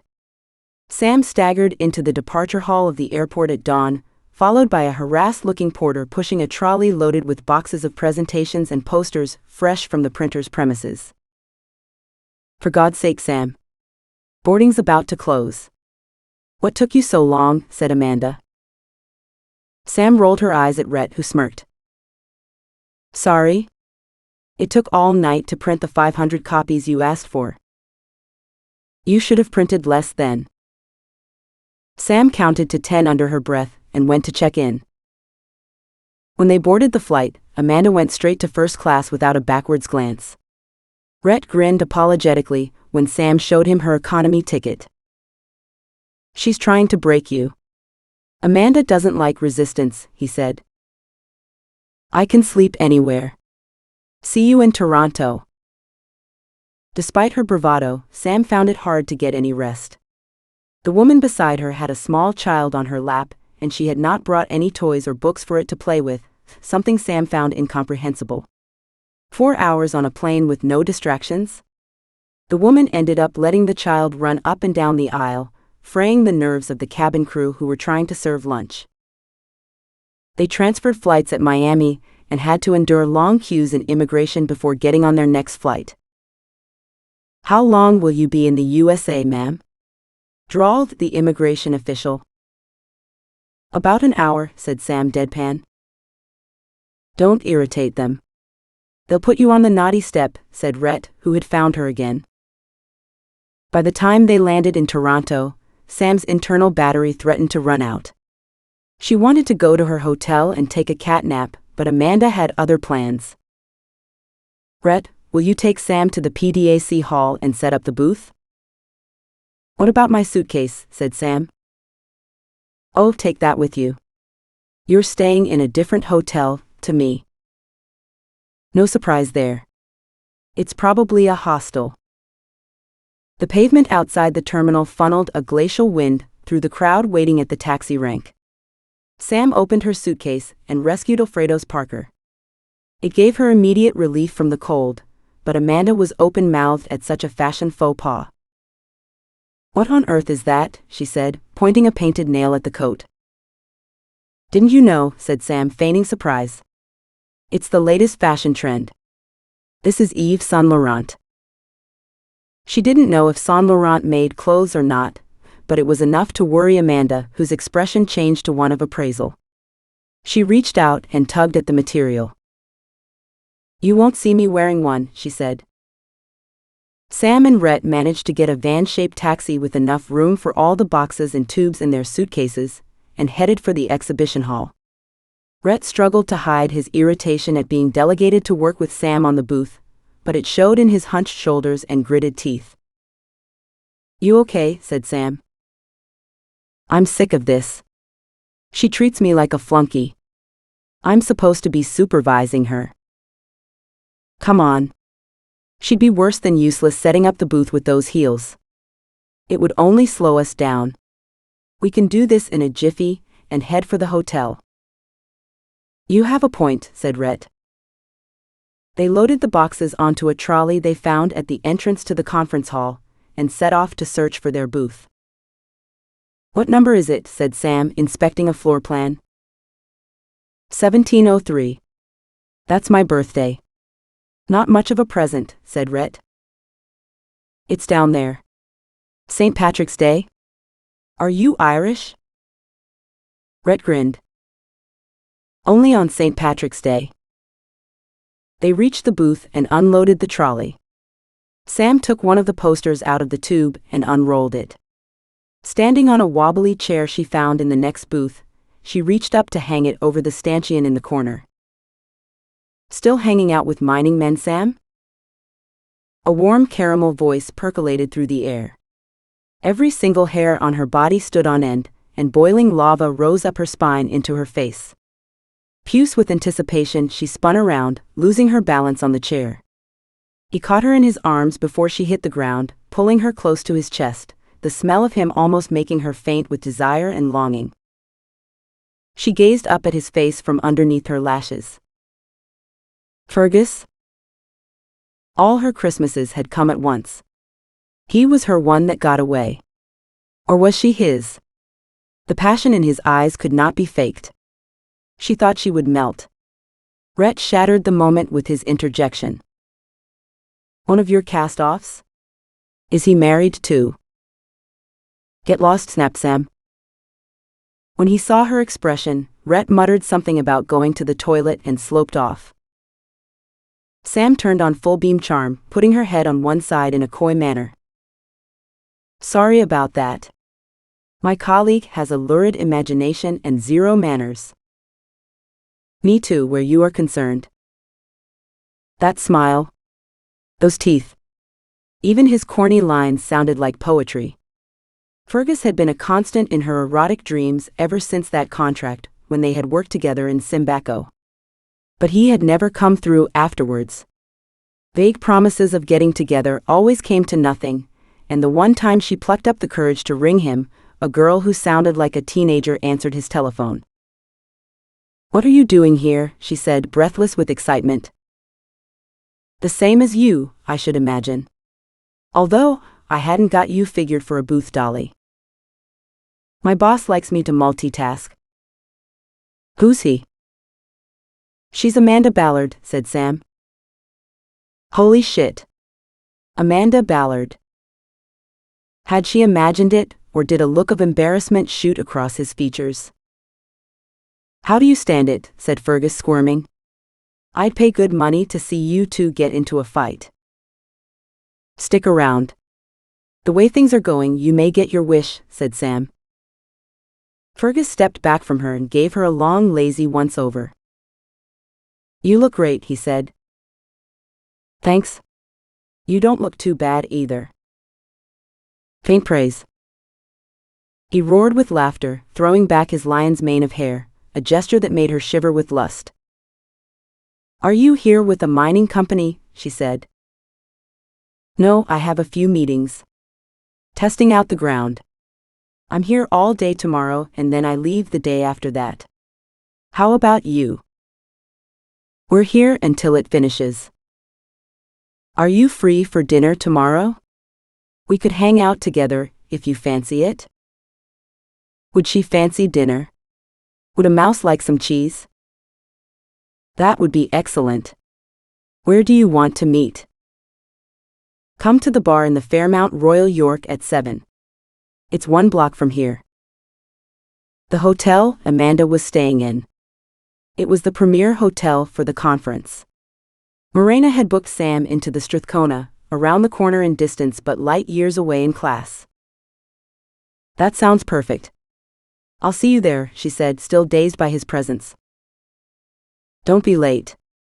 We have a lot of catching up to do. He winked and bent down to kiss her gently on the lips. Before she could protest or join in, he had gone, striding through the aisle of half-built booths. She was still standing there when Rhett reappeared, brushing ash off his lapel. Who was that? He said. Don't tell me you seduced him all by yourself. He looks like he needs a threesome. Tempted to ask him if he was volunteering, Sam bit her tongue instead. Rhett might be gay or bi, but he wasn't out, and they were not on those sorts of terms yet. Just because Rhett launched a constant stream of banter at her did not mean he would be happy if she reciprocated. A work colleague, she said. Rhett snorted with derision. Pull the other one. I saw the way he looked at you. Are you going to hook up? We are going to dinner tomorrow night. Sam's got a date. Sam's got a date. For heaven's sake, can we please finish this? I worked all night yesterday and I'm about to drop. Only if you tell me all about your dinner. Sam couldn't keep a radiant smile from bursting out. I might, she said, but I'll have to censor it. It took them about an hour to get the booth set up. That looks pretty good, said Rhett. Those posters are great. All my own work, said Sam. What about Gallo Martin? He said. I'm off to the hotel. I think I'll take a look around, said Sam. You're hoping to see Fergus again. I thought you were tired, said Rhett. Actually, it may be my only chance to see the other booths. I doubt Amanda will let me wander around tomorrow once the conference is up and running. Okay, see you at breakfast tomorrow. Will you come to the Fairmount? Yes, see you there. The exhibition halls echoed in their vastness.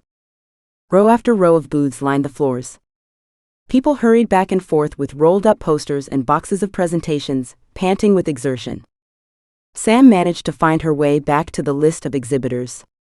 There were over 1,000 names on the list, but only one that Sam wanted to see. It took her a while to find it, but Granoro Mining had a large booth in a key position right opposite the main entrance doors to the hall. It was furnished with expensive-looking leather chairs, had a fully stocked bar and a DeLonghi Express machine for coffee. 2 glamorous women were adding the finishing touches to the booth, and they looked up when she appeared. Are you the temp? Said one. You're late. I'm sorry. I didn't realize. Well, you're here now.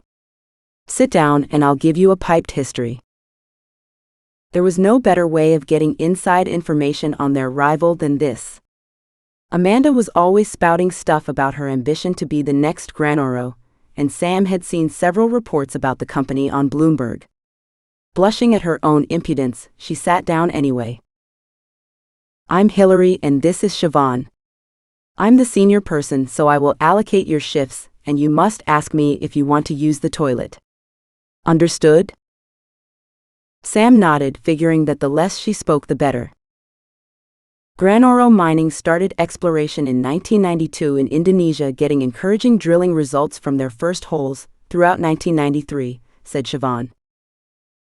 The drilling program was ramped up, and by October 1995, Granoro announced a potential resource of 10 million ounces, maybe even 30 million. Last year this estimate was increased to 39 million ounces, said Hillary. Since then, we have had several offers for a takeover at $200 a share. And American holdings have been doing due diligence by drilling twin holes on the project. We should get the results in the next month or two. Do you think they'll buy it? Said Sam. It would cost them billions, said Siobhan. I hope so. I've put my savings into the shares, said Hillary. I'm going to buy a house with the money I make.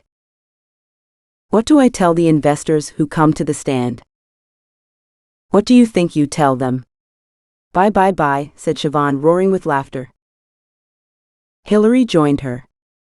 Out of the corner of her eye, Sam noticed a flustered young woman rushing down the aisle towards them. That was really interesting. I must go, said Sam, backing out of the booth. But where are you going? Sam took off down the aisle, disappearing into the vastness of the hall, as the other woman arrived at the Granoro booth. She did not stop until she got back to the Bonita mining booth, where she collected her suitcase and ratty old coat, and set out for the hotel. Sam floated to the Strathcona from the exhibition hall. The Arctic wind hardly registered as she bathed in the warm afterglow of her meeting with Fergus, which had changed her whole perspective on the conference. She would have walked from Sierramar for 5 minutes with him. The Strathcona Hotel may not have been as grand as the Fairmount, but Sam liked its seedy interior and cozy feel. She ordered a hamburger in the bar and drank a gin and tonic before getting in the lift and rising to her room. She slept like the dead as exhaustion dragged her under and kept her motionless until morning. Her dreams were confused, full of sex and misery and a man with a lion's mane. Chapter 19. Sam woke up almost as tired as she had been when she went to bed, but her happiness dispelled her resentment at having to get up and face the day. She put on her best outfit, a green shift dress with a matching cardigan and some kitten heels she knew she would regret after a couple of hours on her feet. The mirror in the bathroom had been positioned so that she could not see her whole body without standing in the bath. Judging that option to be foolish in the extreme, she stood on tiptoe instead and put a light coat of mascara on her lashes to make her eyes pop. They were already glistening with suppressed excitement. Amanda and Rhett waited for her in the breakfast room of the Fairmount. Rhett gave a nod of approval when he saw her outfit, but Amanda didn't raise her head from her newspaper.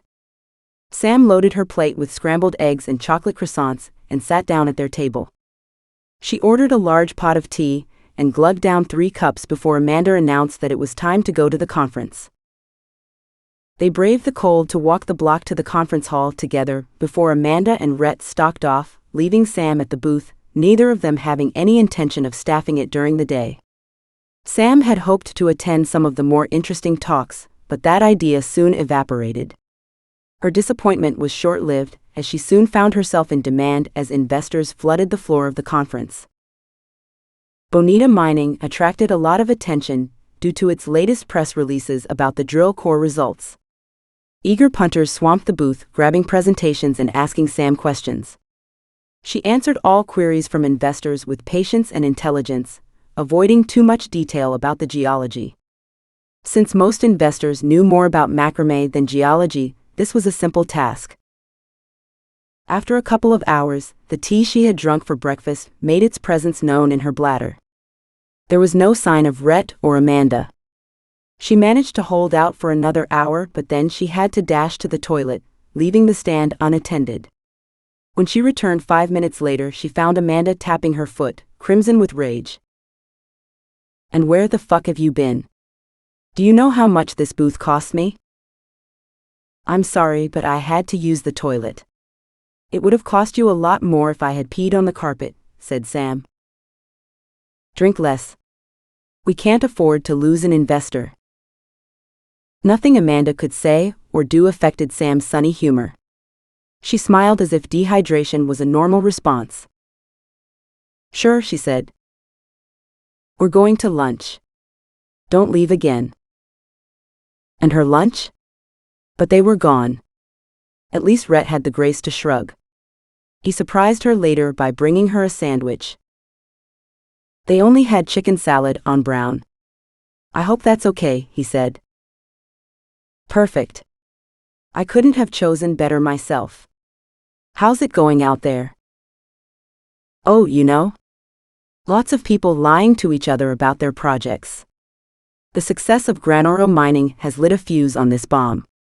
The market is exploding with the fear of missing out rampant among investors and brokers.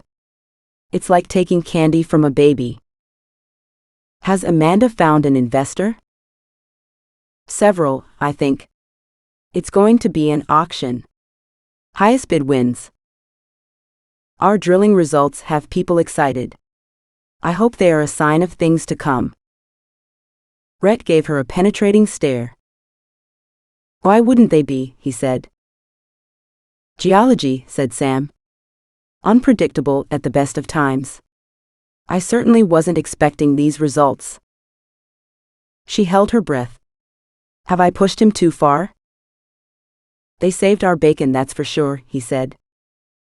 Rhett wandered off again, and Sam manned the booth until the crowd thinned and the doors were shutting. She packed the remaining brochures back into their box behind the counter and picked up her handbag. Her heart had already started to thunder with anticipation of her dinner with Fergus. Would dinner lead to something else? And where do you think you're going? Amanda's voice. Strident and omnipotent. Hello, folks. I'm off to dinner with a friend, said Sam, refusing to be drawn in. No, you're not. I need you to answer the investors' geology questions for me at dinner. Sam blanched. Her heart sank. I can't. I promised. I don't care what you did. You have to come with me. That's an order. Amanda took in Sam's crestfallen expression. Who were you meeting anyway?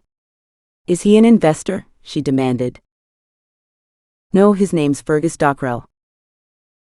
Amanda shrieked with laughter. Fergus Dockrell? Honestly, Sam, you're so naive. He's had everyone.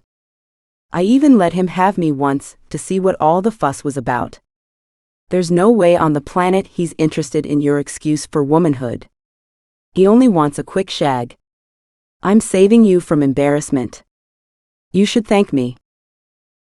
Sam hesitated, unwilling to fold. We've met before. It wasn't like that. Amanda raised an eyebrow. Oh, please. You're not going to say he loved you. Sam flinched. I ought to tell him that I can't come. Being stood up will be good for him. Anyway, here are my guests, we have to go now. Sam looked around the hall in quiet desperation, but she could not spot Fergus. Maybe he couldn't come either. Amanda grabbed her arm. Come on. I won't allow you to ruin this meeting. They are very keen on funding us, and I need you to be professional for once. That stung. Okay. The dinner took place at a Thai restaurant on the harbor front. Sam had never eaten at a Thai restaurant before, and she felt out of her depth. The menu swam before her eyes as she tried to deal with the disappointment of missing her date with Fergus without crying. Everyone talked at once, and she had to deal with multiple streams of thought at the same time. One man, who had already drunk too much, started to tell risque jokes to Sam. Laugh? It's hilarious, he said. You're not much of a hostess, are you? How perceptive of you to notice, said Sam. I'm a geologist. I'm here to answer geology questions. Her barely concealed fury shut him up. What are you going to have? Said Rhett, rescuing her. I don't know. I haven't eaten Thai before, said Sam. Amanda's eyes opened wider and then she smirked. Don't worry. I'll order for you. I don't like chili and I'm allergic to crab. Anything else will be nice, thank you. Putting herself at the mercy of Amanda, Sam did her best to answer questions with flair and enthusiasm for the senior people at the dinner. By the time the food arrived, she was starving. The waiter served the whole table with bowls of some almost colorless soup, from a large bowl that he placed in the center of the table. What is this? Said Sam to Rhett. It's Thai clear chicken soup. Bon appetit, said Amanda, and everyone picked up their spoons. Sam took a spoonful of soup and swallowed it. To her dismay, the soup contained massive amounts of chili, and it burned the inside of her mouth and throat. Her eyes started to stream and she coughed until she thought her lungs would fall out.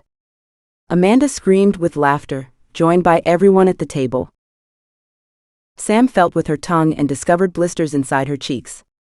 Amanda continued to laugh and make fun of her. What a yokel. You didn't know it was going to be hot? All the blood drained from Sam's face as she fought to control herself. Rhett noticed and he put a hand on her arm. Don't, he said.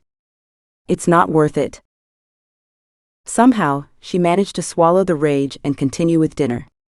The blisters were too painful to eat anything except rice. It was the only solid thing she could swallow. Look, she's afraid to eat, said Amanda, sniggering. I'm not afraid, said Sam through gritted teeth. My mouth is blistered from the soup. She said it louder than she meant to. There was silence at the table as she held Amanda's gaze. Where were we? Said Amanda. Oh yes, the Cerro Calvo project. They finished dinner at 10 o'clock, and Amanda disappeared with one of the investors. Sam saw him place his hand on her buttock as they left. She caught Rhett's eye and he grinned. They walked back to the hotel together. Rhett appeared to have sensed Sam's isolation and misery, and he did his best to make her laugh. Come and have a nightcap in the Fairmount, he said. Why not? After the day I've had, said Sam. The eccentric doorman of the hotel had them laughing at his antics, and they walked straight into Fergus, who had just left the bar. He stopped stock still, staring at Sam. I waited all evening for you, he said. And you were out with this? He gesticulated at Rhett. But Fergus? Don't bother. I get the message. He pushed past them and strode to the lifts. It was the final straw for Sam. She left Rhett standing in the lobby and ran outside, heading for her hotel. Her mouth hurt and her stomach grumbled from lack of food, but it was nothing compared to the pain in her heart. Her chance with Fergus had been blown. Amanda would pay for this. I'll bring Bonita mining and that bitch to her knees if it's the last thing I do. The next day, Amanda did not appear at breakfast. Rhett did not mention Sam's abortive date, for which she was grateful. The blisters had receded, and she forced herself to eat some eggs and toast. Afterwards, Sam and Rhett manned the booth together. Sam sat on the chair behind the counter and forced herself to hand out presentations to interested investors. She seethed with resentment. Cheer up. It may never happen. Said Rhett. You don't understand, Sam snapped. It has happened. That was my last chance. He's the one and I blew it. She stormed off to the toilets where she sat weeping with self-pity until she had no more tears. She received some withering looks from the overly done-up booth dollies who came in to relieve themselves, but no sympathy. Her outfit didn't come up to snuff, or her lack of makeup. Whatever the reason, they left without acknowledging her. When she returned to the booth, Rhett had gone. Why did I snap at him? It's not his fault my love life is a disaster. Despite her initial dislike, she had begun to have a grudging appreciation for his better qualities. The conference was getting worse by the minute. The day dragged. Amanda did not make an appearance at the booth. When Rhett came back, he brought her a bar of chocolate. Chocolate is good for heartache, he said. I'm sorry I snapped at you, said Sam. That's okay. I get it. They ran out of printed presentations by mid-afternoon, and Sam went back to her room, glad of the excuse to hide away. Later, Rhett dragged her out to dinner, promising Italian and no chili. Shouldn't you be squiring Miss Ballard around town? Said Sam. She's far too busy with her latest toy boy. She only uses my services when she's desperate. How can you bear it? Said Sam. Money. I don't care about her. I care about me. This gig's going to make me rich. But how do you know? Exploration is a gamble, not a certainty. The markets, Sheila. They have gone berserk. All caution and due diligence have evaporated from the boiling sea of opportunity. Exploration companies are doubling their share prices overnight. It's a bonanza. Will it last? No. That's why I'm out of here the first chance I get. When Amanda gets her funding, you won't see me for dust. Rhett hesitated. If I were you, he said. If you were me, what? Said Sam. Nothing. Be careful. Don't worry. I wasn't born yesterday. They ate bowls of pasta with creamy sauces and a bottle of Chianti that repaired Sam's hurt feelings a little. Rhett had made her even more determined to spoil Amanda's party before it got started. Hopefully he wouldn't be collateral damage, but that was up to him. The mystery of the missing sample sheets had not been resolved, but she found it odd that Rhett hadn't mentioned them if he had been the one to take them from her room. After all, it would ruin their scam if she had proof of irregularities in the analysis of samples. Amanda was cock-a-hoop at breakfast the next day. As usual, she neglected to apologize for her absence of the day before, and instead railed at Sam for running out of presentations. Why didn't you print more? You asked for 500. We stayed up all night to get them ready before the flight, said Sam. Anyway, it's all good, said Rhett. We've got investors fighting over us. Fighting over me, you mean? Said Amanda, flicking her hair. Rhett bit his lip, and for once Sam sympathized. They checked in at the airport, and Sam went to browse through duty-free while the others went to their lounges. She bought a bottle of beautiful perfume by Estee Lauder for Gloria. She couldn't resist a bargain, and it was half price, which was the excuse she gave herself for buying it, but in reality it was a peace offering. Gloria had been craving a bottle for ages, and Alfredo needed an opening gambit. While she waited to board at the gate, a voice over the tannoy called her to the boarding desk. What now? Were they going to bump her off? She approached with trepidation and handed over her passport. If you don't take that sulky look off your face, I won't give you your upgrade, said the steward, doing a teapot. Sam couldn't believe her ears. I'm sorry. I've had a nasty few days. My upgrade, she stammered. Yes, all the way to Calderon. Now who's a lucky girl then? She couldn't speak for the lump in her throat. Taking the ticket, she almost kissed it with gratitude. Thank you. You've no idea how grateful I am. I might cry. That's all right, love.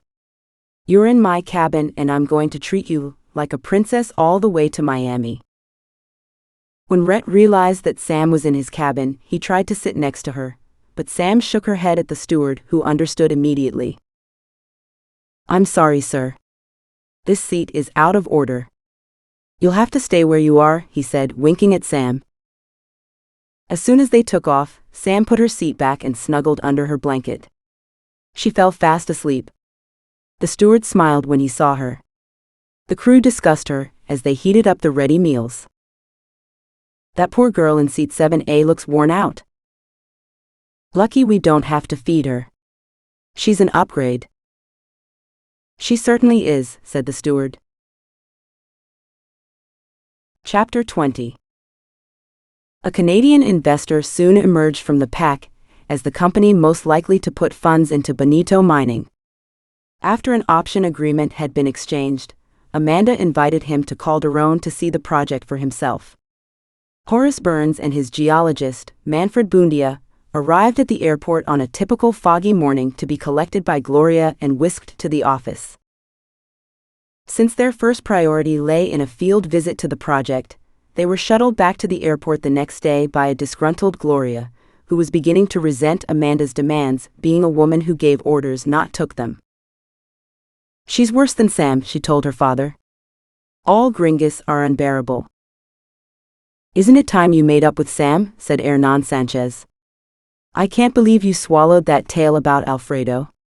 That Amanda woman is trying to drive a wedge between my two girls." Gloria bristled. "Your two girls? Is Sam your girl too?" "Yes, and she should be yours. Amanda has pulled the wool over your eyes so far you are going to trip over it. Don't tell me what to do, I'm not a child." "I wouldn't dream of it." After making sure that the men got on the flight, Gloria drove back from the airport. She bought fresh bread rolls on the way and found herself outside Alfredo's house. She lingered there for several minutes, engine running for a quick getaway. Suddenly David appeared at the front door. Before she could press the accelerator, his face lit up and he charged down the path towards the car. He opened the door and stuck his face in. "Hello, Mummy, did you come to see me? Are you coming home yet? We miss you a lot. Wow, that bread smells good. Can I have some?" He stuck his hand into the bag and removed a warm almond roll. The school bus lumbered into view, and the driver tooted the horn. "See you soon, kisses," said David, skipping to the bus. "Kisses," said Gloria. When the bus had gone, Araceli came over to the car and planted herself on the driver's side. She knocked on the window, which Gloria lowered with reluctance. "What do you want?" "Hasn't Alfredo paid you?" said Gloria. Araceli raised an eyebrow, but she didn't back down. "Why don't you come in for coffee?" she said. "I just made it." Gloria turned off the engine and grabbed the bag of fresh bread. Within minutes, she was sipping hot sweet coffee and exchanging gossip with Araceli at the kitchen counter. A rattling noise came from Alfredo's office, and he emerged rubbing his eyes. "That smells amazing," said Alfredo. "Why didn't you tell me he was here?" said Gloria, but Araceli had already headed for the utility room. Alfredo took a minute to refocus. The smile that infused his face was radiant when he realized his wife had come to visit. "Darling, you're here. Why didn't anyone tell me?" He stood flapping his hands, unsure if he was allowed to embrace her or not. Gloria took in his clean shirt and shaven face. "What are you doing awake so early?" said Gloria. "Oh, I'm working on something. I'm always up at dawn these days. Being sober is a lot of work." Gloria blinked several times, but she didn't speak. She slipped off her stool and shuffled over to him, sniffing him like a puppy. He stayed rooted to the spot, as if afraid to alarm her by any sudden movement. She touched his cheek, and a large tear escaped from his eye, followed by a stream of them, negotiating the gray stubble on his chin and dripping onto the parquet floor. "I'm so sorry, my Vida," he managed. She put a finger on his lips. "You're sorry? You don't know what sorry is." She put her head on his shoulder, and he gently encircled her in his arms. The news that an investor would be visiting the project almost gave Sam a panic attack. She did not yet have positive proof that someone was interfering with the samples, but her instincts told her there was no other possibility. At least Selma had solved the mystery of the missing lists. "I've got your papers," said Selma when Sam had got back to site. "What papers?" said Sam. "The ones you kept under your mattress. I left them under your pillow for you." Sam swore under her breath, sagging against the wall. Mystery solved. "Why did you have them?" she said.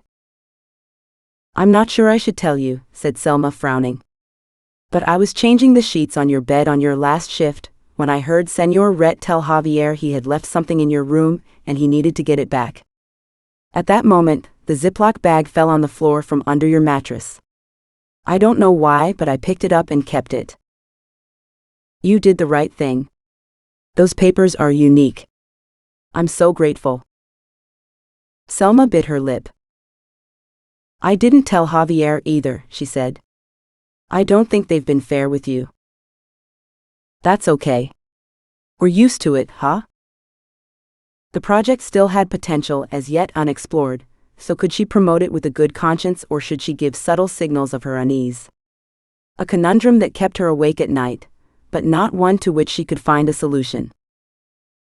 She sent one of the men to Arboleda to meet the investors and organize mules from Lorena Verdoza at the local shop. He had specific instructions for Pepe the mule driver not to stop at the halfway house, but to take some cans of soft drink from the shop and stop after they had passed it. The thought of Señor Morte taking an interest in her visitors gave her palpitations. Sam's quandary increased when Horace Burns turned out to be intelligent, amusing, and respectful of her role as exploration manager. Both he and his geologist arrived on foot, looking bedraggled and muddy. The flight from Calderón had been delayed, and they had arrived later than usual at Arboleda. Their mules had been unwilling to mount the hill at that hour in the afternoon, and they had been forced to make the journey on foot. There was no time to visit the mine that evening, so Sam and Gallo Martin had prepared a presentation of maps and samples in the canteen before dinner. The men relaxed with a coffee and a biscuit, while Sam gave a summary of the exploration that had been completed. She handed them samples from the high-grade veins which were being mined by the cooperative, inducing a low whistle from the geologist, Manfred Bundia. There's a lump of visible gold in this sample, he said. Is that common? If I tell you that the tailings from the vein workings run at 15 grams a ton, does that clarify things? Said Sam. Whoa. That's amazing. Can you imagine the original grade? Said Horace. It's extraordinary, but it's not the main target, said Sam. It's unlikely that there are enough unmined veins left in this deposit to justify building a plant here. The presence of gold nuggets makes it difficult to establish a rational grade for the deposit. The market will love these grades though, said Horace. That's true, and it will help excite the punters, but it's what might lie beneath the veins that is the primary target. When the presentation had finished, the workforce turned up for dinner, and Selma served a soup with pieces of meat and yuca in it. Scarcely had soup spoons been raised and there was a knock on the door. Javier got up from the table and went to open it. Señor Morte and the Lara brothers were standing outside carrying a slab of beef fillet and 2 bottles of Siete Pingas. Good evening, said Señor Morte, touching his brow in salute and looking past Javier into the canteen. We are looking for the Queen of Cerro Calvo. Who on earth's the Queen? Said Horace, who spoke passable Spanish. Me, said Sam, blushing and avoiding Muerte's inquiring glance. She shuffled over to the door. Javier gave her a look that shouted, "Get rid of them," but thinking on her feet, Sam decided otherwise. Good evening, gentlemen, would you like to join us? She said. The 3 brothers trooped in with Señor Morte and introduced themselves to the guests. Javier and the geologists went to fetch an extra table and benches from the bunkhouse. An air of awed respect had settled over the workforce. Señor Morte had an undisputed status in the area and a fearsome reputation. Javier placed the new table up against the end of the one containing the managers and invited the arrivals to sit. Eat your dinners, said Javier to the workers, who were paralyzed with indecision and hovered with their spoons over their soup. Normal service was resumed, and the clink of cutlery on cheap plates soon rang out in the tense atmosphere. Selma wiped the extra table and laid it for their guests. Sam reorganized the seating so Horace could converse across the table with them. She sat on his right opposite Morte with Manfred on his left. Sam slipped into the kitchen. Have we got enough soup? She said. I'll add salty water. No one will notice, said Selma. That's a beautiful piece of beef they brought us.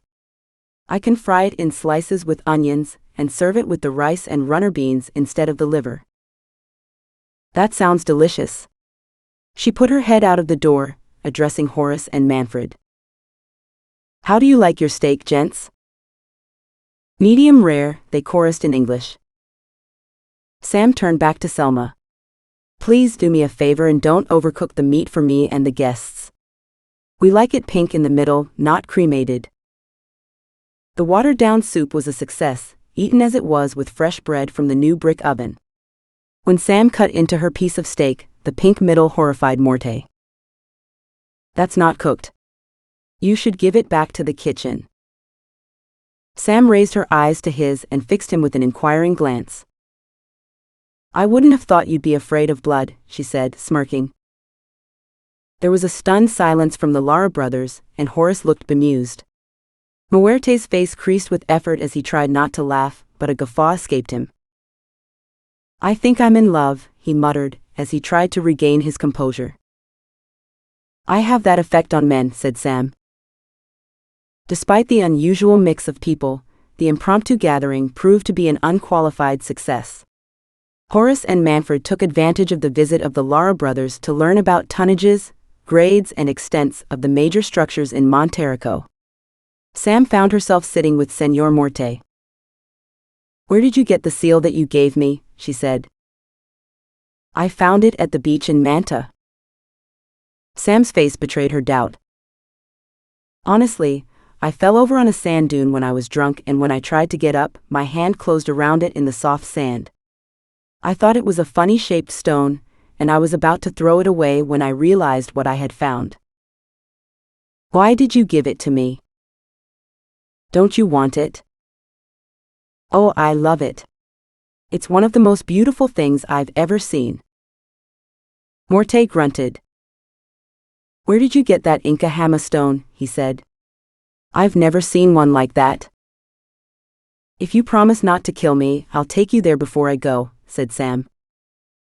"It's a deal. I'm bargaining for my life with a serial killer." The shot glasses appeared, and the first bottle of Siete Pingas opened with ceremony by Morte. "This is made to a secret family recipe," he said, without a trace of irony. Horace threw back a shot and swallowed. His eyes bulged out of his head, and he almost coughed it back up again. A strange expression of bliss crept over his face. "Wow," he said. "This stuff is amazing. What does pinga mean, Sam?" Penis," said Sam, looking at the table. Horace beamed. "Penis? Genius. Where do they make this?" "We have a still at my mother's house," said Morte. Sam blinked. Mr. Death had a mother? Every stereotype she had imagined for him had faded away. By the time both bottles were empty, midnight had come and gone. Sam tried to hide her desperation for bed.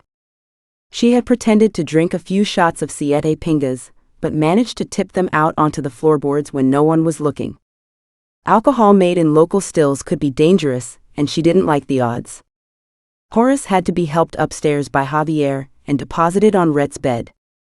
He waved his hands around to encompass the wonders of Siete Pingas as he left. The Lara brothers shook Sam's hand and stumbled out of the canteen and down the steps. They crossed the concrete apron and stood waiting for Senor Morte, who took Sam by the arm and sat on the steps with her. "I want to tell you something," he said.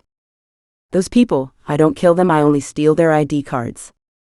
I stabbed a man once when he attacked me, but he recovered. I'm a target now. Every brigand in the area wants to carve a notch in his doorpost that corresponds to my demise." Sam couldn't think of anything to say. She felt disappointed in a way she couldn't define. Morte continued, "I'm finished and I blame you. I know you're out of my league, but you've made me feel human again. I hate that." "I'm flattered," said Sam. It was the wrong thing to say. He stood up, and without looking behind him, he stalked into the night. The next morning, Horace stayed in bed moaning about the pain in his head. Sam, who considered it lucky that no one woke up blind, feigned sympathy, but dragged Manfred Bundia and his hangover down to the adits and the core shed, despite his fragile state, to avoid them staying for an extra day. As she had anticipated, his take on the geology matched hers. These veins are amazing, but it would be almost impossible to drill out a reserve. We'd be guessing, said Manfred. The only solution would be to use private money to mine it, said Sam. But then we'd miss the opportunity to mine the market. Mine the market. That's what Rhett wanted to do. Surrounded by people who all had the same motive and no scruples, Sam's feeling of isolation increased. There was no one she could confide in about her doubts. The only person she trusted was Selma, but she did not understand mining or markets, so Sam was loath to involve her. Horace and Manfred departed the next day. They seemed satisfied with the visit, but Sam could not judge whether or not they would go ahead with the investment. One thing was for sure. She couldn't wait any longer to find out how Amanda and Rhett were fiddling the results. Her next break in Calderon would be key. Chapter 21. The flight home bump landed at Calderon, shaking Sam out of a deep sleep. Her arms flew up in fright, startling her neighbor, who shrieked in sympathy. Sam mumbled an apology and pretended to search for something in the seat pocket in front of her. The stress of working at Bonita had exhausted her.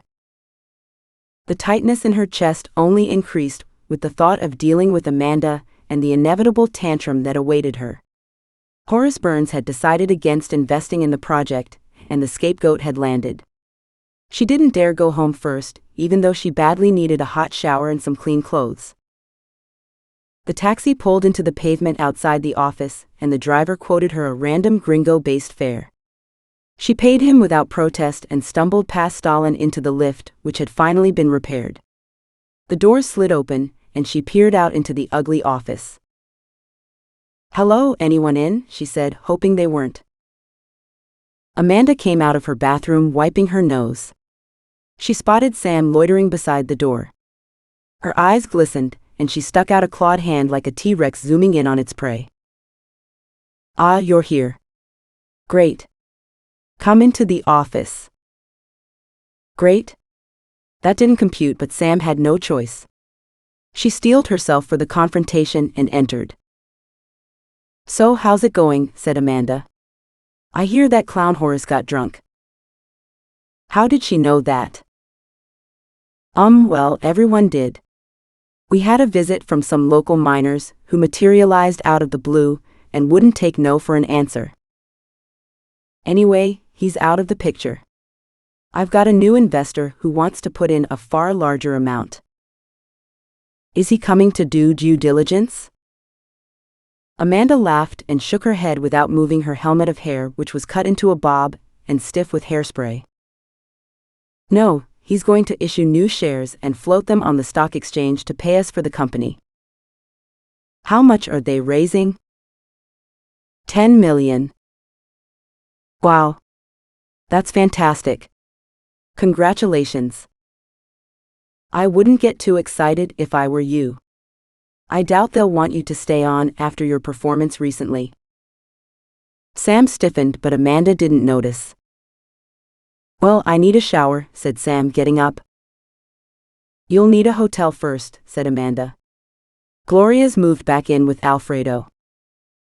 Sam did a double take. She has. When did this happen? Yes, it's nauseating, but it won't last long. By the way, I need you to come in tomorrow to update the files with the latest results. As Sam was leaving the office, Morena approached her with an envelope in her hand. Mr. Burns left this for you, she said. Don't tell Amanda. Thanks. I won't. Sam slipped the envelope into the front pocket of her rucksack. Horace Burns had been banished by Amanda. What on earth could he want with me? Sam took a taxi home and approached the front door with caution before knocking on it. The door flew open, and Gloria stood in the sunlight. An expression of apprehension flitted across her features when she saw who it was. Hello, said Sam. Can I? Gloria reached out and grabbed her, almost smothering Sam in her large mop of curly hair.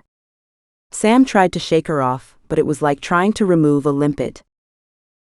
Let me go, said Sam, Only if you promise to forgive me. I'm such an idiot.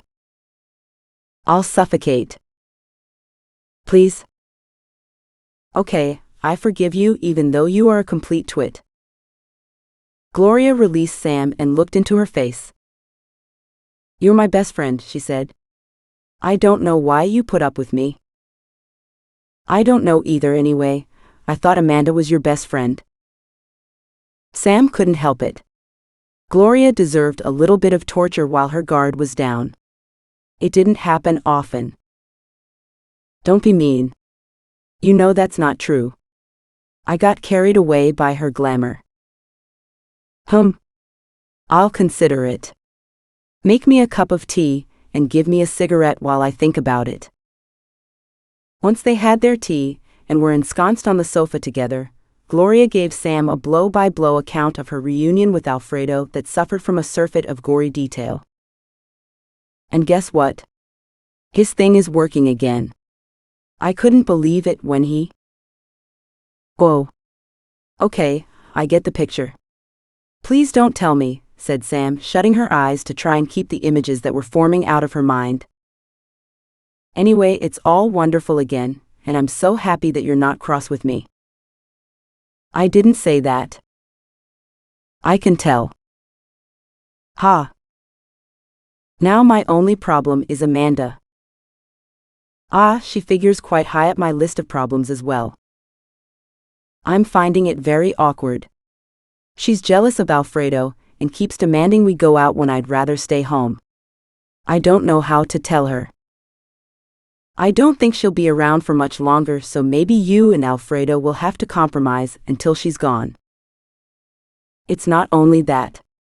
Gloria smoothed her shirt and looked away. She keeps buying David presents. I don't understand. Expensive presents. Sucking up to him. There's something creepy about it. Has David noticed? I don't think so. He doesn't like her much. But she wants to take him on a trip. Sam felt the hairs rise at the nape of her neck. I don't think that would be a good idea, she said, if he doesn't like her much. No, that's what I thought. She's hard to refuse, though. Tell her he has exams at school. Exams? He's 7. Amanda doesn't know anything about children that age. Tell her he has to study. Gloria smiled. That's a great idea. Sam went upstairs to shower and put on some clean clothes. She brushed her hair and reached into the front pocket of her rucksack for a scrunchie with which to put it up in a bun. She found the envelope that Morena had thrust into her hand as she was leaving the office. Sitting down on the bed, she opened it and took out a letter, handwritten on Hotel Bolivar writing paper. Dear Sam, I have decided not to go ahead with the investment in Bonito mining. My initial enthusiasm was generated by a drink-fueled evening with Amanda in Toronto. However, my geologist tells me that it is far from certain that the geology will prove to be capable of supporting production, and it is a bit out of my comfort zone. On the other hand, I couldn't get the idea out of my head that the Siete Pingas hooch offers the prospect of a real working business. It would be a dream to market with that background story and the rude name. I would like to speak to Señor Morto about it, if you could arrange this for me. My contact details are listed below. I realize that it may be tricky to set up, but I have faith in your abilities to sort it out. I really enjoyed my visit to Cerro Calvo, and my admiration for you holding it all together out there in Sierramar is unbounded. Yours sincerely, Horace Burns. Sam let out a snort of disbelief. Life never turned out anything like she had imagined. Señor Morte running a legal business? She shook her head and put the letter back into the envelope. Horace Burns would have to wait, as she had more pressing matters to attend to. She put the envelope on the shelf with the Inca tools and went downstairs for dinner. Amanda turned up late at night and dragged Gloria out to dance until dawn. Alfredo had shrugged and shut himself in his office. Sam read David a story and settled down to watch the financial news on television. Granoro mining shares had doubled again on the release of figures, claiming a measured resource of 10 million ounces of gold. Sam was flummoxed with the speed of developments. How on earth do they calculate the resource so quickly? It takes months to do it. The results looked too good to be true, but no one had questioned them. No wonder Amanda got another better offer for Benito. The next morning, she headed for the office early, secure in the knowledge that Amanda would not turn up for hours. The results were sitting on Marina's desk and only confirmed Sam's worst fears about the salting. She had made herself a mug of milky coffee when Rhett turned up, dressed in a pair of blue mechanic's overalls. Sam rolled her eyes at his fashion choices, which rivaled hers in their eccentricity. "Morning. Where have you sprung from?" she said.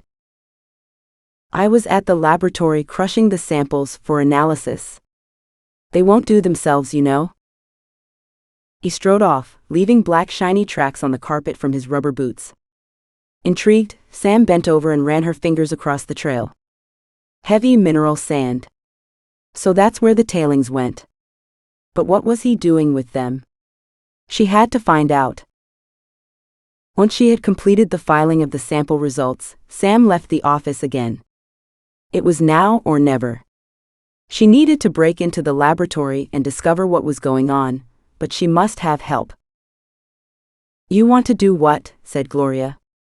Her eyebrows threatened to fly off her face altogether. "Are you completely insane? Amanda would murder you if she found out." "It does sound a little risky," said Alfredo. "You must help me. It's the only way we can eject Amanda from our lives and stop her cheating the investor out of $10 million, said Sam. "Will we get a reward?" said Gloria. "I could do with some new shoes." "I need a new car," said Alfredo. "Now that I'm driving again." Gloria beamed. She took Alfredo's head in her hands and kissed him all over his face. "Would you two get a room?" said Sam. "We're planning a complex operation here, and you are snogging each other instead." "We're planning?" "You're planning," said Gloria. "Look, it's simple," said Sam, exasperated. "You take Amanda and Rhett out on the town and keep them there while Alfredo and I have a look around the laboratory for evidence of the fraud." "But what if you are caught?" said Gloria. "We won't be." Chapter 22. Amanda did not cooperate with their plan. She developed a heavy cold and took to her bed, leaving Rhett at a loose end. Since they could not be sure where he hung out when he wasn't with Amanda, Sam and Alfredo did not dare to raid the laboratory before she got better. Unable to sit around waiting, Sam left Calderon for a couple of days at the beach with Giannis. She did not warn him that she was on her way. Was it a test? His expression when she turned up told her all she needed to know. Despite the presence of a dozen nubile teenagers on site, any of whom would have been glad to hang out with the handsome resident of the hotel, he had not hooked up with any of them. "I'm so glad you are here," he said. "My bed is too big without you in it." Sam's worries lifted in an instant, and she kissed him with a passion she didn't know she possessed. Her work sucked the life out of her with its undercurrent of misogyny and the impossibility of satisfying the demands of management that she should find deposits of metals in rocks which didn't contain them. The palm trees swayed in the breeze as she lay in her hammock reading for the best part of 3 days. Giannis joined her whenever he managed to get a break from shepherding the young women in and out of meals. They ate langostinos and drank caipirinhas in the balmy evenings and went for long moonlit walks on the beach. Restored and ready for anything, she headed back to the capital. "When will I see you again?" said Giannis. "Soon, I hope. Things may get a little complicated. Be careful. I don't know what I'd do if something happened to you." The same evening Sam arrived back in Calderon, Amanda appeared at Alfredo's house and demanded Gloria's company on her nocturnal excursion with Rhett. Since Sam needed to return to Cerro Calvo the day after next, they decided that she and Alfredo would go that same evening in case Amanda had a relapse the following day. Sam watched as Gloria struggled to put on her eyeliner in the bathroom mirror, her hand shaking. "I'm worried." "What if they catch you?" said Gloria. "Doing what?" "Visiting the laboratory." "I don't think it's a crime." "Not the police, Rhett and Amanda. You don't know what they're capable of." "I've got a pretty good idea. We'll be in and out of there in 15 minutes. Anyway, there are no guards. It's not like there's anything to steal." "Be careful. I got Alfredo back, and I don't want to lose him again." "I know. I won't let anything happen to him," said Sam. "By the way, pretend to Amanda that you and I aren't getting on anymore. Tell her that you don't trust me any longer. She's much more likely to tell you stuff if she thinks you're on her side. She really hates you." "I know. I feel a bit sorry for her, really. Look what she's missing." Sam made a face in the mirror, crossing her eyes and sticking out her tongue. "Sometimes I wonder if I made the right choice," said Gloria. Amanda and Rhett turned up late, already drunk and aggressive. Gloria made a valiant attempt at pretending she was glad to see them.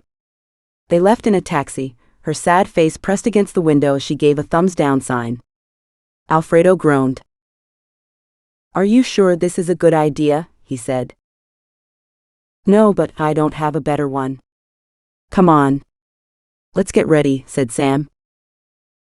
They dressed in black hoodies with black trousers and shoes. "We look like cat burglars," said Sam. "Let's go. The sooner we leave, the sooner we get back." They hailed a taxi in the street and got it to drop them outside the fenced compound which contained the laboratory. The facility had been built on a piece of bare ground on the outskirts of Calderon. There were several street lights dropping a yellow glow onto the pavement. Getting through the fence did not prove difficult, as a large gap had opened where the fencing had come away from a post at the side. As they squeezed through the gap, Sam snagged her back trouser pocket on a loose piece of wire. "Damn." "What?" Alfredo whipped around, his eyes on stalks. "Nothing. I tore my trousers." "Get a grip. You gave me a fright." Sam sighed. They skirted around the windowless building until they came to a locked door which was opened using a keypad. "Now what do we do?" said Alfredo. "How many digits does it have?" said Sam. "4 numbers. We're screwed." "We'll never guess it," said Alfredo, sagging against the wall. Sam joined him and took a cigarette that she had scrounged from Gloria, from behind her ear. They shared it, even though neither of them normally smoked. Sam bit her lip, searching her brain for inspiration. "We should go home," said Alfredo. "This is hopeless." "No, give me a few more minutes. It must be something obvious. Rhett is not brain of the universe. If we only knew his birthday." She trailed off. Alfredo glanced at her. A smirk had crept across her features. "St. Patrick's Day," she said. "What are you talking about?" "His birthday. It's the 17th of March. He told me in Toronto." Sam got to her feet and tapped the numbers into the pad. There was a prolonged beep and a click, and the door swung open to her touch. "Bingo," said Sam. "You're a genius. Let's see if we can find anything first."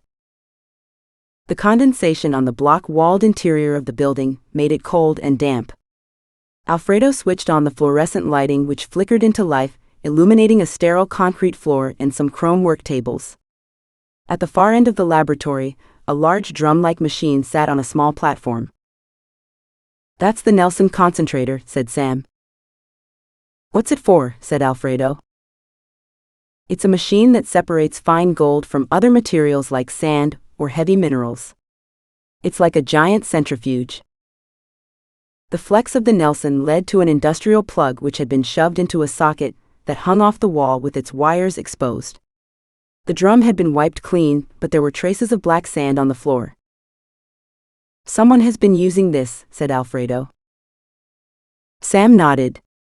She scoured the benches for proof of malfeasance, but they had been wiped clean, and the samples were packed into shelves along the walls of the building in numbered alcoves. "This is pointless.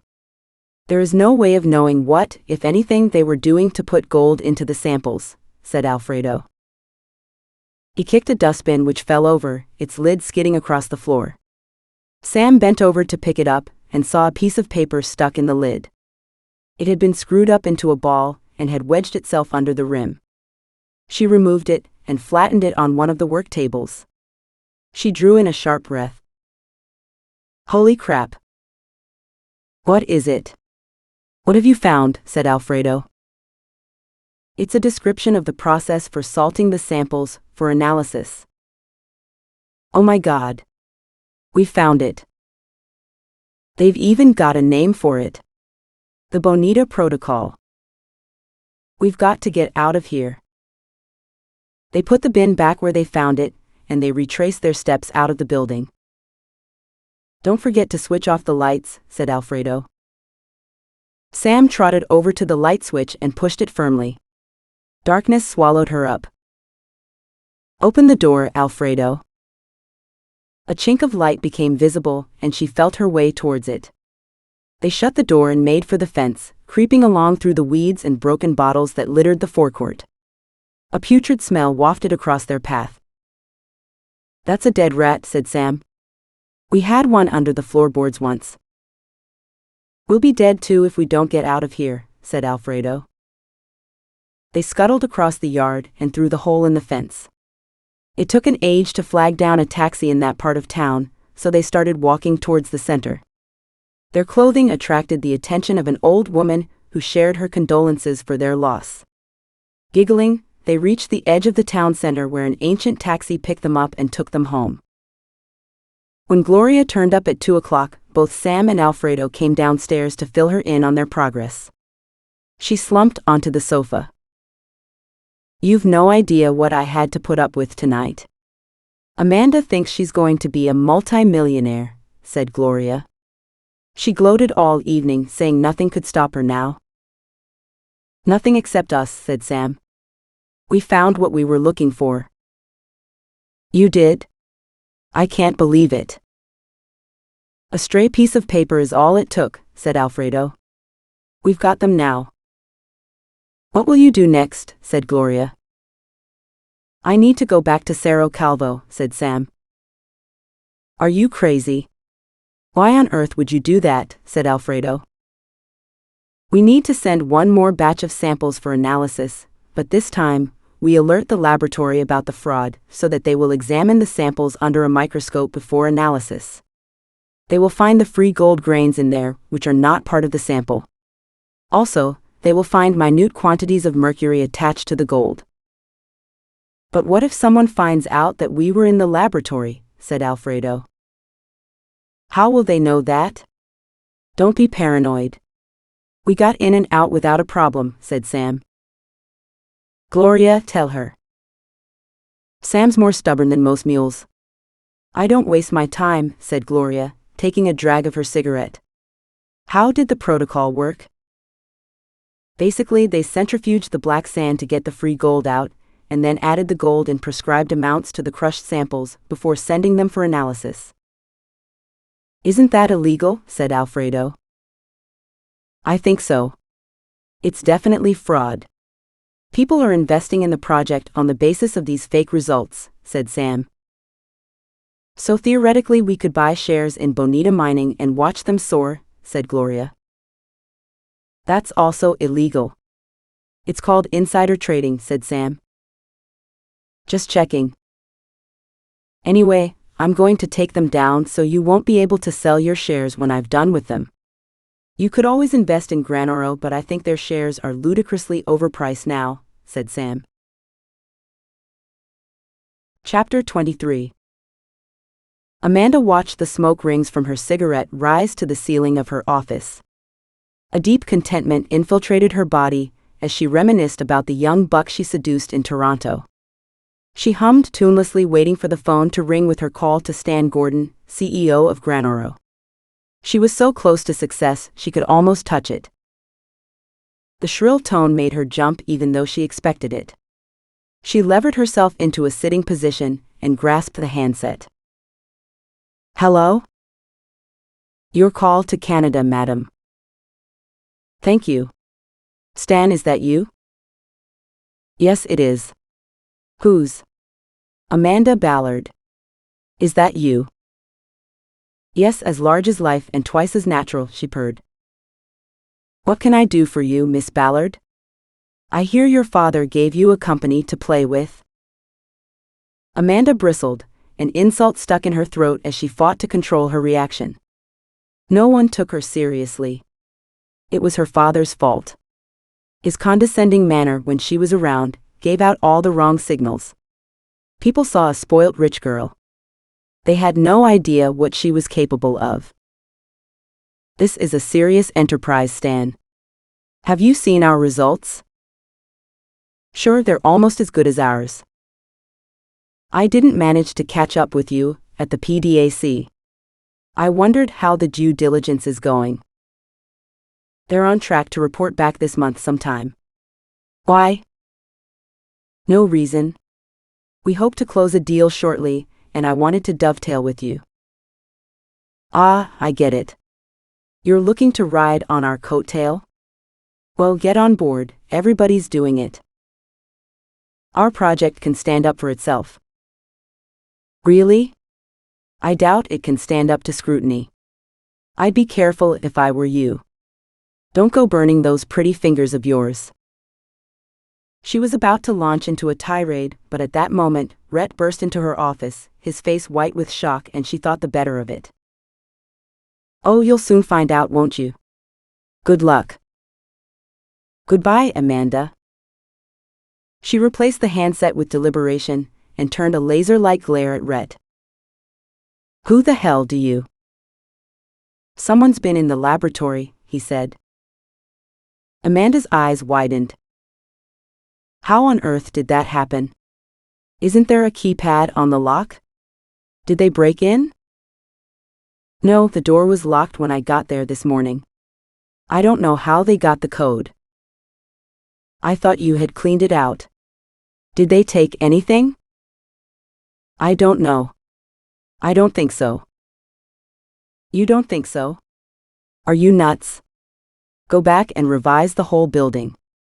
Don't return until you find something. You need to drive over with me. I'm not doing this alone. Oh, for God's sake, man. But she stood up and grabbed her handbag. What are you waiting for? Let's go, she said.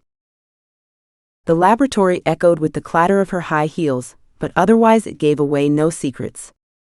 The chrome benches were clean, the samples tidied away, and the Nelson had been wiped out. Are you sure someone was here? Said Amanda. Positive. I left a match jammed in the door and it was inside. But what were they looking for? I don't know. It's what they found that matters. Amanda dropped her cigarette on the floor and bent down to pick it up. What appeared to be a small, flat muslin bag poked out from underneath the dustbin. What's this? She said, tugging it out. It was a tea bag. Rhett went rigid as he recognized it. That's one of Sam's. She must have been here. But how did she get in? Have you been sharing pillow talk with her? I'll kill you, said Amanda, seizing his shirt front. Rhett shook himself free. With her? Are you mad? I wouldn't be seen dead. No, wait. He held his head in his hands. Shit, I know. I told her my birthday was on St. Patrick's Day. She must have remembered. For fuck's sake. You moron. What are we going to do now? Now hold on a minute. There was nothing in here that told her anything she didn't know already. But she was looking. She's on to us. Rhett sighed. I guess she is. We only have to hold out a couple of weeks. Go up to Cerro Calvo with her, and make sure she doesn't come back. Hang on. I'm not on board for murder. I won't do it. Do you want to be a millionaire, or not? I'm sure you can make it look like an accident. Rhett stared at her. Boy, you're some piece of work. I wouldn't like to cross you. And you won't. Deal with this one last obstacle while I get us our money. Trust me. What choice did he have? He had committed fraud and would go to prison anyway if they were caught. Sam was collateral damage. No one would miss her, and by the time they did, it would be too late. Javier would do anything for money. Rhett had been subdued on the journey to Arboleda. At first, Sam reveled in the absence of his usual rude and ironic commentary on the vagaries of life. After a while, she realized to her annoyance that she missed his stream of consciousness that always broke up the trip and distracted her from the massive cliffs along the road of death. He would not look her in the eye either. Were they going to fire her? That would be ironic, considering what she was planning to do. Time was closing in on all sides. She had to get the samples out of camp and on their way with Rhett to Calderon. The E. coli cafe menu offered pig trotter soup and tripe with rice for lunch, so they opted to eat a cheese roll and a packet of crisps at the halfway house instead. Pepe put their luggage on mules, and they started up the hill. Rhett walked in front of them and did not chat to her, so she put one foot in front of the other and thought about Giannis and how his laugh made her feel. Her hurt over the Fergus debacle had totally vanished the minute he took her in his arms. When they got to the shack at halfway, Sam ordered them each a cheese and ham roll and some plain crisps. She leaned over the counter and whispered to the owner. "Where's my friend?" "He retired." "He what?" "Retired. Went home to his mother. She's not well." "Oh." Sam found it hard to believe. It felt like the project was falling apart before her eyes. Her sense of urgency increased. She ate her sandwich and crisps with no pleasure. The bread was stale and the cheese like rubber. Señor Morte had retired and I feel bad? What was going on? When they arrived at the camp, Rhett shook Javier's hand and immediately disappeared into the workers' accommodation with him. Sam got the message and went to her room, where she found a beautiful orchid in a pot on the desk. She didn't have to ask who it was from. When she came down to dinner, the atmosphere reeked of plotting. Javier glanced at her with scorn and went back to eating his food. Rhett smoked in the corner, showing no interest in food. The smell that met her descent told her that Selma had also cooked tripe. They must have slaughtered a cow in Arboleda. Holding her breath so she didn't breathe in the tripe fumes, Sam requested 2 fried eggs with rice. "Can I eat in my room, please? I really can't stand the smell of tripe." "Of course." Selma hesitated. "Did you fight with Señor Rhett?" "Not that I know of." "Maybe he's jealous of your boyfriend." Sam guffawed. "Now that I very much doubt." Selma sniffed. "You're an attractive young woman. Señor Rhett has no taste."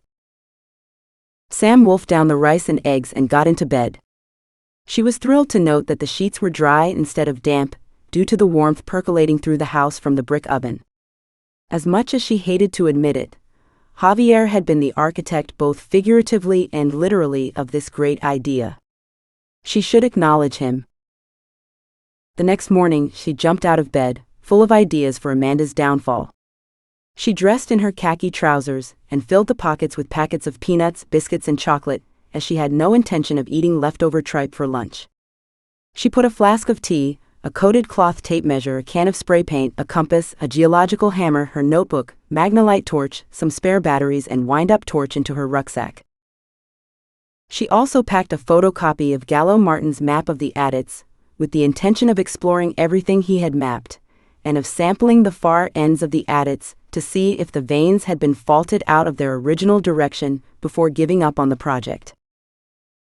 Sam still harbored the faint hope that the geology would yield up a surprise, and a genuine deposit lurked under the high-grade veins waiting to be drilled. It was not in her nature to destroy things, no matter the provocation she suffered. Amanda might not be all bad, just showing off to get her father's attention, and she had seen how Gloria had battled the same way. Buoyed by her faith that it would all turn out right in the end, she bounced down the stairs for breakfast. Rhett grunted in reply to her cheery greeting. Amanda must have been pissing him off again. He almost never let it get him down. She left him to his mood and had a hearty breakfast of porridge followed by scrambled eggs on toast. She didn't believe all the propaganda about eating only one egg a week. The chickens had probably invented that rumor so they wouldn't have to lay so many eggs. Chapter 24. Kennedy and Marlin waited for her at the core shed. They had laid out the boxes from the latest drilling for her to see before they cut the cores in quarters. Sam dutifully reviewed the meters of barren rock with them, nodding sagely and pretending there was some point sending them for sample analysis. The geologists were not at fault. Since the results of the last holes had come back positive, they were only following the apparent trail left by the gold. They had no idea the samples had been salted. Sam herself had told them that mineralization was not always obvious. She walked down to the stream and panned some of the sediment, revealing flakes of gold in the bottom of her pan. These she wrapped in a piece of tissue paper and put in her pocket. She intended to mix it in with one of the samples from the faulted zone in the granite where the rock was crumbly, and no one would spot the gold. Napoleon waited for her outside the mine. He was sitting on an upturned ore cart, his skin gray and mottled. She could hear his rasping breath as she crossed to the adit. Her stomach clenched with horror at the sound. It had got a lot worse. Javier emerged from the adit. He tried to hurry past, but Sam stopped him. "I wanted to tell you how much I appreciated you getting the bread oven finished. My bedroom is dry now. It's made such a difference," she said. Javier had a trapped look on his face, but Sam persevered. "Life in camp would be miserable without you and Selma to look after us." He muttered his thanks and tried to leave. "Where's Gallo?" said Sam. "He had to go home. His child is ill. He'll be back tomorrow." "Oh, okay. Well, we'll carry on then. Thank you." Javier couldn't get away fast enough. Sam scratched her head. "Let's go then," she said. Napoleon nodded and followed her into the adit. They walked to the end of the ore cart railway where they stopped, ostensibly for Sam to get something out of her rucksack, but really so Napoleon could catch his breath. A thought flew through Sam's consciousness. "Does Gallo have children?" said Sam. "No, his wife lost her uterus." "I didn't think so." Then the lights went out, and they were left in the damp blackness of the tunnel. "What the hell?" said Sam. A drop of freezing water hit the back of her neck, making her gasp in shock. The sound reverberated in the pitch black of the tunnel. "¿Qué pasa?" A frightened voice in the dark. "Nothing. Some cold water fell on me and gave me a fright." They had remained frozen in position, waiting for the lights to come back on. After a couple of minutes, Sam reached out towards her rucksack, which she had dropped in fright. Suddenly there was a huge boom followed by several others, in quick succession. They were muffled by distance, but this didn't make them any less terrifying. Napoleon whimpered ahead of her, in the tunnel. Sam shrank instinctively, waiting to be crushed by falling rocks, but none came. The explosion stopped and eerie silence reigned. "Are you okay?" said Sam. A grunt of assent came from her colleague. "Morons," said Sam. "They could have killed us. Who could be setting charges so close to our adit? They must have tunneled through the mountain. Or maybe they didn't. I'm pretty sure the sound came from further down the tunnel towards the entrance." More grunts. Having established they were alive, Sam took charge. She found her torch in the rucksack and shone it in his face, and he threw his hand up to protect his eyes. Sorry? She lowered the torch. Okay, sit here and don't move. I'm going back out to get the light switched on again. Sam found her rucksack and took out the wind-up torch, which she handed to Napoleon. He sat on a protruding rock shelf, wheezing with fright. I'll be back, she said. Don't move. As she started off down the adit, the illumination from the torch bounced off the walls, creating shadows that confused her. The sound of her boots, splashing in the water on the floor of the tunnel, contrasted with the suffocating silence that had settled over it. Her heart battered against her rib cage as she inched her way towards the exit. She should have been close to the opening, but no light pierced the darkness. A horrible feeling crept up her spine as she neared the entrance, and the torchlight bounced off dust particles in the air. A few of them caught in her throat, making her choke. She shone her torch into the void where a black cloud of dust circled in the air. The explosion must have been close to dislodged particles in the adit. The answer hovered in her brain, but she refused to countenance the scenario that suggested itself. Come on. That only happens in movies. She waited for the dust to settle, trying to stay calm, and then lifted her torch again. The light bounced off a wall of rock which had blocked the tunnel up ahead. She stumbled forward, almost falling face first as her boot connected with the debris littering the tunnel floor. What on earth had happened? Had there been a cave-in? The adit had been sealed shut so that no chink of light appeared from the outside. Sam approached the rock wall with caution and tried to reach the roof of the adit by standing on some fallen rock. The light cable had been wrenched off its ties and hung useless in the adit. She searched for the other half of the wire, hoping to reconnect it, but it was a thankless task that only covered her in dust. Hello, she shouted. Can you hear me? We're in here. The only sound was the dripping of water and her own labored breathing. Then she remembered Napoleon. He would be frantic with worry. She started back into the mine, stumbling in her haste and cutting her knee on a rock in the filthy water on the floor of the adit. Swearing, she got to her feet and walked back to where she had left him. He had slumped onto the floor, his lungs rattled as he fought for breath. Sam pulled him into a sitting position. Mine water had saturated his clothing, and he shivered violently. What happened? He said. You were gone a long time. There's been a cave-in. We're going to have to wait a while until they can rescue us. A cave-in? Napoleon's eyes widened. He grasped at Sam's shirt. Am I going to die in here? Of course not. They'll dig us out. It may take a while, but we have supplies. It's going to be okay. Napoleon reached into his pocket and pulled out a string of beads. A crucifix caught the light as it spun on a swivel fixed to the rosary. He started to mumble prayers and passed the beads through his fingers. The shivering had diminished but not stopped. Give me your shirt, said Sam. My shirt? No, I'm freezing. I'm going to give you mine. It's dry at least. No, I can't do that. Come on, I've always wanted that shirt. A dry cackle followed by a racking cough. It's my favorite. I love tartan like a lumberjack, he said. He couldn't have looked less like one in his pitiful state. Very macho. Hand it over. Napoleon unbuttoned his shirt, his thin fingers slipping on the buttons. He leaned forward and Sam pulled it off his back. Wait here, she said, and no peeping.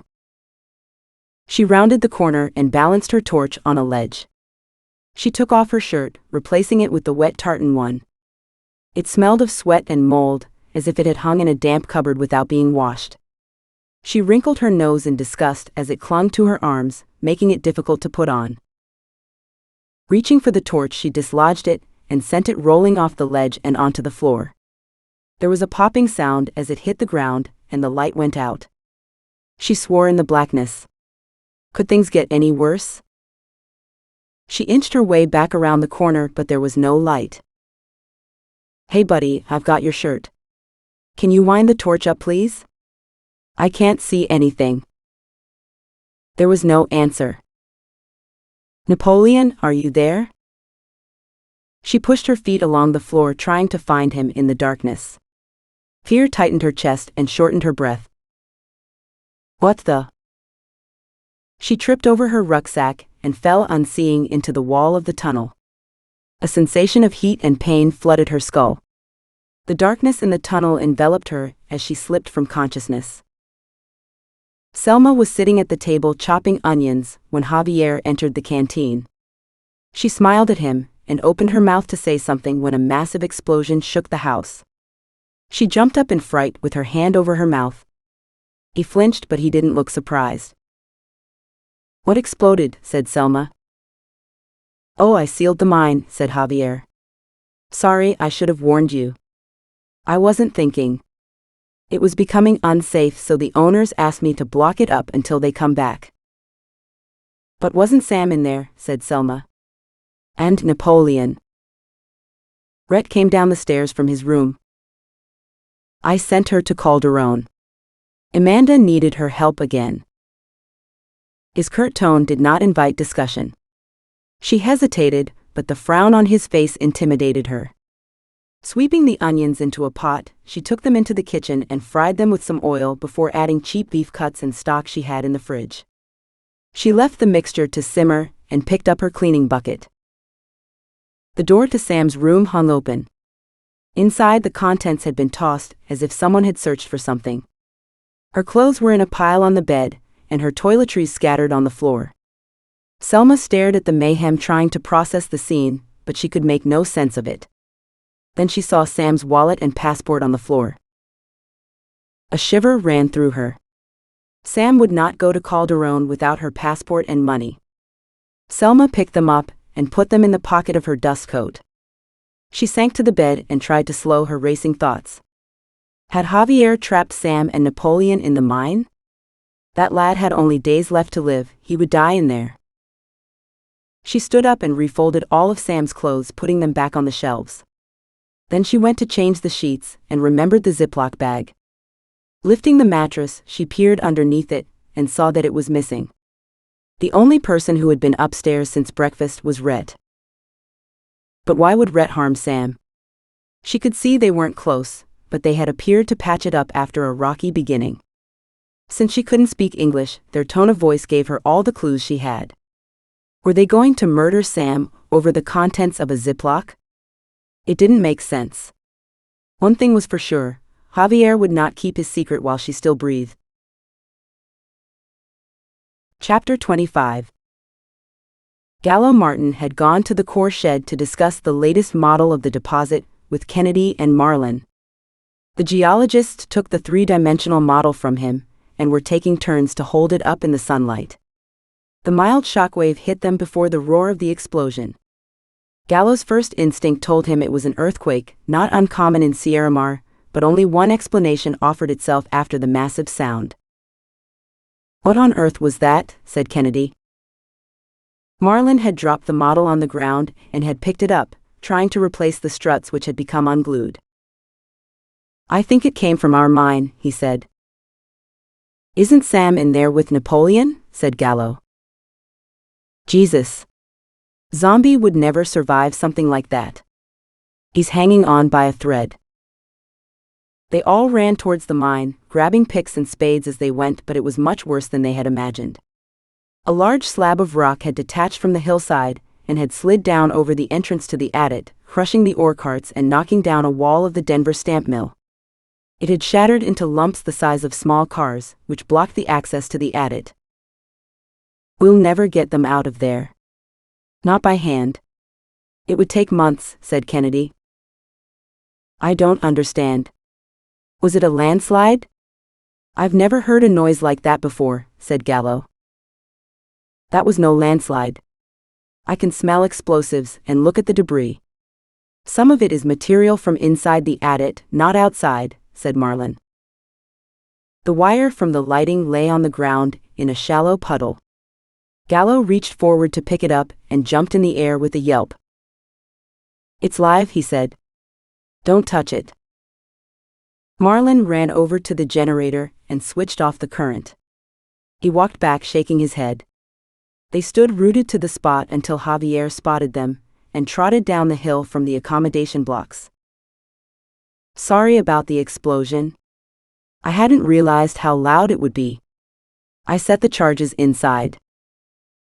You gave us a fright, said Kennedy. Where's Sam? Said Gallo. I was supposed to meet her in the mine with Napoleon. She had to go back to Calderon. She didn't tell me that. Who knows what the hurry was?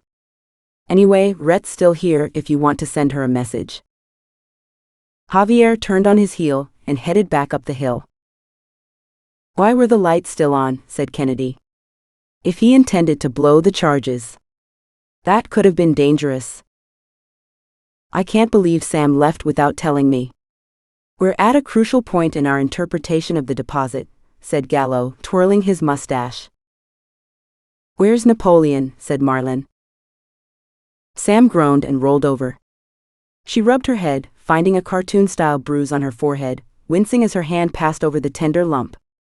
She removed her other arm from underneath her and pushed herself up onto her haunches. A wave of nausea hit her, and she almost fell over again. The urge to vomit swelled and then passed as she took in a deep breath and let it out again. She blinked several times, but she could not see anything. Panic-stricken, she rubbed her eyes hard. Why was she blind? Then she remembered the explosion and the lights going out. But what had happened after that? She must have fallen. She shivered. Her trousers had absorbed the freezing water from the floor, and they stuck to her legs, wet and cold.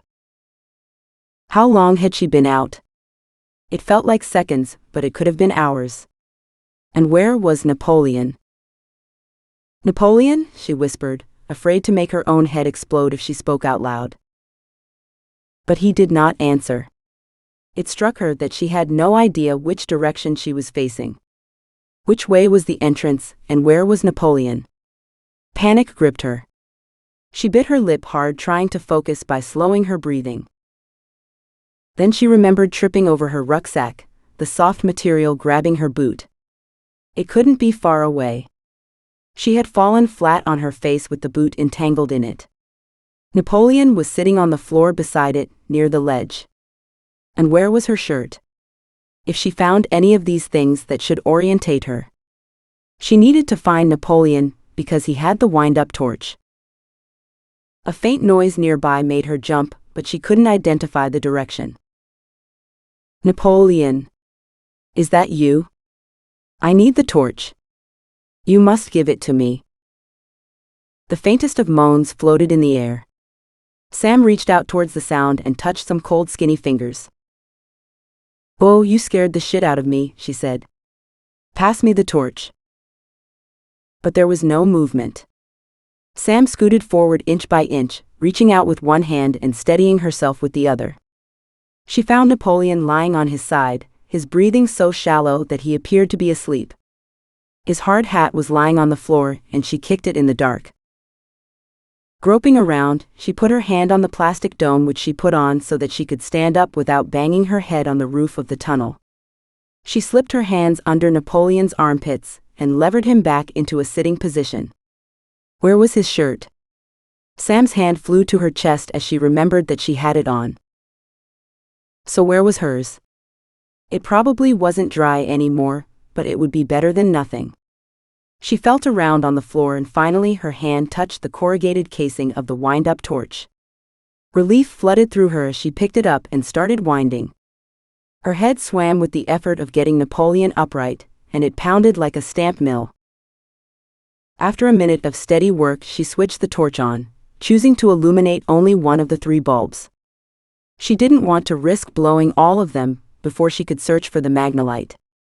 Leaving Napoleon leaning against the wall of the tunnel, she made her way back around the corner where she had taken off her shirt. She had trouble finding it due to the matte black casing on the uneven black floor. Just when frustration threatened to get the better of her, it turned up, wedged between 2 ruts in the ground. To her relief, the bulb had blown, but the front lens had not shattered. There was a spare bulb in the screw-top lid which held in the batteries, which she removed and inserted into the socket, flooding the attic with light. Making her way back to where Napoleon sat, she joined him on the ground and wrapped his arm around her neck. "Come on, buddy. You'll never get dry down here. We have to go further into the workings and find a dry spot. Can you walk?" Napoleon mumbled something she could not distinguish, but he tensed himself for the effort of standing. He staggered to his feet, his chest rasping. She clasped him around his ribs and slowly walked him up the adit to a wide place in the tunnel that had been used for ore carts to pass each other. There was a wooden platform raised off the ground, which had once held a tool station. It had been set up in a space hollowed into a solid piece of metamorphosed sandstone. There were 2 steps up to the platform, and Sam had to carry Napoleon on her hip to get him up them.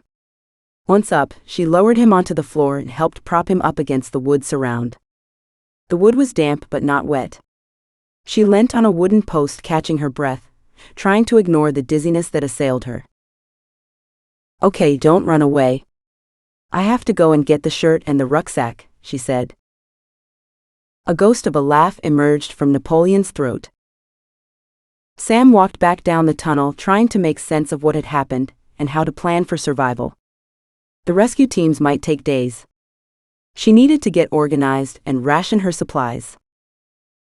She patted the pockets of her khaki trousers and heaved a sigh of relief as she identified the packets of nuts and raisins, the bar of chocolate, and the cheese roll she had made at breakfast. If she could find the rucksack, she also had a flask of tea and some bananas. Napoleon didn't eat much, but he would have something in his satchel. They weren't going to die of thirst with water pouring out of every crevice. Sam made her way back to the place she had left the rucksack. It sat on a raised piece of ground, relatively dry and all of its contents intact. Her shirt hung on the rock face where it had flown when she tripped over the rucksack. She swung it over her shoulder and went back to the platform. Napoleon had managed to stay upright this time, so she put her shirt on him. The warmth of the almost dry shirt had an immediate effect. His eyes, which had seemed to be glued shut, flickered open. He smiled at her, making her heart break. "Brett," he said. "No, I don't think so," she said. It was a landslide. But why had the lights gone off before it, and why had there been an explosion? She shut her eyes and tried to focus as the awful realization began to crystallize in her head. Someone had sealed off the tunnel with them inside. Brett's odd demeanor suddenly made sense. Somehow, they had found out about her midnight trip to the laboratory. They wanted to prevent her spilling the beans before they got the investment. But they wouldn't leave them in there to die? Even as the thought crossed her mind, the reality became apparent. It could take them weeks to dig through the rock. They might starve to death before then. Brett and Amanda might want her dead, but she had allies. The geologists and Gallo Martin would look for her, wouldn't they? Napoleon tried to say something, but only gurgling escaped from his throat. Sam slid down the surround and sat beside him. "Are you hungry?" she said. "I've a selection of snacks." He shook his head. "Sleep." He pushed his satchel under his head and curled up in a ball on the platform, wheezing like a pair of ancient bellows. Sam was torn between making him eat and drink from their limited supplies, and the knowledge that he would die anyway.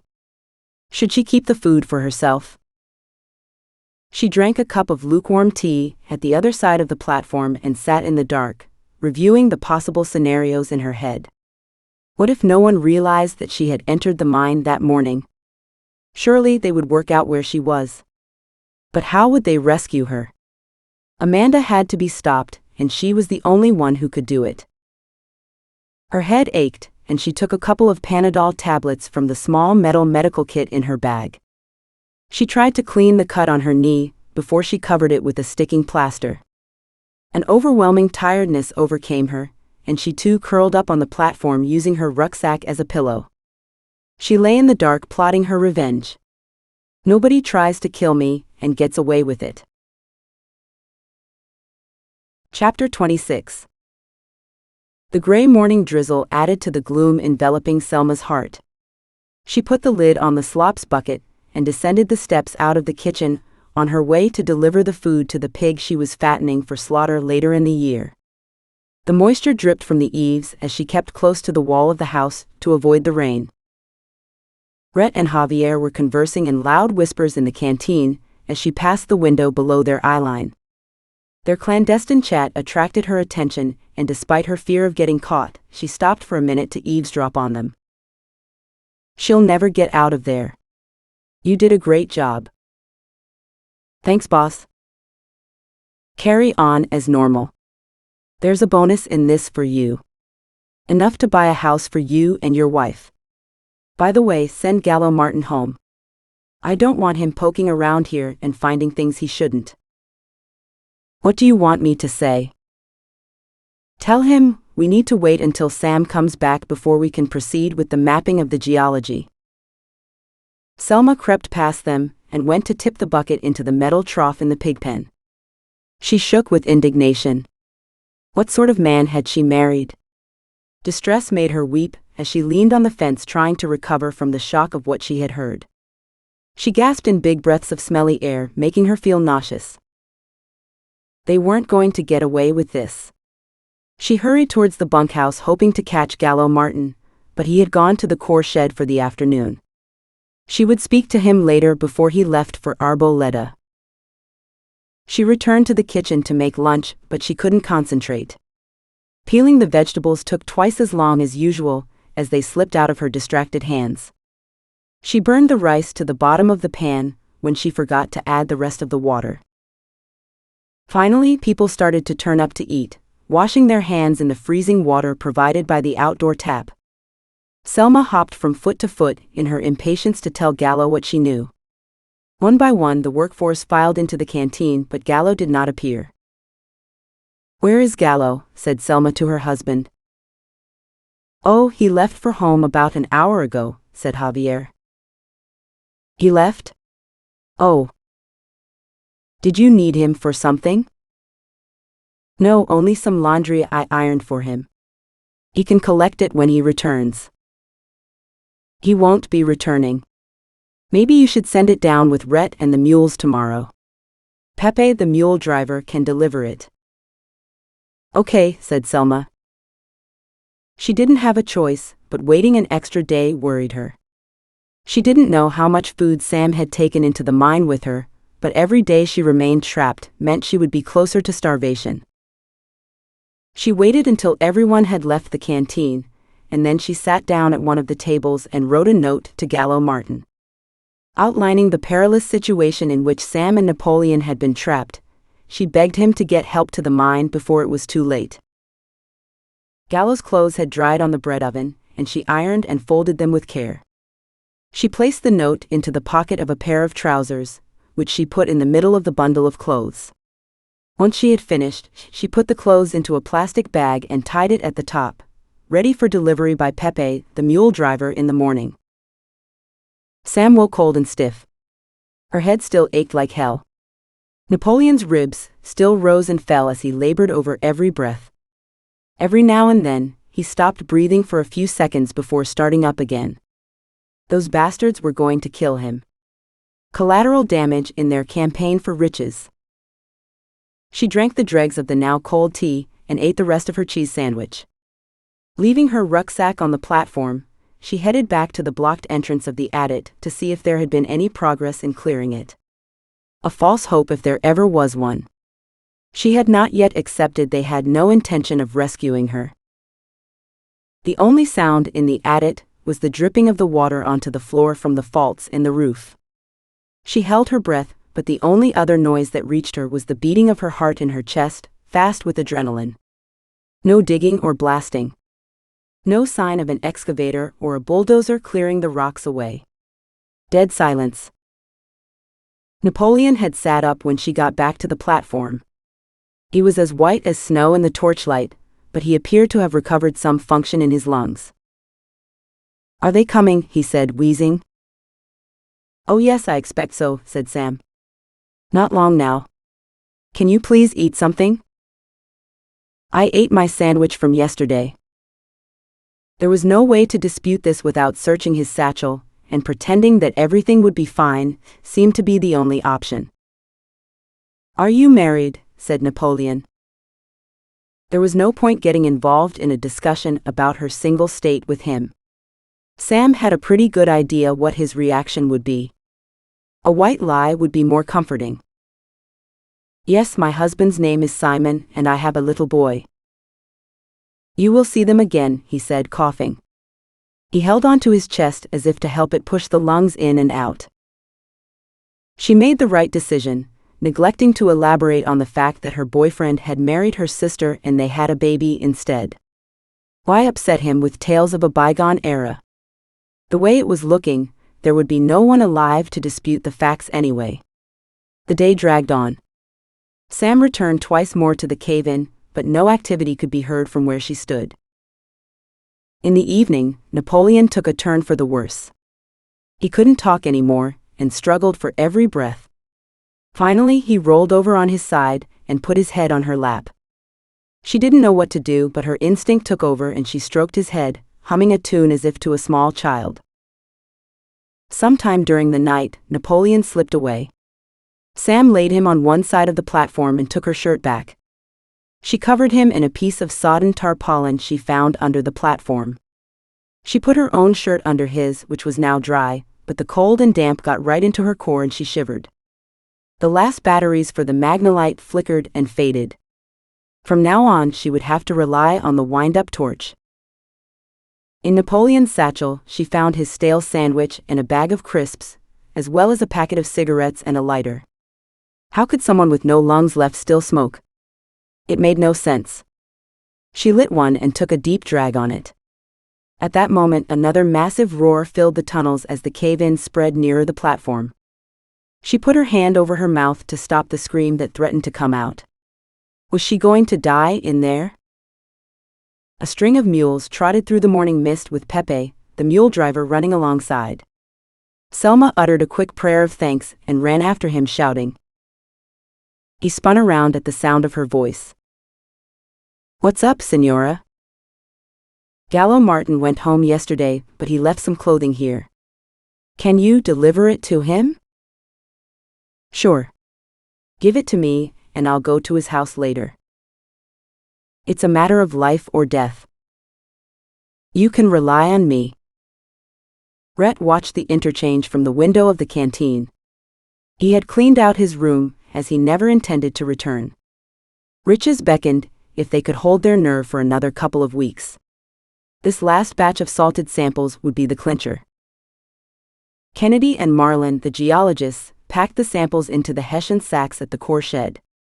They followed the protocol established by Sam for quality control. "It's odd that she left without saying anything," said Kennedy. "Were you expecting a kiss?" said Marlin, who got a punch on his upper arm in reply. "But seriously, don't you think it's weird? Who knows how gringos behave?" They loaded up the mules and sent them back past the bunkhouses. Rhett, who waited at the canteen, bid farewell to Javier and the team, and started off down the hill with Pepe and the mule train. They passed the halfway house without going in. When they got to Arboleda, Rhett offered to take the parcel of clothes to Gallo Martin, while Pepe unloaded the mules and gave them something to drink. Pepe didn't hesitate and handed over the package, pointing out Gallo Martin's house off the main street. Rhett set out with the clothes under his arm. As soon as he was out of sight, he ripped open the plastic bag and shook the clothes out one by one. Just when he was about to give up, a piece of paper fluttered to the ground from a pocket in some trousers. Rhett put the clothes back into the torn plastic bag and dropped it in the road. He flattened out the note on a fence post and read it with rising panic. Thank goodness Gallo would never receive the note. That could have scuppered all our plans. He knocked on the door, and a small plump woman appeared and greeted him in Spanish. She had a funny accent that Rhett did not understand, and shook his head. He thrust the package into her hands, nodded his head at her, and left. She was not fazed by the rude gringo, as her husband had told her all about Amanda Ballard. She opened the package, and tutted when she noticed that there was mud on the clothes, and they had not been folded properly. She went back indoors and took the clothes out, separating out the muddy ones for washing. By the time Gallo Martin got home, they were all ironed and back in his closet. "That rude gringo came here today," she said to her husband. "What did he want?"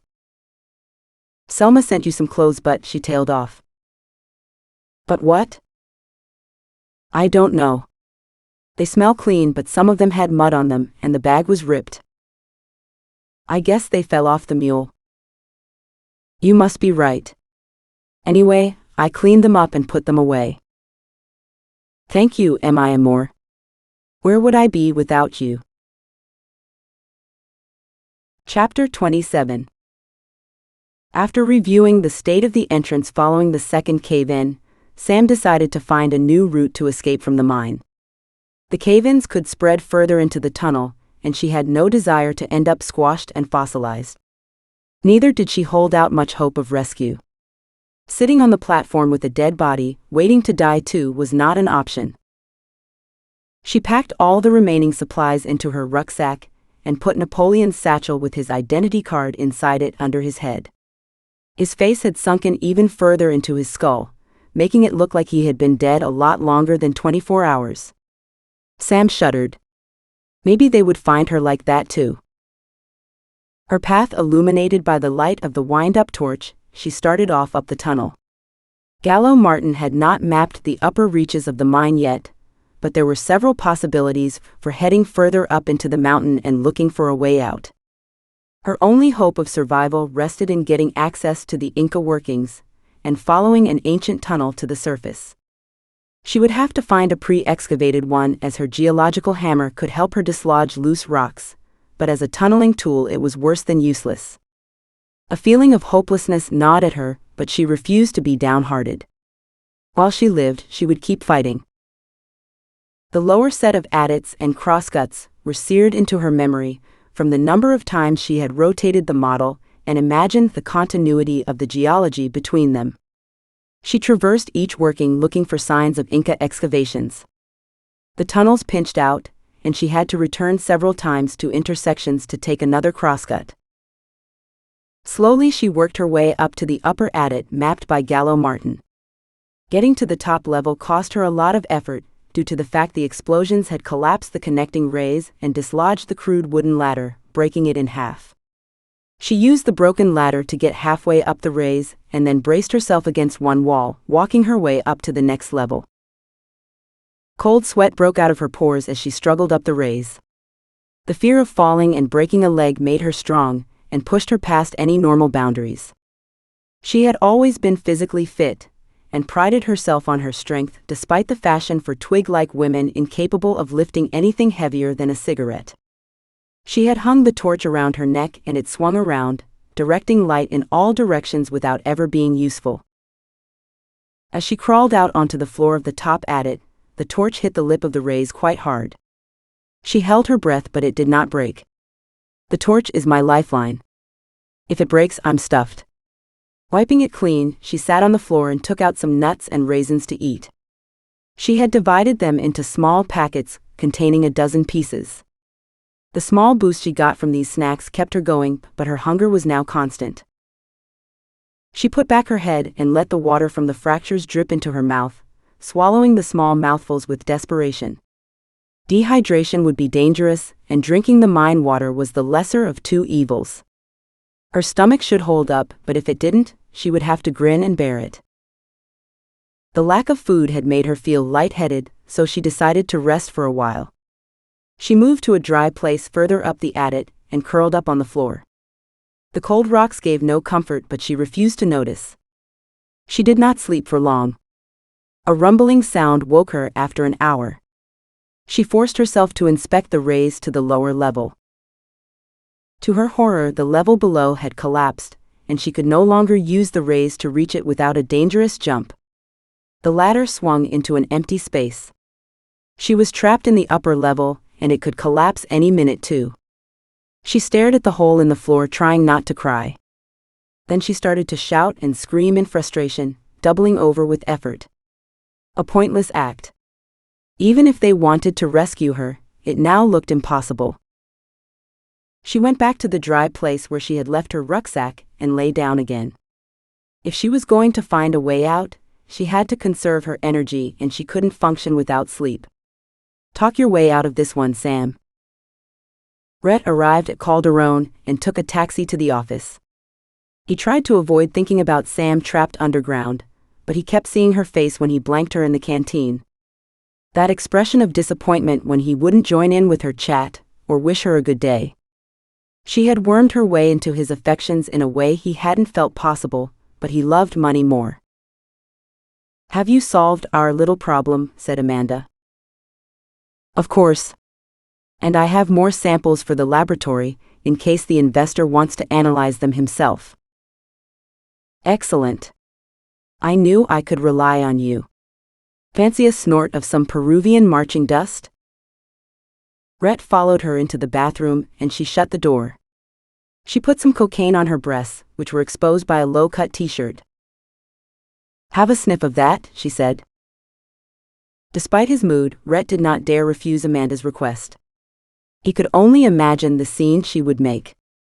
He winked at her and lowered his head to her breasts, blocking one nostril and sniffing hard with the other. The drug shot into his bloodstream and made him feel like Superman. With Amanda's encouragement, he started to undress her, hoping that the coke would replace his desire when the time came. Chapter 28. Alfredo looked up from his studies to see Gloria standing in the doorway staring at him, with a soft smile on her face.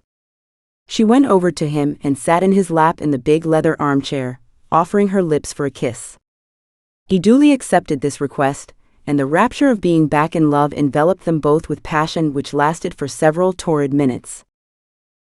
Finally, Gloria pulled away and pushed his hair out of his eyes. "How's the work going, darling?" said Gloria.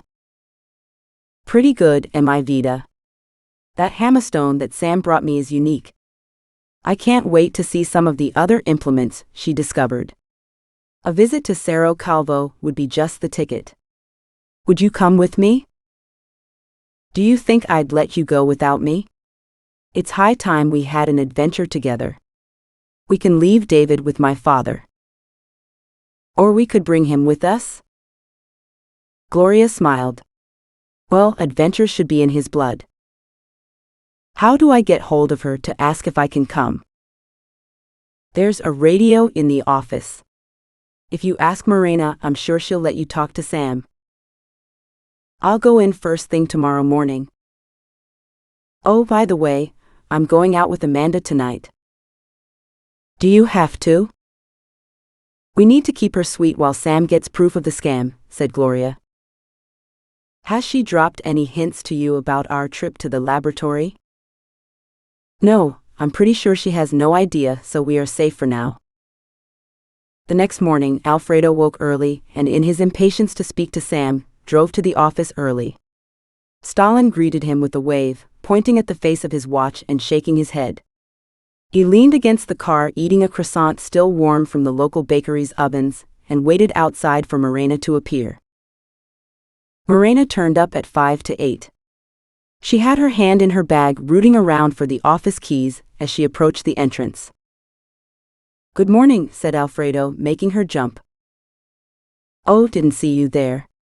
You're Gloria's husband, Alfredo, aren't you?" she said. "I've heard a lot about you."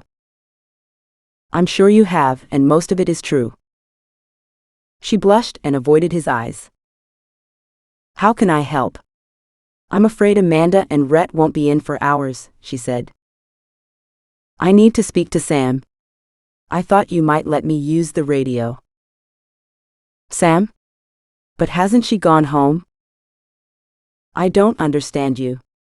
She's not with us, or I wouldn't be trying to contact her." "No, I meant home to England. Mr. Rhett told me." Alfredo's eyes bulged and he stiffened, grabbing her arm. "Can you let me talk to Camp, please?" "Oh, I don't think." Morena pulled away and tried to enter the building. Stalin stood up with his hand on his gun. "Please, Morena, you must listen. Sam never came home. We weren't expecting her for another 2 weeks. All her things are still in our house. I think Rhett said something about a family emergency." Sam would never have left without telling us. There's something wrong here. Please help me. Morena looked all around as if for an excuse to get away. Amanda will kill me, she said. What if Sam is in danger? Do you want to be responsible if something happens to her? No, of course not. Please. Morena led the way into her office. There was a recent fax lying on the floor where it had fallen out of the machine. She picked it up and read it. Amanda's going to be thrilled, she said. The investor has faxed her to say he's sending an agreement by courier. How long will that take to arrive? A couple of days or so. It depends. He had to get Sam back to Calderon before they signed that contract, or it would all be in vain. How would he tell her that, without Morena guessing? He would have to think of something quickly. Morena pulled up a chair at the desk that held the radio and switched it on. Alfredo stood behind her, his feeling of foreboding increasing with every passing minute. Morena picked up the handset. Hello, Cerro Calvo, are you receiving me? Over. She tried again. Cerro Calvo, good morning.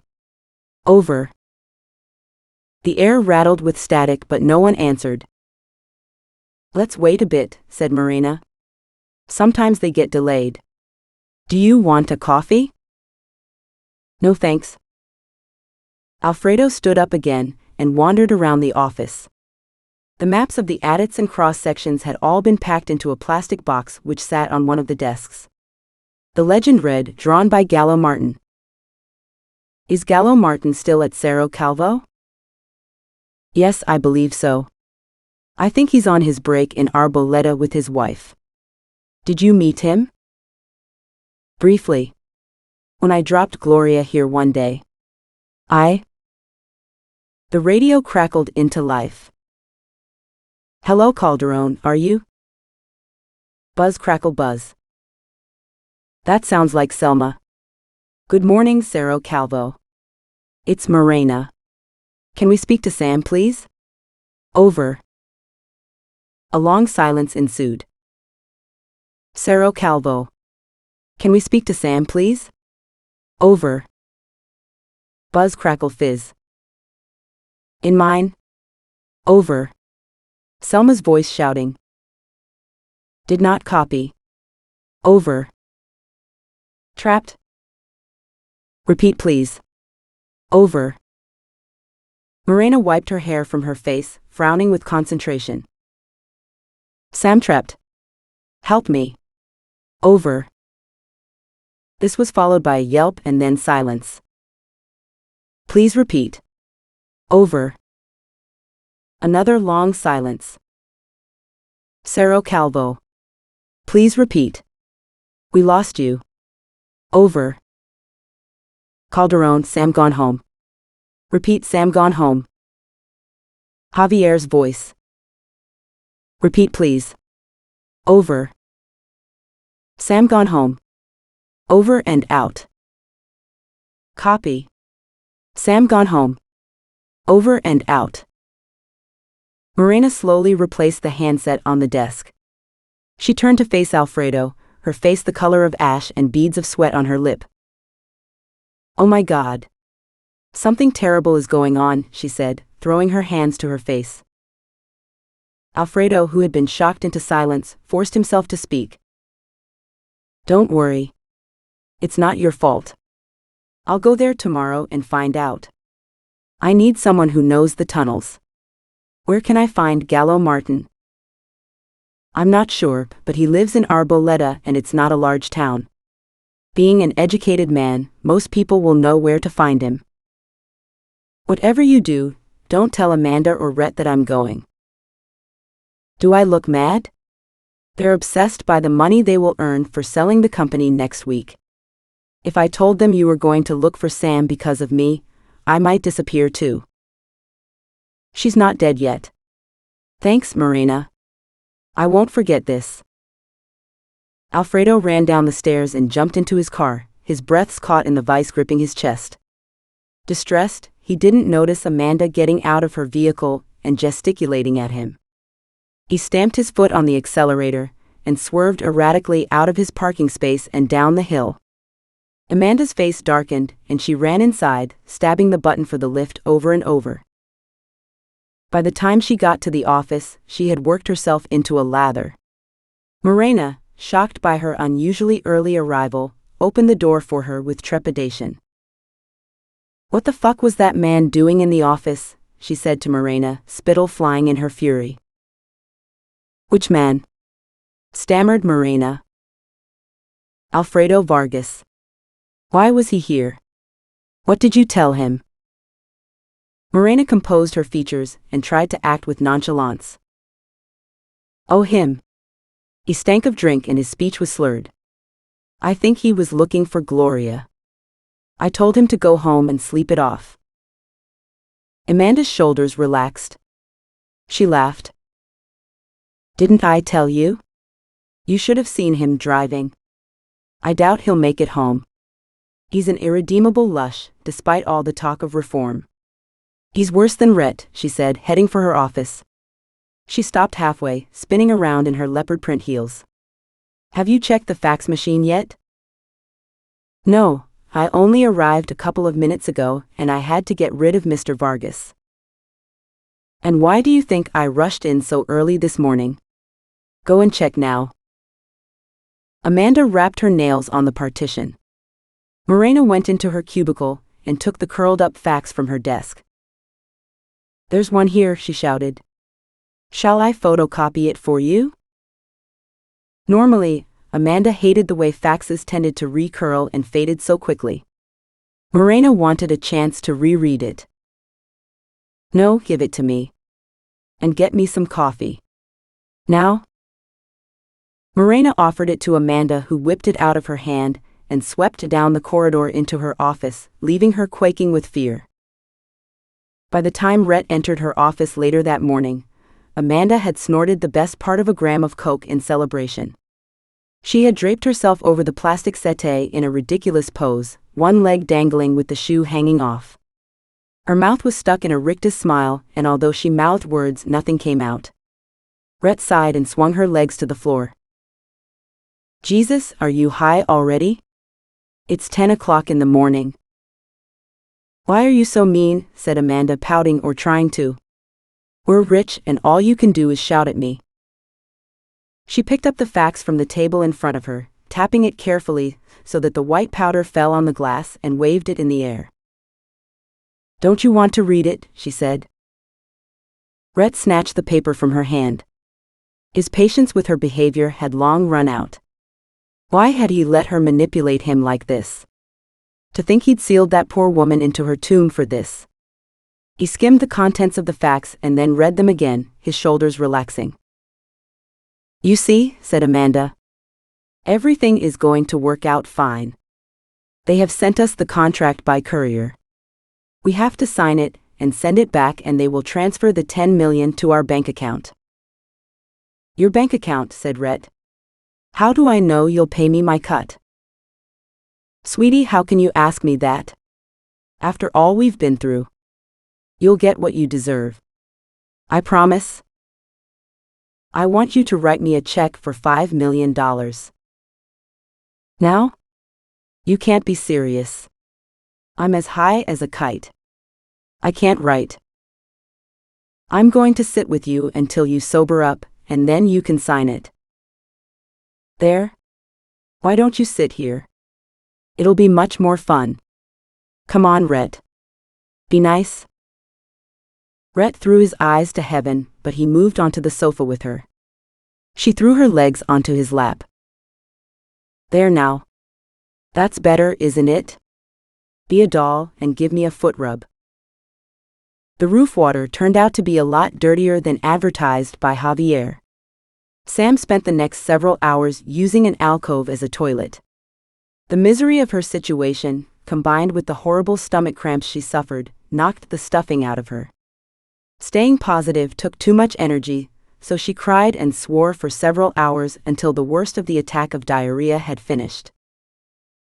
She swallowed an antispasmodic pill with more of the foul water, and sat hugging her knees to her chest. The only consolation came in her total lack of appetite, but she sucked some mints to try and calm her stomach. Eventually she curled up and fell asleep. She dreamt that she was trapped underground, a nightmare that had lost its sting. Gloria's bottom lip quivered in protest. She tried to speak but nothing came out. Alfredo pulled her close and held her as she wept. But how could they do this to Sam? She could die in there, she said. Money. I guess. We were going to stop them swindling investors out of $10 million. We should go to Arboleda tomorrow. Alfredo held Gloria by the shoulders and looked into her eyes. I'm sorry, but I can't let you come. I need you to look after David and keep an eye on Rhett and Amanda. Gloria shook his hands off and put her hands on her hips. What? You can't leave me here. I won't stay. You must. One of us has to watch them, and Amanda trusts you. Please? You can't go alone. I won't let you. I won't be alone. I'll find Gallo Martin and he can guide me through the tunnels. We'll get our girl back. I owe her, remember? Gloria sniffed and took a cigarette out of her packet, a sure sign that she had capitulated. Alfredo smiled. But how can I help? I owe her too. There's something you can do right now. Can you ring your father, please? I'll need a ticket on tomorrow morning's flight. Chapter 29. Sam looked at her watch. It was 9:32, but whether night or day she couldn't tell. She had lost track of time, unsure how long she had been trapped. Her supplies had almost run out. She had half a bar of chocolate and an overripe banana left. Chocolate was a laxative, which wasn't a good idea in her state, so she ate the banana instead. She wound the torch with vigor and started down the adit, searching with care in every nook and cranny for a way out. She examined the rays again, but the drop was about 4 meters, and she worried that a broken ankle might kill her quicker than starvation. There must be a way out. The Incas had created a rabbit warren of tunnels in the hillside, and the modern artisanal miners had used them as a template for their own workings, which often followed the same veins. If only she could find a way into the Inca tunnels, she might be saved. Just when there seemed to be no hope of an exit, she spotted a small opening near the roof of the tunnel at the far end. She tried to shine her torch into it, but could not see further than a few meters along it. The aperture measured less than a meter in diameter. If she entered it, she would be unable to turn back and might get stuck. But if she stayed here, she would die anyway. There was no choice but to try it. The first hurdle almost defeated her: how to reach the hole in the first place. It was about 2 meters above floor level. She tried to jump up and grab the lip to pull herself up, but succeeded only in cutting her palm on the sharp chips of rock and falling onto her back in the freezing water on the floor of the tunnel. There were no hand or footholds and no large rocks to pile up against the wall. Flummoxed, she almost gave up, but then she remembered. The lower half of the ladder was still attached to the rays. If she could dislodge it and pull it out, there was a chance she could use it to get up to the hole in the roof. She looped her torch around her wrist and headed for the rays. She shone the torch down the hole. The ladder hung precariously from a bracket about half a meter down the rays. If she loosened the bracket, it might fall to the bottom from where she could not retrieve it. If only I had a rope. She looked up and down the tunnel for a piece of rope or material to tear into strips, rewinding the torch with tired hands as she kept it at full beam, but she couldn't find anything usable. In desperation, she reviewed the contents of her rucksack and found the 30-meter cloth-covered tape in the bottom. She laughed out loud. The solution had been in her bag all the time. She took out the tape and started to spool out lengths of tape, which she then doubled and quadrupled for good measure. Knotting at both ends, she returned to the rays. She lay on her stomach in the dirt and reached out with both arms to loop the tape around the top rung of the ladder, pulling it through and tying it in a knot. It took several tries because her fingers were so cold. She wrapped the ends of the tape around her waist and secured it with a double knot. Then she inserted her hammer under the bracket and tried to lever it off the wall of the raise. It was difficult to get any traction, but finally the bracket started to loosen. Bit by bit the nails emerged from the rock and finally the ladder dropped off the wall, jerking the tape around Sam's waist but staying anchored there. She pulled the tape up end over end and grabbed the top of the ladder. Then she staggered to her feet, pulling it out of the raise until it lay on the floor of the tunnel. Exhausted by the effort and weak from lack of food, she sat for a minute recovering her strength and winding in the tape. Then she slipped the hammer into her belt and carried the ladder and the tape to the far end of the tunnel, where she put the tape back into her rucksack. The torch needed winding again before she hung it from her wrist. Once the torch was at full power, she placed the ladder against the wall under the opening and jammed it into the ground. She mounted it with her rucksack in her hand, which she pushed into the opening ahead of her. The light from the torch illuminated a small winding tunnel, but there was no sign of an ending. She had to choose. Die here, or maybe die stuck in the tunnel. She had to try. Her claustrophobia made her stomach rise up into her rib cage, but produced only a dry retch. It's now or never. She pulled herself up into the tunnel, wiggling through the narrow entrance with relative ease. Inching forward, she pushed her rucksack in front of her. There was no way back. Alfredo arrived at Arboleda mid-morning, shaken by the drive along the road of death. His driver had taken at face value his passenger's offer of double payment for a fast ride, and they had only avoided death by narrow margins on the deadly corners. Alfredo paid him, and watched in disbelief as the taxi shot off to retake the same journey at what looked like the same perilous speed. As predicted by Marina, the first person he asked directed him straight to Gallo Martin's house, even accompanying him there to make sure he didn't get lost. The engineer is revered around here, she said. Not many people from Arboleda get a degree. Alfredo knocked on the door with trepidation. Would the man think he was mad? Gallo Martin opened it himself. Hello, can I help you? Wait a minute. Haven't I seen you before? Outside the Bonita mining office? It's possible. I'm a friend of Sam Harris.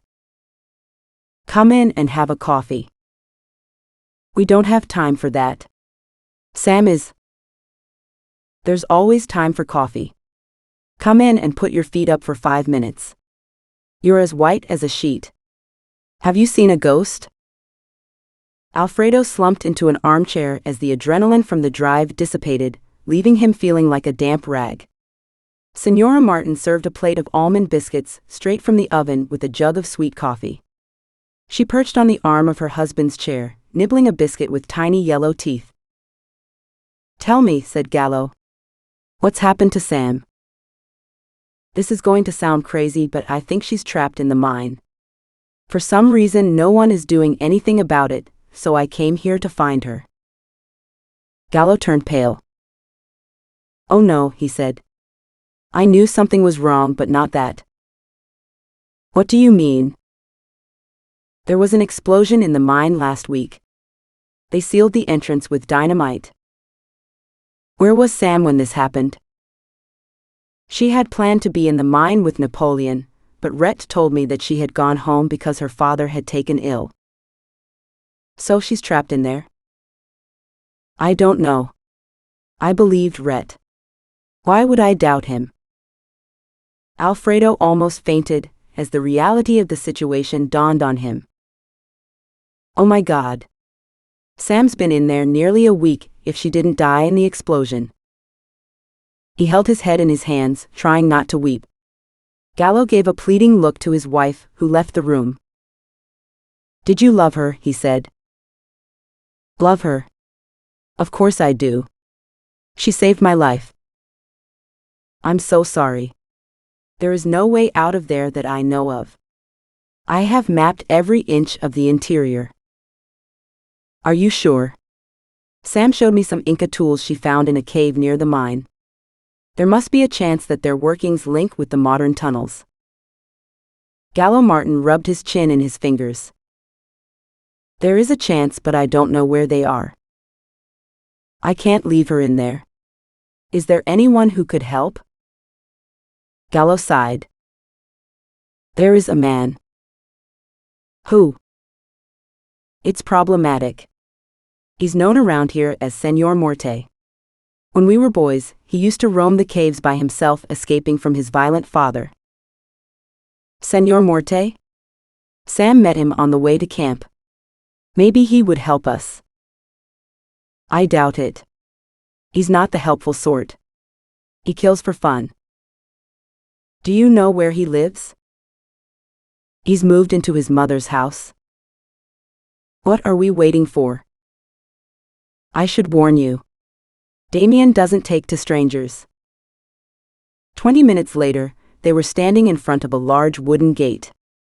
Gallo Martin knocked on it with a stone he found in the road. The indents in the wood suggested that it wasn't the first time someone had done it. They can't hear you knocking unless you use a stone, said Gallo by way of explanation. When we were small, no one ever went in. We were all terrified of Damien's father. He had a bullwhip on the porch. The door opened a crack. Damien Galarza stood in the gloom of the overgrown garden. A smell of dog feces wafted through the gap. Damien, it's Gallo Martin. Senor Morte drew his eyebrows together and peered at them through screwed-up eyes. Gallo? What the fuck? He threw the gate open. It creaked on its hinges and almost wrenched itself free of the post. And who's this clown? He said, pointing at Alfredo. My name is Alfredo Vargas. I'm a friend of Sam's. And how does that make you less of a clown? Said Damien, but he turned to walk towards the house. Shut the gate, he shouted. Once inside the musty sitting room, Alfredo noticed a collection of Inca artifacts of extraordinary beauty, dotted around on the otherwise empty surfaces of the shelves and cupboards lining the walls. No sign of any good china or ornaments. Perhaps Senor Muerte's violent father had smashed them all. What do you want? Said Damien. I don't like visitors. Especially over-educated Nancy boys from Calderon. Gallo coughed and shook his head at Alfredo.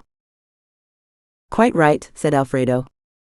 I can't abide them myself, but this is a matter of life or death. We think that Sam has been sealed into the mine at Cerro Calvo. A shadow passed over Damien's face, but his reaction did not betray any concern. So the stupid gringa bitch has got herself trapped? What's that got to do with me? Please, Damien, Sam may be dead or dying. We need your help to get into the Inca workings from above the mine. I've never been there. I can't help you. He stood up. I'll thank you to leave now. But? Get out. Now? Gallo and Alfredo shuffled towards the door. Alfredo looked around for something that might help them, and his eyes alighted on the Inca Hama stone that occupied pride of place over the fireplace. You've got one too, he said. Damien glared at him. I've got one what? He said. An Inca Hama stone. He paused. Did she give it to you? Damien did not answer. He pointed at the door, indicating that they should leave. She gave me one too, said Alfredo, ignoring the gesture. She must have really admired you to give it to you. Sam's pretty hard to win over at the best of times. Gallo grunted in agreement. Damien turned his back on them for a minute, as if gathering his thoughts. When he turned around, his eyes were glistening.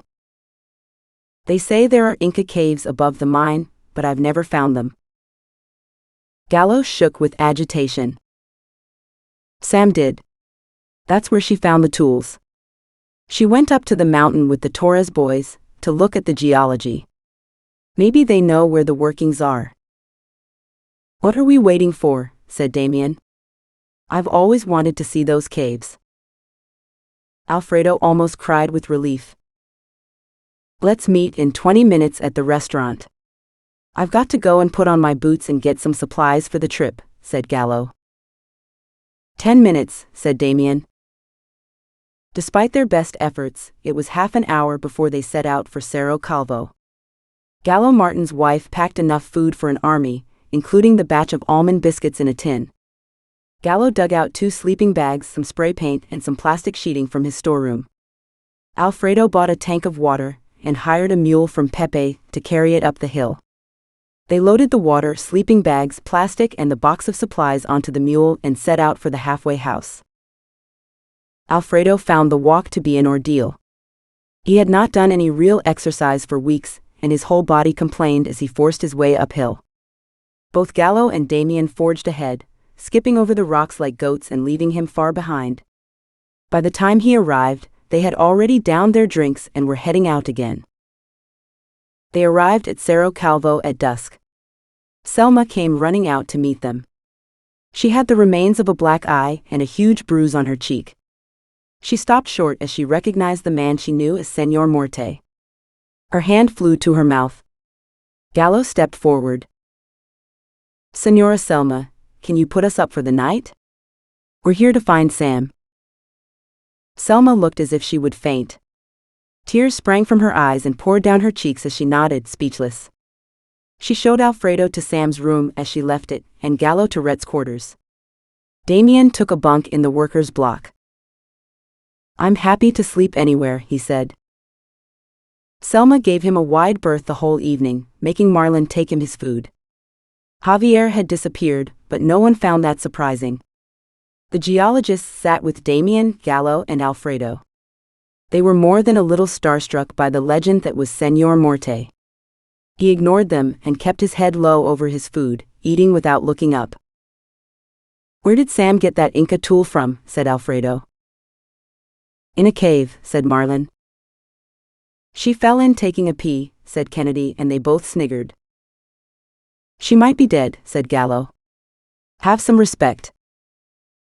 "Do you think she was inside when the mine was sealed?" said Marlon. Selma heard Rhett discussing it with Javier. Kennedy looked like he might cry. "Sam was kind to us," said Marlon. "Can you take us to the caves?" "Yes, we know where they are," said Kennedy. "Why do you want to go there?" "There may be a way down to the other levels from there," said Alfredo. "So we might find her alive," said Marlon. "It's our only chance," said Gallo. "We leave at dawn," said Damien. The next day, they set out in the cold mist of the early morning. The sun had not yet risen, and only their hot cup of sweet coffee gave them some heat. Selma had risen at 4 in the morning to make breakfast. She filled a flask with tea using a tea bag from Sam's room and gave it to Alfredo. "Thanks. She'll be desperate for a cup of tea," he said. "I'll be praying for you to find her," said Selma. They all knew that the chances of finding Sam alive were minuscule, but no one was brave enough to voice their doubts.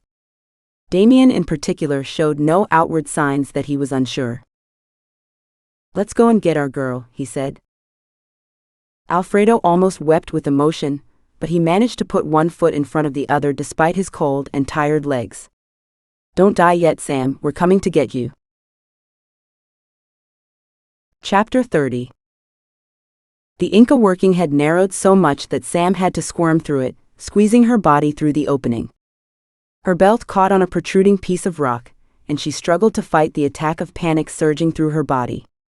The wind-up torch flickered and died, and she floated in a dark sea of claustrophobia, her heartbeat the only sound in the darkness.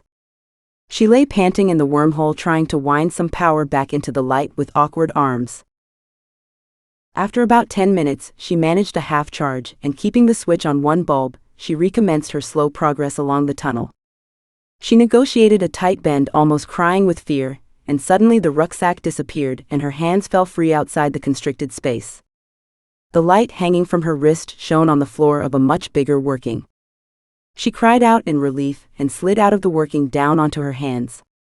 She landed in a crumpled heap at the bottom on top of her rucksack.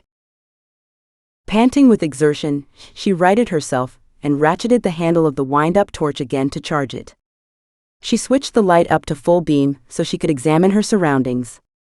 The cross-section of the atrium was lozenge-shaped, rising to a point high above the floor. The walls were pockmarked with workings leading off into the darkness. She took out her compass to orientate herself with regards to the hillside, as she had lost her bearings in the tunnels.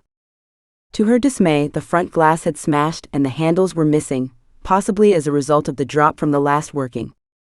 She took a deep breath to calm herself. It is not the end of the world. She would try the exits one by one, marking them with spray paint so she did not get lost or search them more than once.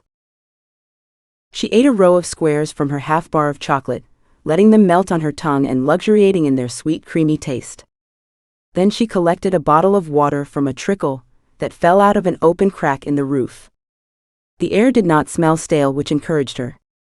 There must be an opening to the outside somewhere, if she could find it. Using the spray paint, she marked the hole from which she had emerged with an X, and then entered the first working on the left. It narrowed down almost immediately into a dead end. She shone the torch at the roof of the tunnel to check for exits, but there were none. Backing out of the working, she carefully sprayed an X on the wall and headed for the next one. She did the whole left side of the vaulted chamber, entering the workings and exploring them to their end, spraying arrows on the wall to mark the trail back to the vault so she wouldn't get lost as she explored their complicated bifurcations. Then she started on the right side, pushing herself to keep going despite her flagging energy. She ate the last of her chocolate, but with only 2 tunnels left, she hadn't found a way out. Exhausted by her exertions, she found a dry spot and lay down with her head on her rucksack. A quick nap. As the mists cleared, the group trekked up toward Cerro Calvo along the Inca Trail, following the ridge between the camp and Monterico. Alfredo stopped to gaze down at the chaotic scene, fuzzy under a layer of smog from the swarm of generators that ran the stamp mills and the hammer drills. Sodom and Gomorrah, said Gallo. Damien cackled. The geologists led the group up the slope to the clearing where they had found the cave. We're here, said Marlin, who had been leading the mule up the hill and now proceeded to unload the supplies. I don't see any cave, said Gallo. Go and take a pee behind that bush, said Kennedy. I will, said Alfredo. I'm bursting. He disappeared into the shrub and could be heard thrashing around. Then a shout and a muffled thud. Alfredo, did you find it? Said Gallo. Alfredo emerged, rubbing his hip. He smiled ruefully. Yes, I found it. We can leave the sleeping bags, water and plastic sheeting in the mouth of the cave, and take the rest of the stuff with us. I brought spray paint so we can make markings on the walls to indicate where we have already been, and to point the way back to the entrance. That way we can split up without anyone getting lost. Alfredo took lumps of ham and cheese and 2 apples from the food sent up by Gallo's wife. Steady on there, leave some for us, said Damien. I'm packing some in my bag for Sam. She hasn't eaten for a week. If she's still alive, muttered Marlin. Alfredo ignored him. He put Sam's rations into a small Tupperware box and put it in his satchel. He was ravenous after the unaccustomed amount of walking he had been doing, but there was no time to lose. Okay, let's do 3 groups. Marlin with Damien, Kennedy with Alfredo, and I'll go by myself. Let's do 4 hours today. Come out at dusk. Don't forget to take spare batteries for your torch, said Gallo. Alfredo was struck by the thought that Sam's batteries would have run out long ago. How could she be alive? Or was she sitting in the dark waiting to die? He didn't say anything, but the expressions on the faces of the others told him they were thinking the same thing. Let's go, he said. They entered the cave together, combined torches lighting the gallery, and made their way along the tunnel until they reached the pile of Inca tools. Alfredo and Damien gasped in unison as their torches illuminated the shaped pieces of granite. Holy crap and all the saints, said Alfredo. Treasure, said Damien, who bent down to pick one up, running his hand over it and weighing it in his palm. We can take some samples any time, said Gallo. Let's get going. Alfredo and Kennedy, take the bifurcation on the right. We'll take the one on the left. The group split in 2 and disappeared into the darkness. Alfredo followed the full beam of Kennedy's torch up a slope, to where the tunnel again divided. They marked the wall with an arrow pointing back towards the door and continued up one branch of the tunnel which pinched in and out. They found only dead ends and cave-ins. It was the same story in the other branch. Alfredo tried not to lose hope, but the finality of the blocked tunnels filled him with gloom. When they convened at the entrance at the end of the afternoon, the other group had a similar tale of woe. "There is a complex below the primary level that we didn't search today," said Gallo. "Tomorrow we should search there." "We only need one lucky break," said Alfredo. "Sam's not stupid. She will have made her way upwards somehow. We have to find a way to go down and meet her." After agreeing to the plan for the next day, they ate the remains of the egg sandwiches and hunks of cheese and salami on bread. Alfredo took some of the almond biscuits and an apple and put them in the Tupperware box to replace the sandwiches. Damien watched him as he pressed it shut. "She's dead, you know. Probably died in the explosion," he said. Alfredo's head jerked up. "No, she isn't. You don't know her. She's forged of steel inside." Damien smirked. "I thought you were supposed to be married. Does your wife know about Sam?" "That I love her." "Yes, she does. We both love Sam. She saved our lives. That's why I'm here. We owe her." Damien looked thoughtful. "She's quite a girl," he said.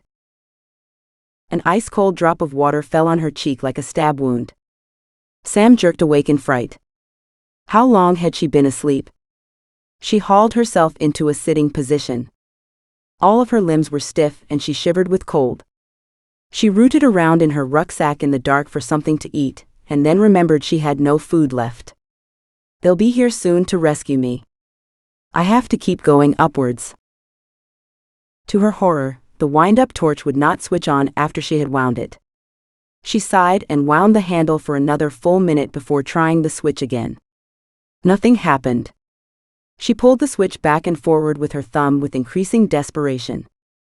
Then she wound it for another minute and tried again, but it still wouldn't come on.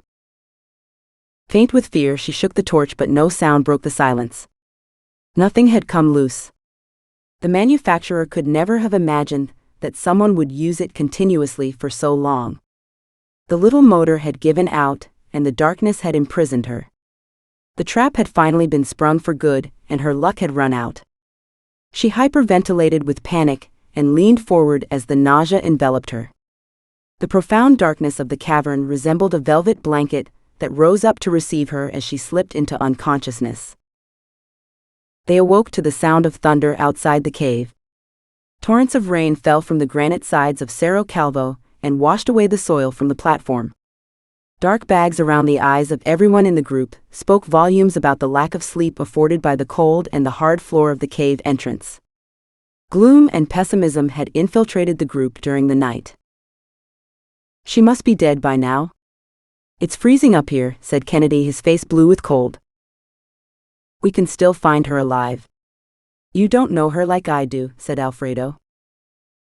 "Okay, let's go.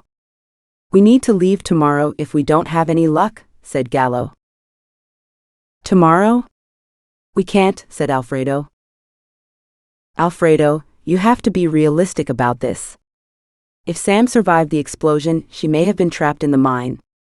The total number of tunnels is unknown, and there's no proof that the tunnels interlink. We could be here forever and not find her if she's behind one of the cave-ins." "She's alive. I know it." "Damien, you go with Alfredo today. He needs your help," said Gallo. "I don't want anyone with me." "You don't have a choice," said Damien. "No one else will go with me. Anyway, I think you're right. Sam's still alive down there, and if she is, we're going to find her." They set out along the tunnel, taking one of the virgin routes which rounded a corner and dipped sharply downhill parallel to the hillside. It switched back on itself several times and split into two, but Alfredo followed the main working, leaving painted arrows behind him. Damien did not offer an opinion on the route. He followed Alfredo, treading in his footsteps and shining his torch over the walls and floor looking for raises or tunnels to other levels. The scrunching sound of their boots on the tunnel floor broke the silence and echoed backwards after them. Everywhere water dripped, ran and seeped through crevices and down walls. Soon the damp seemed to enter their bones, making them crouch and guard their cores from the cold. After an hour, the tunnel suddenly narrowed and pinched out in a dead end. Alfredo shivered. He sat down on a ledge and put his head in his hands. Damien lit a cigarette, and the smoke danced in the torchlight. Defeat hung in the air, but neither of them said anything. Damien flicked his cigarette away, and it bounced off the floor and disappeared. "Where did it go?" said Alfredo, raising his head in surprise. "Where did what go?" said Damien. "We've got to return now. Face it. We've run out of time." Alfredo stood up and stumbled towards the end of the tunnel. "Where are you going now?" said Damien, blowing his cheeks out. "Your cigarette disappeared," said Alfredo. "Down here. Give me the torch." He threw himself on the ground and stuck his head through a hole in the floor. "Stop messing about. We need to leave," said Damien. "You don't understand. There's a hole here. I think it leads to a lower level. Give me the torch. Please." Sighing, Damien passed him the torch. Alfredo stuck it through the hole and shone it in a circle. "Oh my God. It's an arrow, a painted arrow." "An arrow? Maybe it's from the other guys?" "It's pointing the wrong way and it's the wrong color. They had red paint. This is yellow. It's not ours either. Ours is pink." He pulled his head out of the hole and inserted his feet, sliding out of sight. Animated by the discovery, Damien followed him downwards. They walked in the direction of the arrow, and soon came across another. They started to trot, and came out into a huge cathedral-like excavation. "It's huge," gasped Damien. Alfredo shone the torch up and down the length of the vault, sweeping the floor with full beam. He gasped. The light had picked out an object on the floor. It was a rucksack. He started running before he knew what he was doing. Chapter 31. When a bright light shone into her eyes, Sam thought she had arrived in heaven. "I wonder if God will mind that I'm an atheist." Suddenly strong hands were pulling her up, and someone shoved her arms into a warm coat. Too stiff and cold to speak, she allowed them to rub her frozen limbs until the circulation warmed enough to sit up without falling over again. When she sat upright, someone poured lukewarm liquid into her mouth. Tea? She definitely was in heaven. And yet it was so real. The heat of the tea loosened her throat, and she struggled to speak. "Who is it?" she muttered. "Are you an angel?" Loud laughter. Two voices. She recognized them, but she couldn't figure out what one was doing with the other. The torch turned around and illuminated a couple of familiar faces, a mixture she couldn't fathom. "Sam, it's me, Alfredo." Her filthy face creased into a smile, and she began to laugh, croaking into the darkness. "Saved by the bell," she said. "Have you got anything to eat?" "I'm starving." "What the hell is Señor Morte doing here? Are you sure I'm not dead?" "We're here to rescue you," said Damien, sounding grumpy. Sam looked startled, and suddenly she began to cry, big raw sobs that brought tears to Alfredo's eyes. "Don't cry. You're going to start a tidal wave," he said. "It's wet enough in here already." "Have a cigarette," said Damien. When she had calmed down, Sam drank the contents of the flask and ate all of the almond biscuits. Alfredo rubbed her calves with real vigor. The coat warmed her core, and soon she tottered to her feet. "Whoa. Take your time. You're still weak," said Alfredo. "Speak for yourself," she said. "I don't know about you, but I've got to get out of here." Damien shrugged, and she put her arms around their shoulders, stumbling along the cave until they reached the tunnel through which they had entered.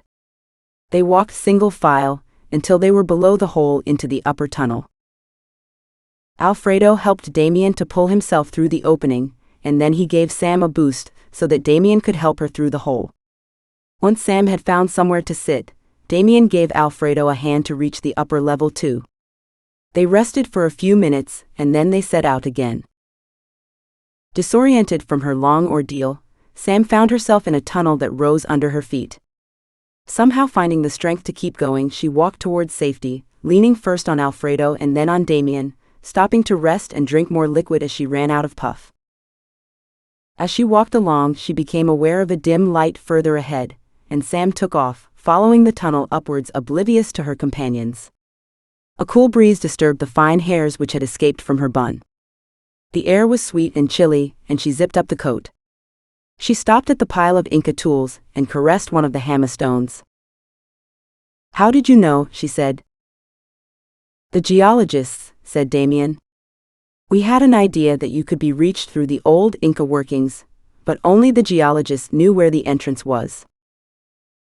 Alfredo grabbed another hammerstone and a maul for his studies. There was no way of knowing if he would ever return. Damien did the same. "You didn't come for me. You came to get your own set of Inca tools," said Sam, smiling.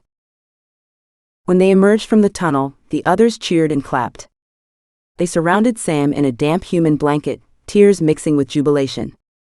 She sank to the ground, exhausted by her ordeal, shielding her eyes from the light. Marlin gave her a pair of cheap sunglasses to wear. "We should stay here tonight," said Gallo. "There's plenty of food left." Alfredo nodded, numb with shock and happiness. He sat beside Sam and put his arm around her back to support her. "You gave us such a fright," he said. "I thought I was dead for sure. My torch stopped working today." "How did the batteries last so long?" "My father gave me a wind-up torch.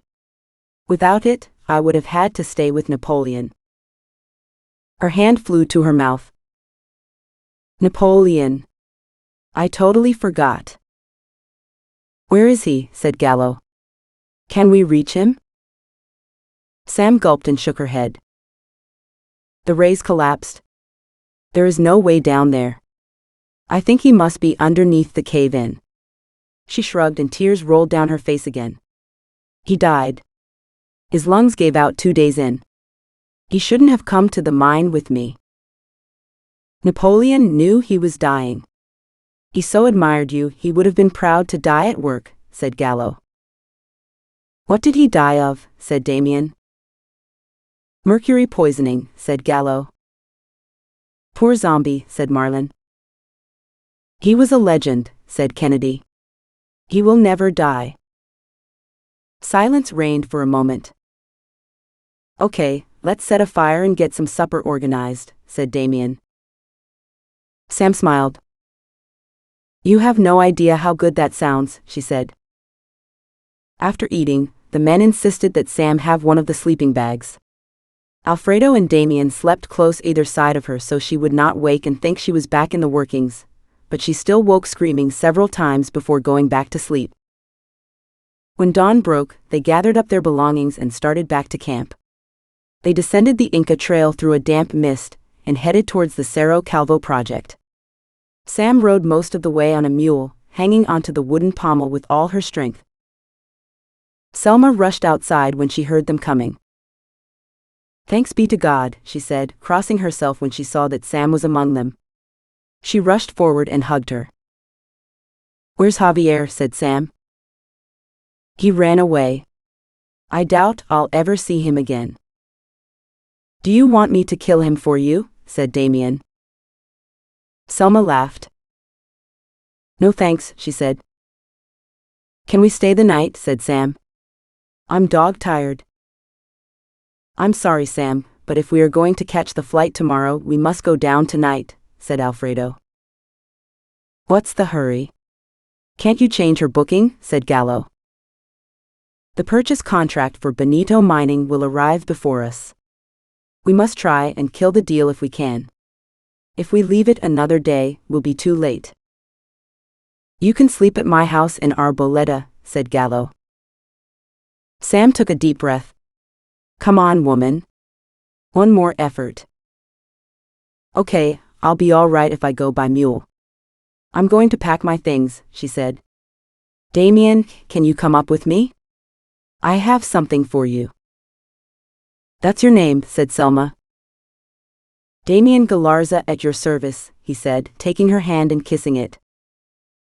She let it rest for a moment before pulling it away, blushing. Damien winked at her and followed Sam upstairs. Sam put her rucksack on the bed and rummaged on her shelf, pulling out the note from Horace Burns which she handed to him. Horace Burns wants to turn Siete Pingas into a brand for his drinks company. He would work with you to produce and market it, if you are interested. Damien slapped his forehead. Really? That gringo wants to be my partner? He shook his head in amazement. Will you do it, said Sam. I'll have to ask my mother. It's her recipe. Sam started to stuff her things into her bag, and Damien turned to go. I think Selma will be looking for a new boyfriend, said Sam. He laughed but did not turn around. When Sam was ready, they loaded her bag onto one mule and her onto another, and bid farewell to Selma. Damien showed no inclination to come with them. He waved them off with a funny look on his face, patting his pocket to show Sam that he had Horace Burns' details. Are you sure you can bear the trip to Arboleda? Said Alfredo. It's the only way we can stop them, but we're not responsible for what happens next. Now that you are safe, I don't give a damn what they do. I'll manage, said Sam. I'm not injured, and I've got my energy back. The mule will do the walking. It took them a couple of hours to get down to the village. Soon they were sitting in the Martins' cozy sitting room, with a log fire roaring in the grate. Senora Martin fussed over Sam like a lost child. Disoriented, Sam did not demur but sat quietly in an armchair smiling at everyone, her relief at being rescued almost obliterating the horrors of being trapped in the cave system. What is this all about anyway? Said Gallo finally. Does it have something to do with your trip to Toronto? Sam tried to concentrate. I think so. Rhett and Amanda are trying to sell the company to an investor to take advantage of the stock market boom. They were adulterating the samples with gold from the tailings to increase the amount in them. The results were too good to be true. That's how I guessed what they were doing, she said. It may be too late now. Morena told me the agreement would be arriving in a couple of days. It could have been signed and sent back by now. By the time we get back to Calderon, they may be waiting for their cashier's check so they can hand the company over to the new owners and leave the country for good, said Alfredo. At least you're safe, Sam. That's the only thing that counts, said Gallo. I'll raise a teacup to that, said Alfredo. I'm going to the shop to use their phone. Gloria will want to know that Sam had been rescued, and we need 2 places on the flight home tomorrow. After supper, Senora Martin showed Sam to the spare room. Get some sleep, she said. Don't forget to say a prayer and thank the Lord for your survival. I won't, said Sam. And for once, she wasn't kidding. Chapter 32. Sam slept for 14 hours straight, and had to be woken for the trip to the airport. Gallo insisted on driving them to the flight to make sure you leave, and his wife came along for the ride. Sam and Alfredo sat in the back of the car being thrown around by the potholes, making conversation impossible. Still unable to believe she had survived her ordeal, Sam had a permanent bemused smile on her face. The Martins dropped them at the airport and stood watching as they went through the doors. Thank you for coming to find me. Those almond biscuits saved my life, said Sam waving. I put the recipe in your rucksack, said Senora Martin. Come back and see us, said Gallo, his voice breaking. The flight bounced its way through the clouds back to the capital.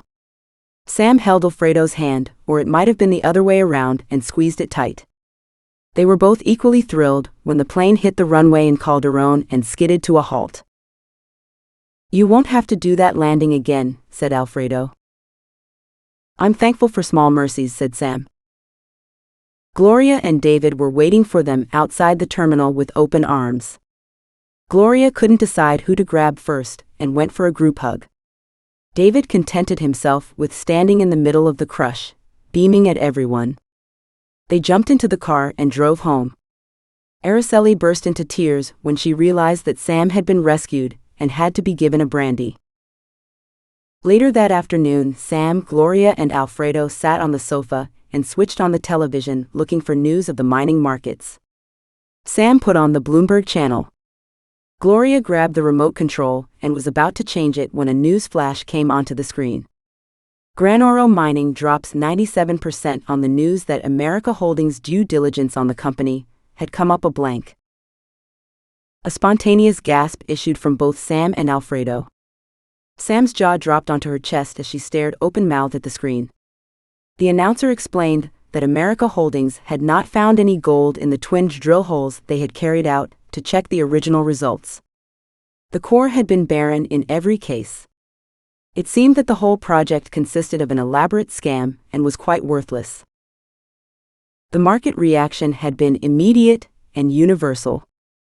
All the junior exploration stocks were crashing. A graphic of the worst hit filled the television screen. They included Bonita Mining, which had lost 80% of its value and was still dropping. Holy crap and all the saints, said Alfredo. What does it mean, said Gloria. It means that Rhett and Amanda are screwed. They'll never get their money now. The market will take years to recover from this, said Alfredo. If they didn't already get it, said Sam. It also means I've lost my job again. I doubt I'll get paid either. I didn't think of that, said Alfredo. I'm sorry. At least I'm alive. Amanda lay in the bath smoking a joint. Bubbles overflowed onto the floor as she reached forward to lift her glass of champagne. She toasted herself and lay back in the hot water, luxuriating in her triumph. The signed agreement had gone by courier the day before, and she was counting the minutes until the $10 million arrived in her bank account. She couldn't wait to see her father's face when he heard about her deal. I showed him. Maybe I'll get some respect now. Suddenly, a commotion erupted outside. She could hear Rhett demanding to be let in. A couple of loud noises preceded his abrupt entry into her bathroom. His face had a sheen of sweat covering the ashen skin. He stared at her, as if unable to comprehend what she was doing. Jesus. You nearly gave me a heart attack, said Amanda. What on earth's so bloody urgent? Get out of the bath and come with me, said Rhett. No. Go away. What's wrong with you? Rhett reached into the bubbles and grabbed her arm, which slid out of his grasp. Ow, that hurt. Are you crazy? Said Amanda. You're the one who's crazy. Haven't you seen the news? Amanda's face must have convinced him that she had no idea what he was on about. He relented. Please put on your robe and come with me. You have got to see this. Amanda blew out her cheeks and rolled her eyes to heaven. Give me a minute, she said. She rose out of the tub and wrapped a towel around her chest before putting on her robe. Slipping her feet into a pair of fluffy kitten-heeled mules, she wafted into the bedroom on a cloud of Chanel, to where Rhett had switched on the television and was gazing at the screen in horror. She sat beside him, her legs crossed, and forced herself to concentrate. Her own face fell in shock as she absorbed the news headlines gliding across the bottom of the stream. Then she chuckled. Fucking hell, she said. The shit has hit the fan for Stan Gordon. She laughed, throwing her head back. Are you nuts, said Rhett. It's not only Stan who is fucked. What do you mean? Our share price has dropped 80% today, and it's still on the way down. The whole market is in meltdown. But we already sold the project. Our timing was perfect. I'm a genius. She stood up and strode around the room, admiring herself in the many mirrors which lined the wardrobe doors. Have you checked whether the money has arrived into your bank account? Said Rhett. I rang them first thing this morning, and the money hadn't arrived yet. I can't call them again until later, when it's morning in Australia. And if the money hasn't arrived? Keep your hair on. All this fuss in the markets will probably blow over in a couple of days. No one has any idea Bonita is involved. The share price will recover when everyone gets over the shock. I think it will take more than a few days, but you're right. If the money is in your account, we don't have anything to worry about. Rhett's shoulders relaxed and he let out a long-held breath. I'll call the investor from the office and check if they've sent the money. Leave my room so I can get dressed. Rhett shook his head in disbelief, but he did as he was told. 20 minutes later, Amanda appeared, dressed in a fuchsia outfit and black patent leather boots. They got into a taxi and drove to the office. Amanda smoked a pink Soberani cocktail cigarette, blowing the smoke out of the window at any beggars who approached. She jumped out of the cab without paying and marched into the office building. Rhett pulled a couple of dollars out of his wallet and dropped them through the driver's window. Morena was drinking a coffee and reading the newspaper at her desk when Amanda burst in and breezed by heading for her office. Book me a call to Canada. And make some coffee. Good morning, Morena, said Rhett, following Amanda and shutting the door behind him. Morena had her mouth full and swallowed abruptly, causing her to cough and choke as some liquid went down the wrong way. She wiped her mouth with a napkin and got her breath back before starting down the passageway with a fax message in her hand. She knocked on the door. Did you order me that call yet? Said Amanda. No, but I. What the hell is wrong with you? Book the call now. You have a fax message from the laboratory in Chile. They wanted you to ring as soon as you got in. Here. Morena gave Rhett the paper and backed out of the office, cringing at the expected reaction to the contents. Rhett shut the door behind her and flattened the fax on Amanda's desk. What does it say? Said Amanda. Rhett wiped his brow and let out a breath through his teeth. They're on to us, he said. What do you mean? Said Amanda. She snatched the paper from his hand and held it under the fluorescent light in the ceiling. We really need to do something about the lighting in this. She slumped into the chair with her head in her hands and groaned. What are we going to do? Said Rhett. Let me call the investor first. A timid knock on the door heralded the entry of Morena with a tray of coffee, milk and biscuits. She put the tray on the desk and turned to leave. Did you book the call yet? Said Rhett. Yes. It should come through in a few minutes. When are these primitive people going to have direct dial? It's such a pain, said Amanda, oblivious to the fact that Morena was one of them. Morena bit her lip and backed out. For God's sake, have some bloody manners, said Rhett. Amanda looked at him, as if he were a piece of excrement on the carpet. She's a native. Do you think she gives a shit what I think? Honestly, you're unbearable. He lit a cigarette and blew smoke rings to calm himself down. The telephone rang and they both jumped. Amanda leaned forward and picked up the receiver, pressing the speakerphone button. The line crackled with static. This is your call to Canada. Putting you through. Thanks. Hello? Weber Investments. How may I help you, madam? Can you put me through to Lance Weber, please? A long pause. Hello, is anyone there? Said Amanda. Yes, I'm still here. It's just. Are you going to put me through or not? Don't you watch the news? Mr. Weber's been arrested. Arrested? Why? I'm only the receptionist. That information's way above my pay grade, although I'd hazard a guess that it has something to do with Granoro. The woman's sarcasm cut through the static on the line and hung in the air. Granoro? I didn't know he had an investment in them, said Amanda. Anyway, you might be able to help me. I very much doubt it, said the woman. Please? Amanda's voice had turned into a little girl wheedle. I need to know if he organized the transfer for Bonita Mining. Oh, that I can help you with. I canceled it this morning before it went through. Goodbye? The line went dead. Amanda dropped the receiver into its cradle and rubbed her eyebrow with her fist. Well, that's us fucked, she said.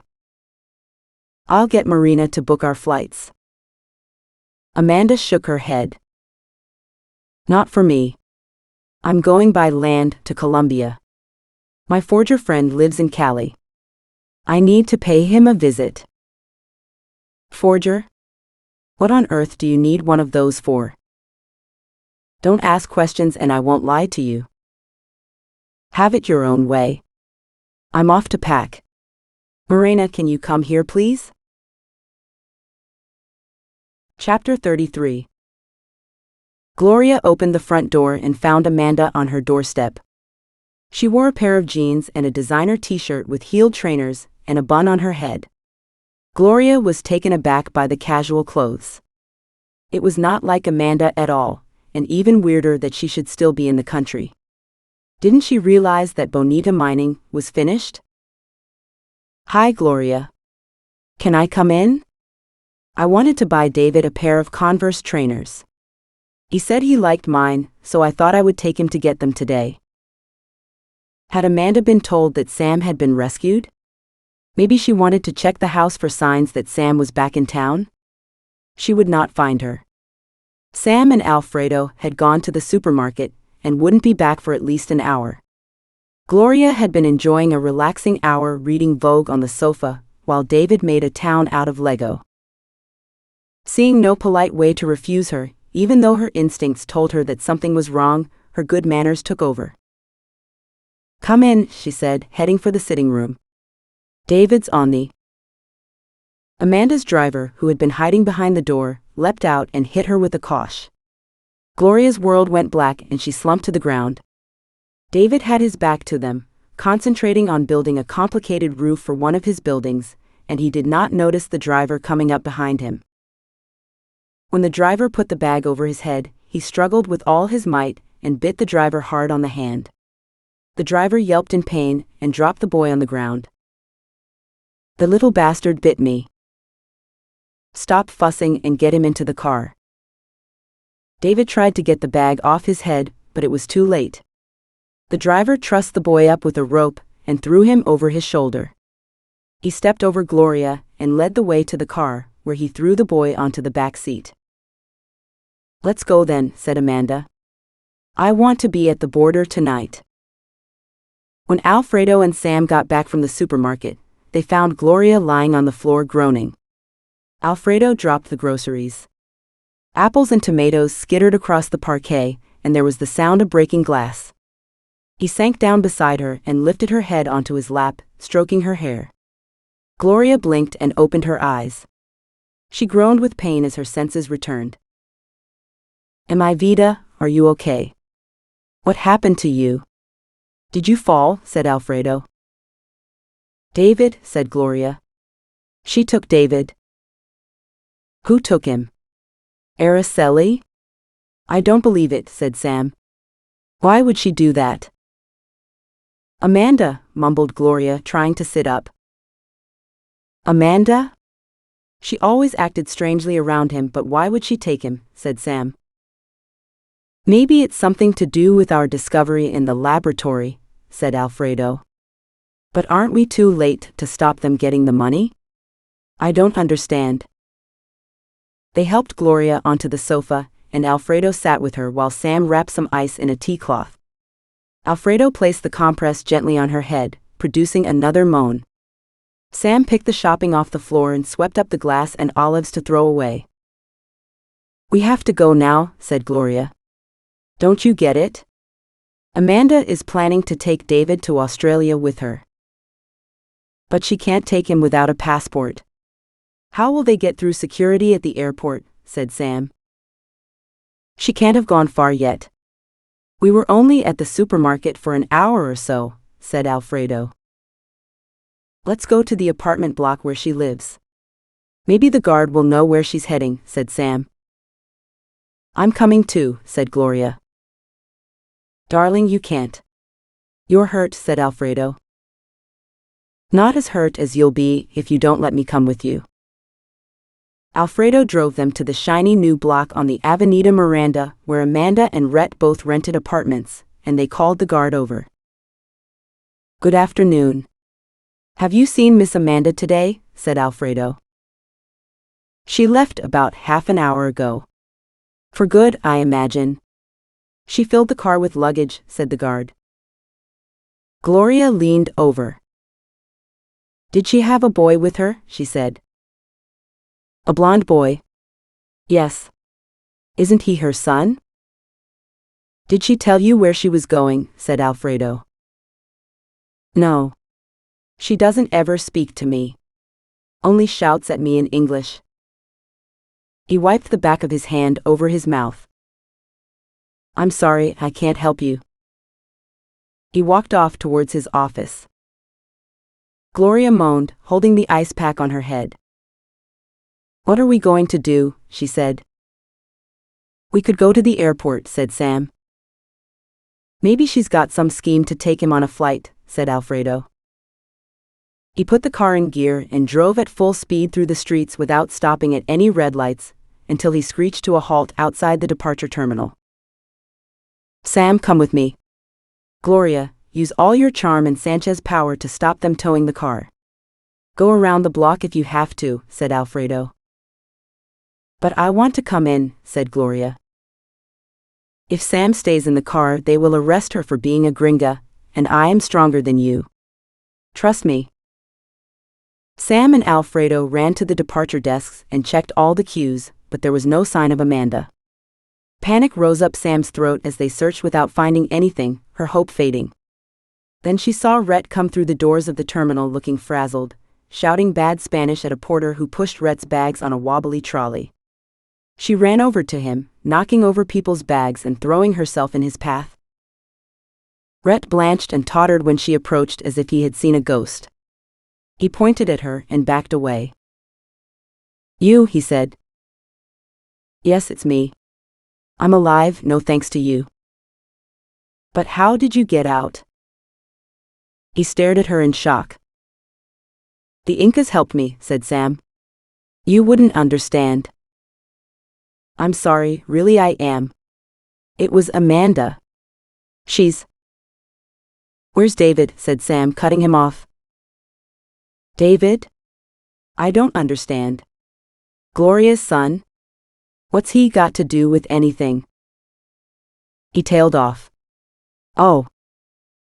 Oh what? Said Alfredo, who had caught up with Sam. Amanda told me she had to go by land to see a forger in Colombia before she flew home.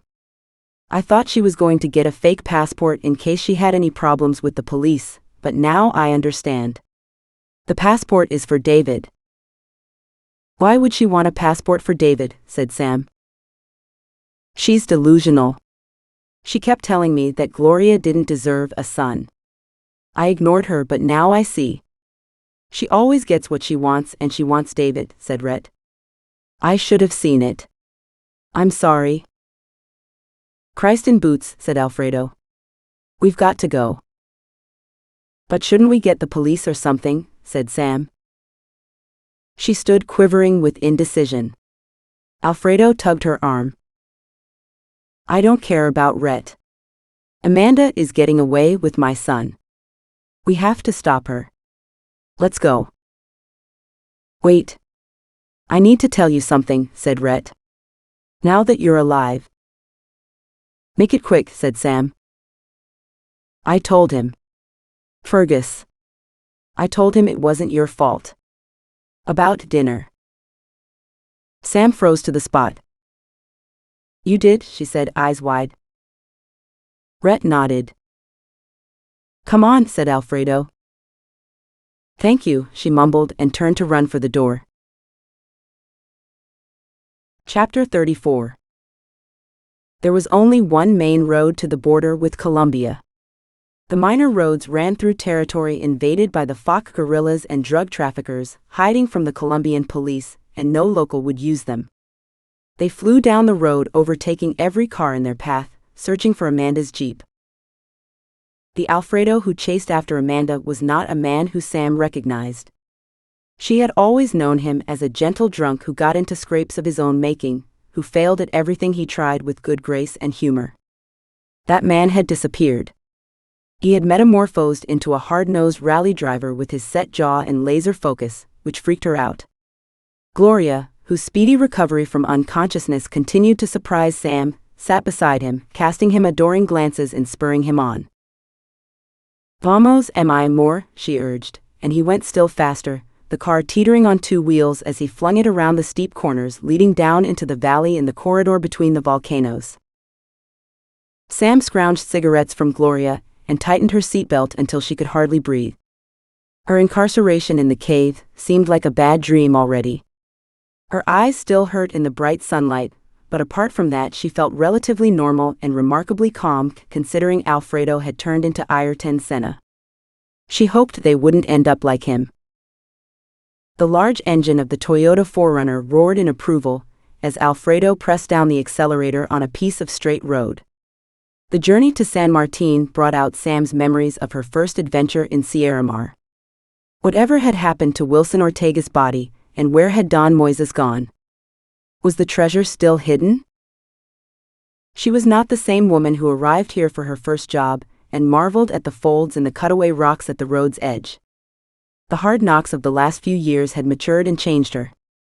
She still wanted to take a photograph of the folds though. Maybe she never would. Alfredo drove straight past San Martin and headed for the border. Gloria changed the cassettes as they finished, checking her choices with Alfredo. Another change. "Héroes del Silencio," said Gloria. "My favorite," said Alfredo. Senderos de Traición soon pounded out of the speakers, making them all nod their heads to the beat. It seemed particularly apt to Sam. Routes to Betrayal summed up her whole experience with Bonita mining and its ghastly cast of characters, each worse than the other. Only Selma and Marina had come out smelling of roses, and they were two of the people who lost the most. As they neared the border, the tension in the car increased to breaking level. Gloria smoked one cigarette after another. Sam had been gripping the edge of the seat so hard that her hands were aching. Were they going to arrive too late? Alfredo grunted as he threw the car around another bend and came out into flatter country where he could increase his speed. Sam couldn't bear to look. Surely they would crash. "Oh my God," said Gloria, leaning forward in her seat. "That's her car." "Are you sure?" said Alfredo. "I've been in it often enough." Alfredo slowed a little as he approached Amanda's car, unwilling to alert the driver to their intention. By the time they caught up with it, the border post could be seen in the distance. Suddenly, David's face appeared in the back window of the vehicle. He looked terrified. A hand pulled him back down and he disappeared. The sight of the little boy spurred Alfredo on. He swung out into the middle of the road and overtook the car, swerving in front of it and coming to an abrupt halt. The brakes squealed as the other car stopped inches from the Toyota. No one got out. Alfredo approached the driver's window. Suddenly the car reversed out of the trap and shot forward, leaving their car in the dust. Amanda leaned out of the window, giving them a V sign. "Losers," she shouted. Before they had the chance to react, Gloria screamed and jumped out of the car in a single movement. There, sitting in a cloud of dust on the road, was David, looking in a bemused fashion at a scrape on his knee. Gloria ran towards him. Alfredo looked like he might follow, but Sam, who had also left her seat, put her hand on his shoulder and shook her head. "Give her a minute. She needs to be his mother right now." David looked up and shouted, "Mummy!" He staggered to his feet as she reached him and pulled him close. As she held him, the tears streamed down her face, leaving two black traces of mascara down her cheeks. He stroked her hair and wiped the mascara with his t-shirt. "I knew you'd come and save me," he said. "You're so brave." I love you." The look of ecstasy on Gloria's face melted Sam's heart. No more doubts now. The mutual love shone out of her, and the little boy like a supernova had landed on Earth. Alfredo sobbed behind her, his relief palpable. Sam watched them with something approaching envy. When they got home, everyone went straight to bed. Gloria and Alfredo slept with David lying between them, unwilling to let him out of their sight. Exhaustion got the better of Sam, who slept like the dead, the combined ordeals of her incarceration in the mine and the race to save David having taken their toll. By the time she woke up, the rest of the household had already breakfasted and were sitting on the floor improving the toy metropolis. Alfredo's tongue poked out of his mouth in concentration as he tried to attach a flag of Sierramar to a castle. Gloria mussed David's hair and whispered in his ear, making him giggle and shriek. Alfredo looked up as she came down the stairs. "Sam, you'll never guess what," he said, beaming. "The university has given me a grant to fund a long-term archaeological expedition to Cerro Calvo." "That's amazing, but how?" "I sent the proposal a couple of weeks ago. They already replied. It seems they just got a bursary from an American millionaire to fund projects just like this one. Someone called Horace Burns has donated the funds." Sam's eyes opened wide with surprise and she laughed until she cried. "What's so funny?" said Gloria. "We have a history. I think he's going to work with Señor Morte." "What goes around comes around," said Alfredo, shaking his head.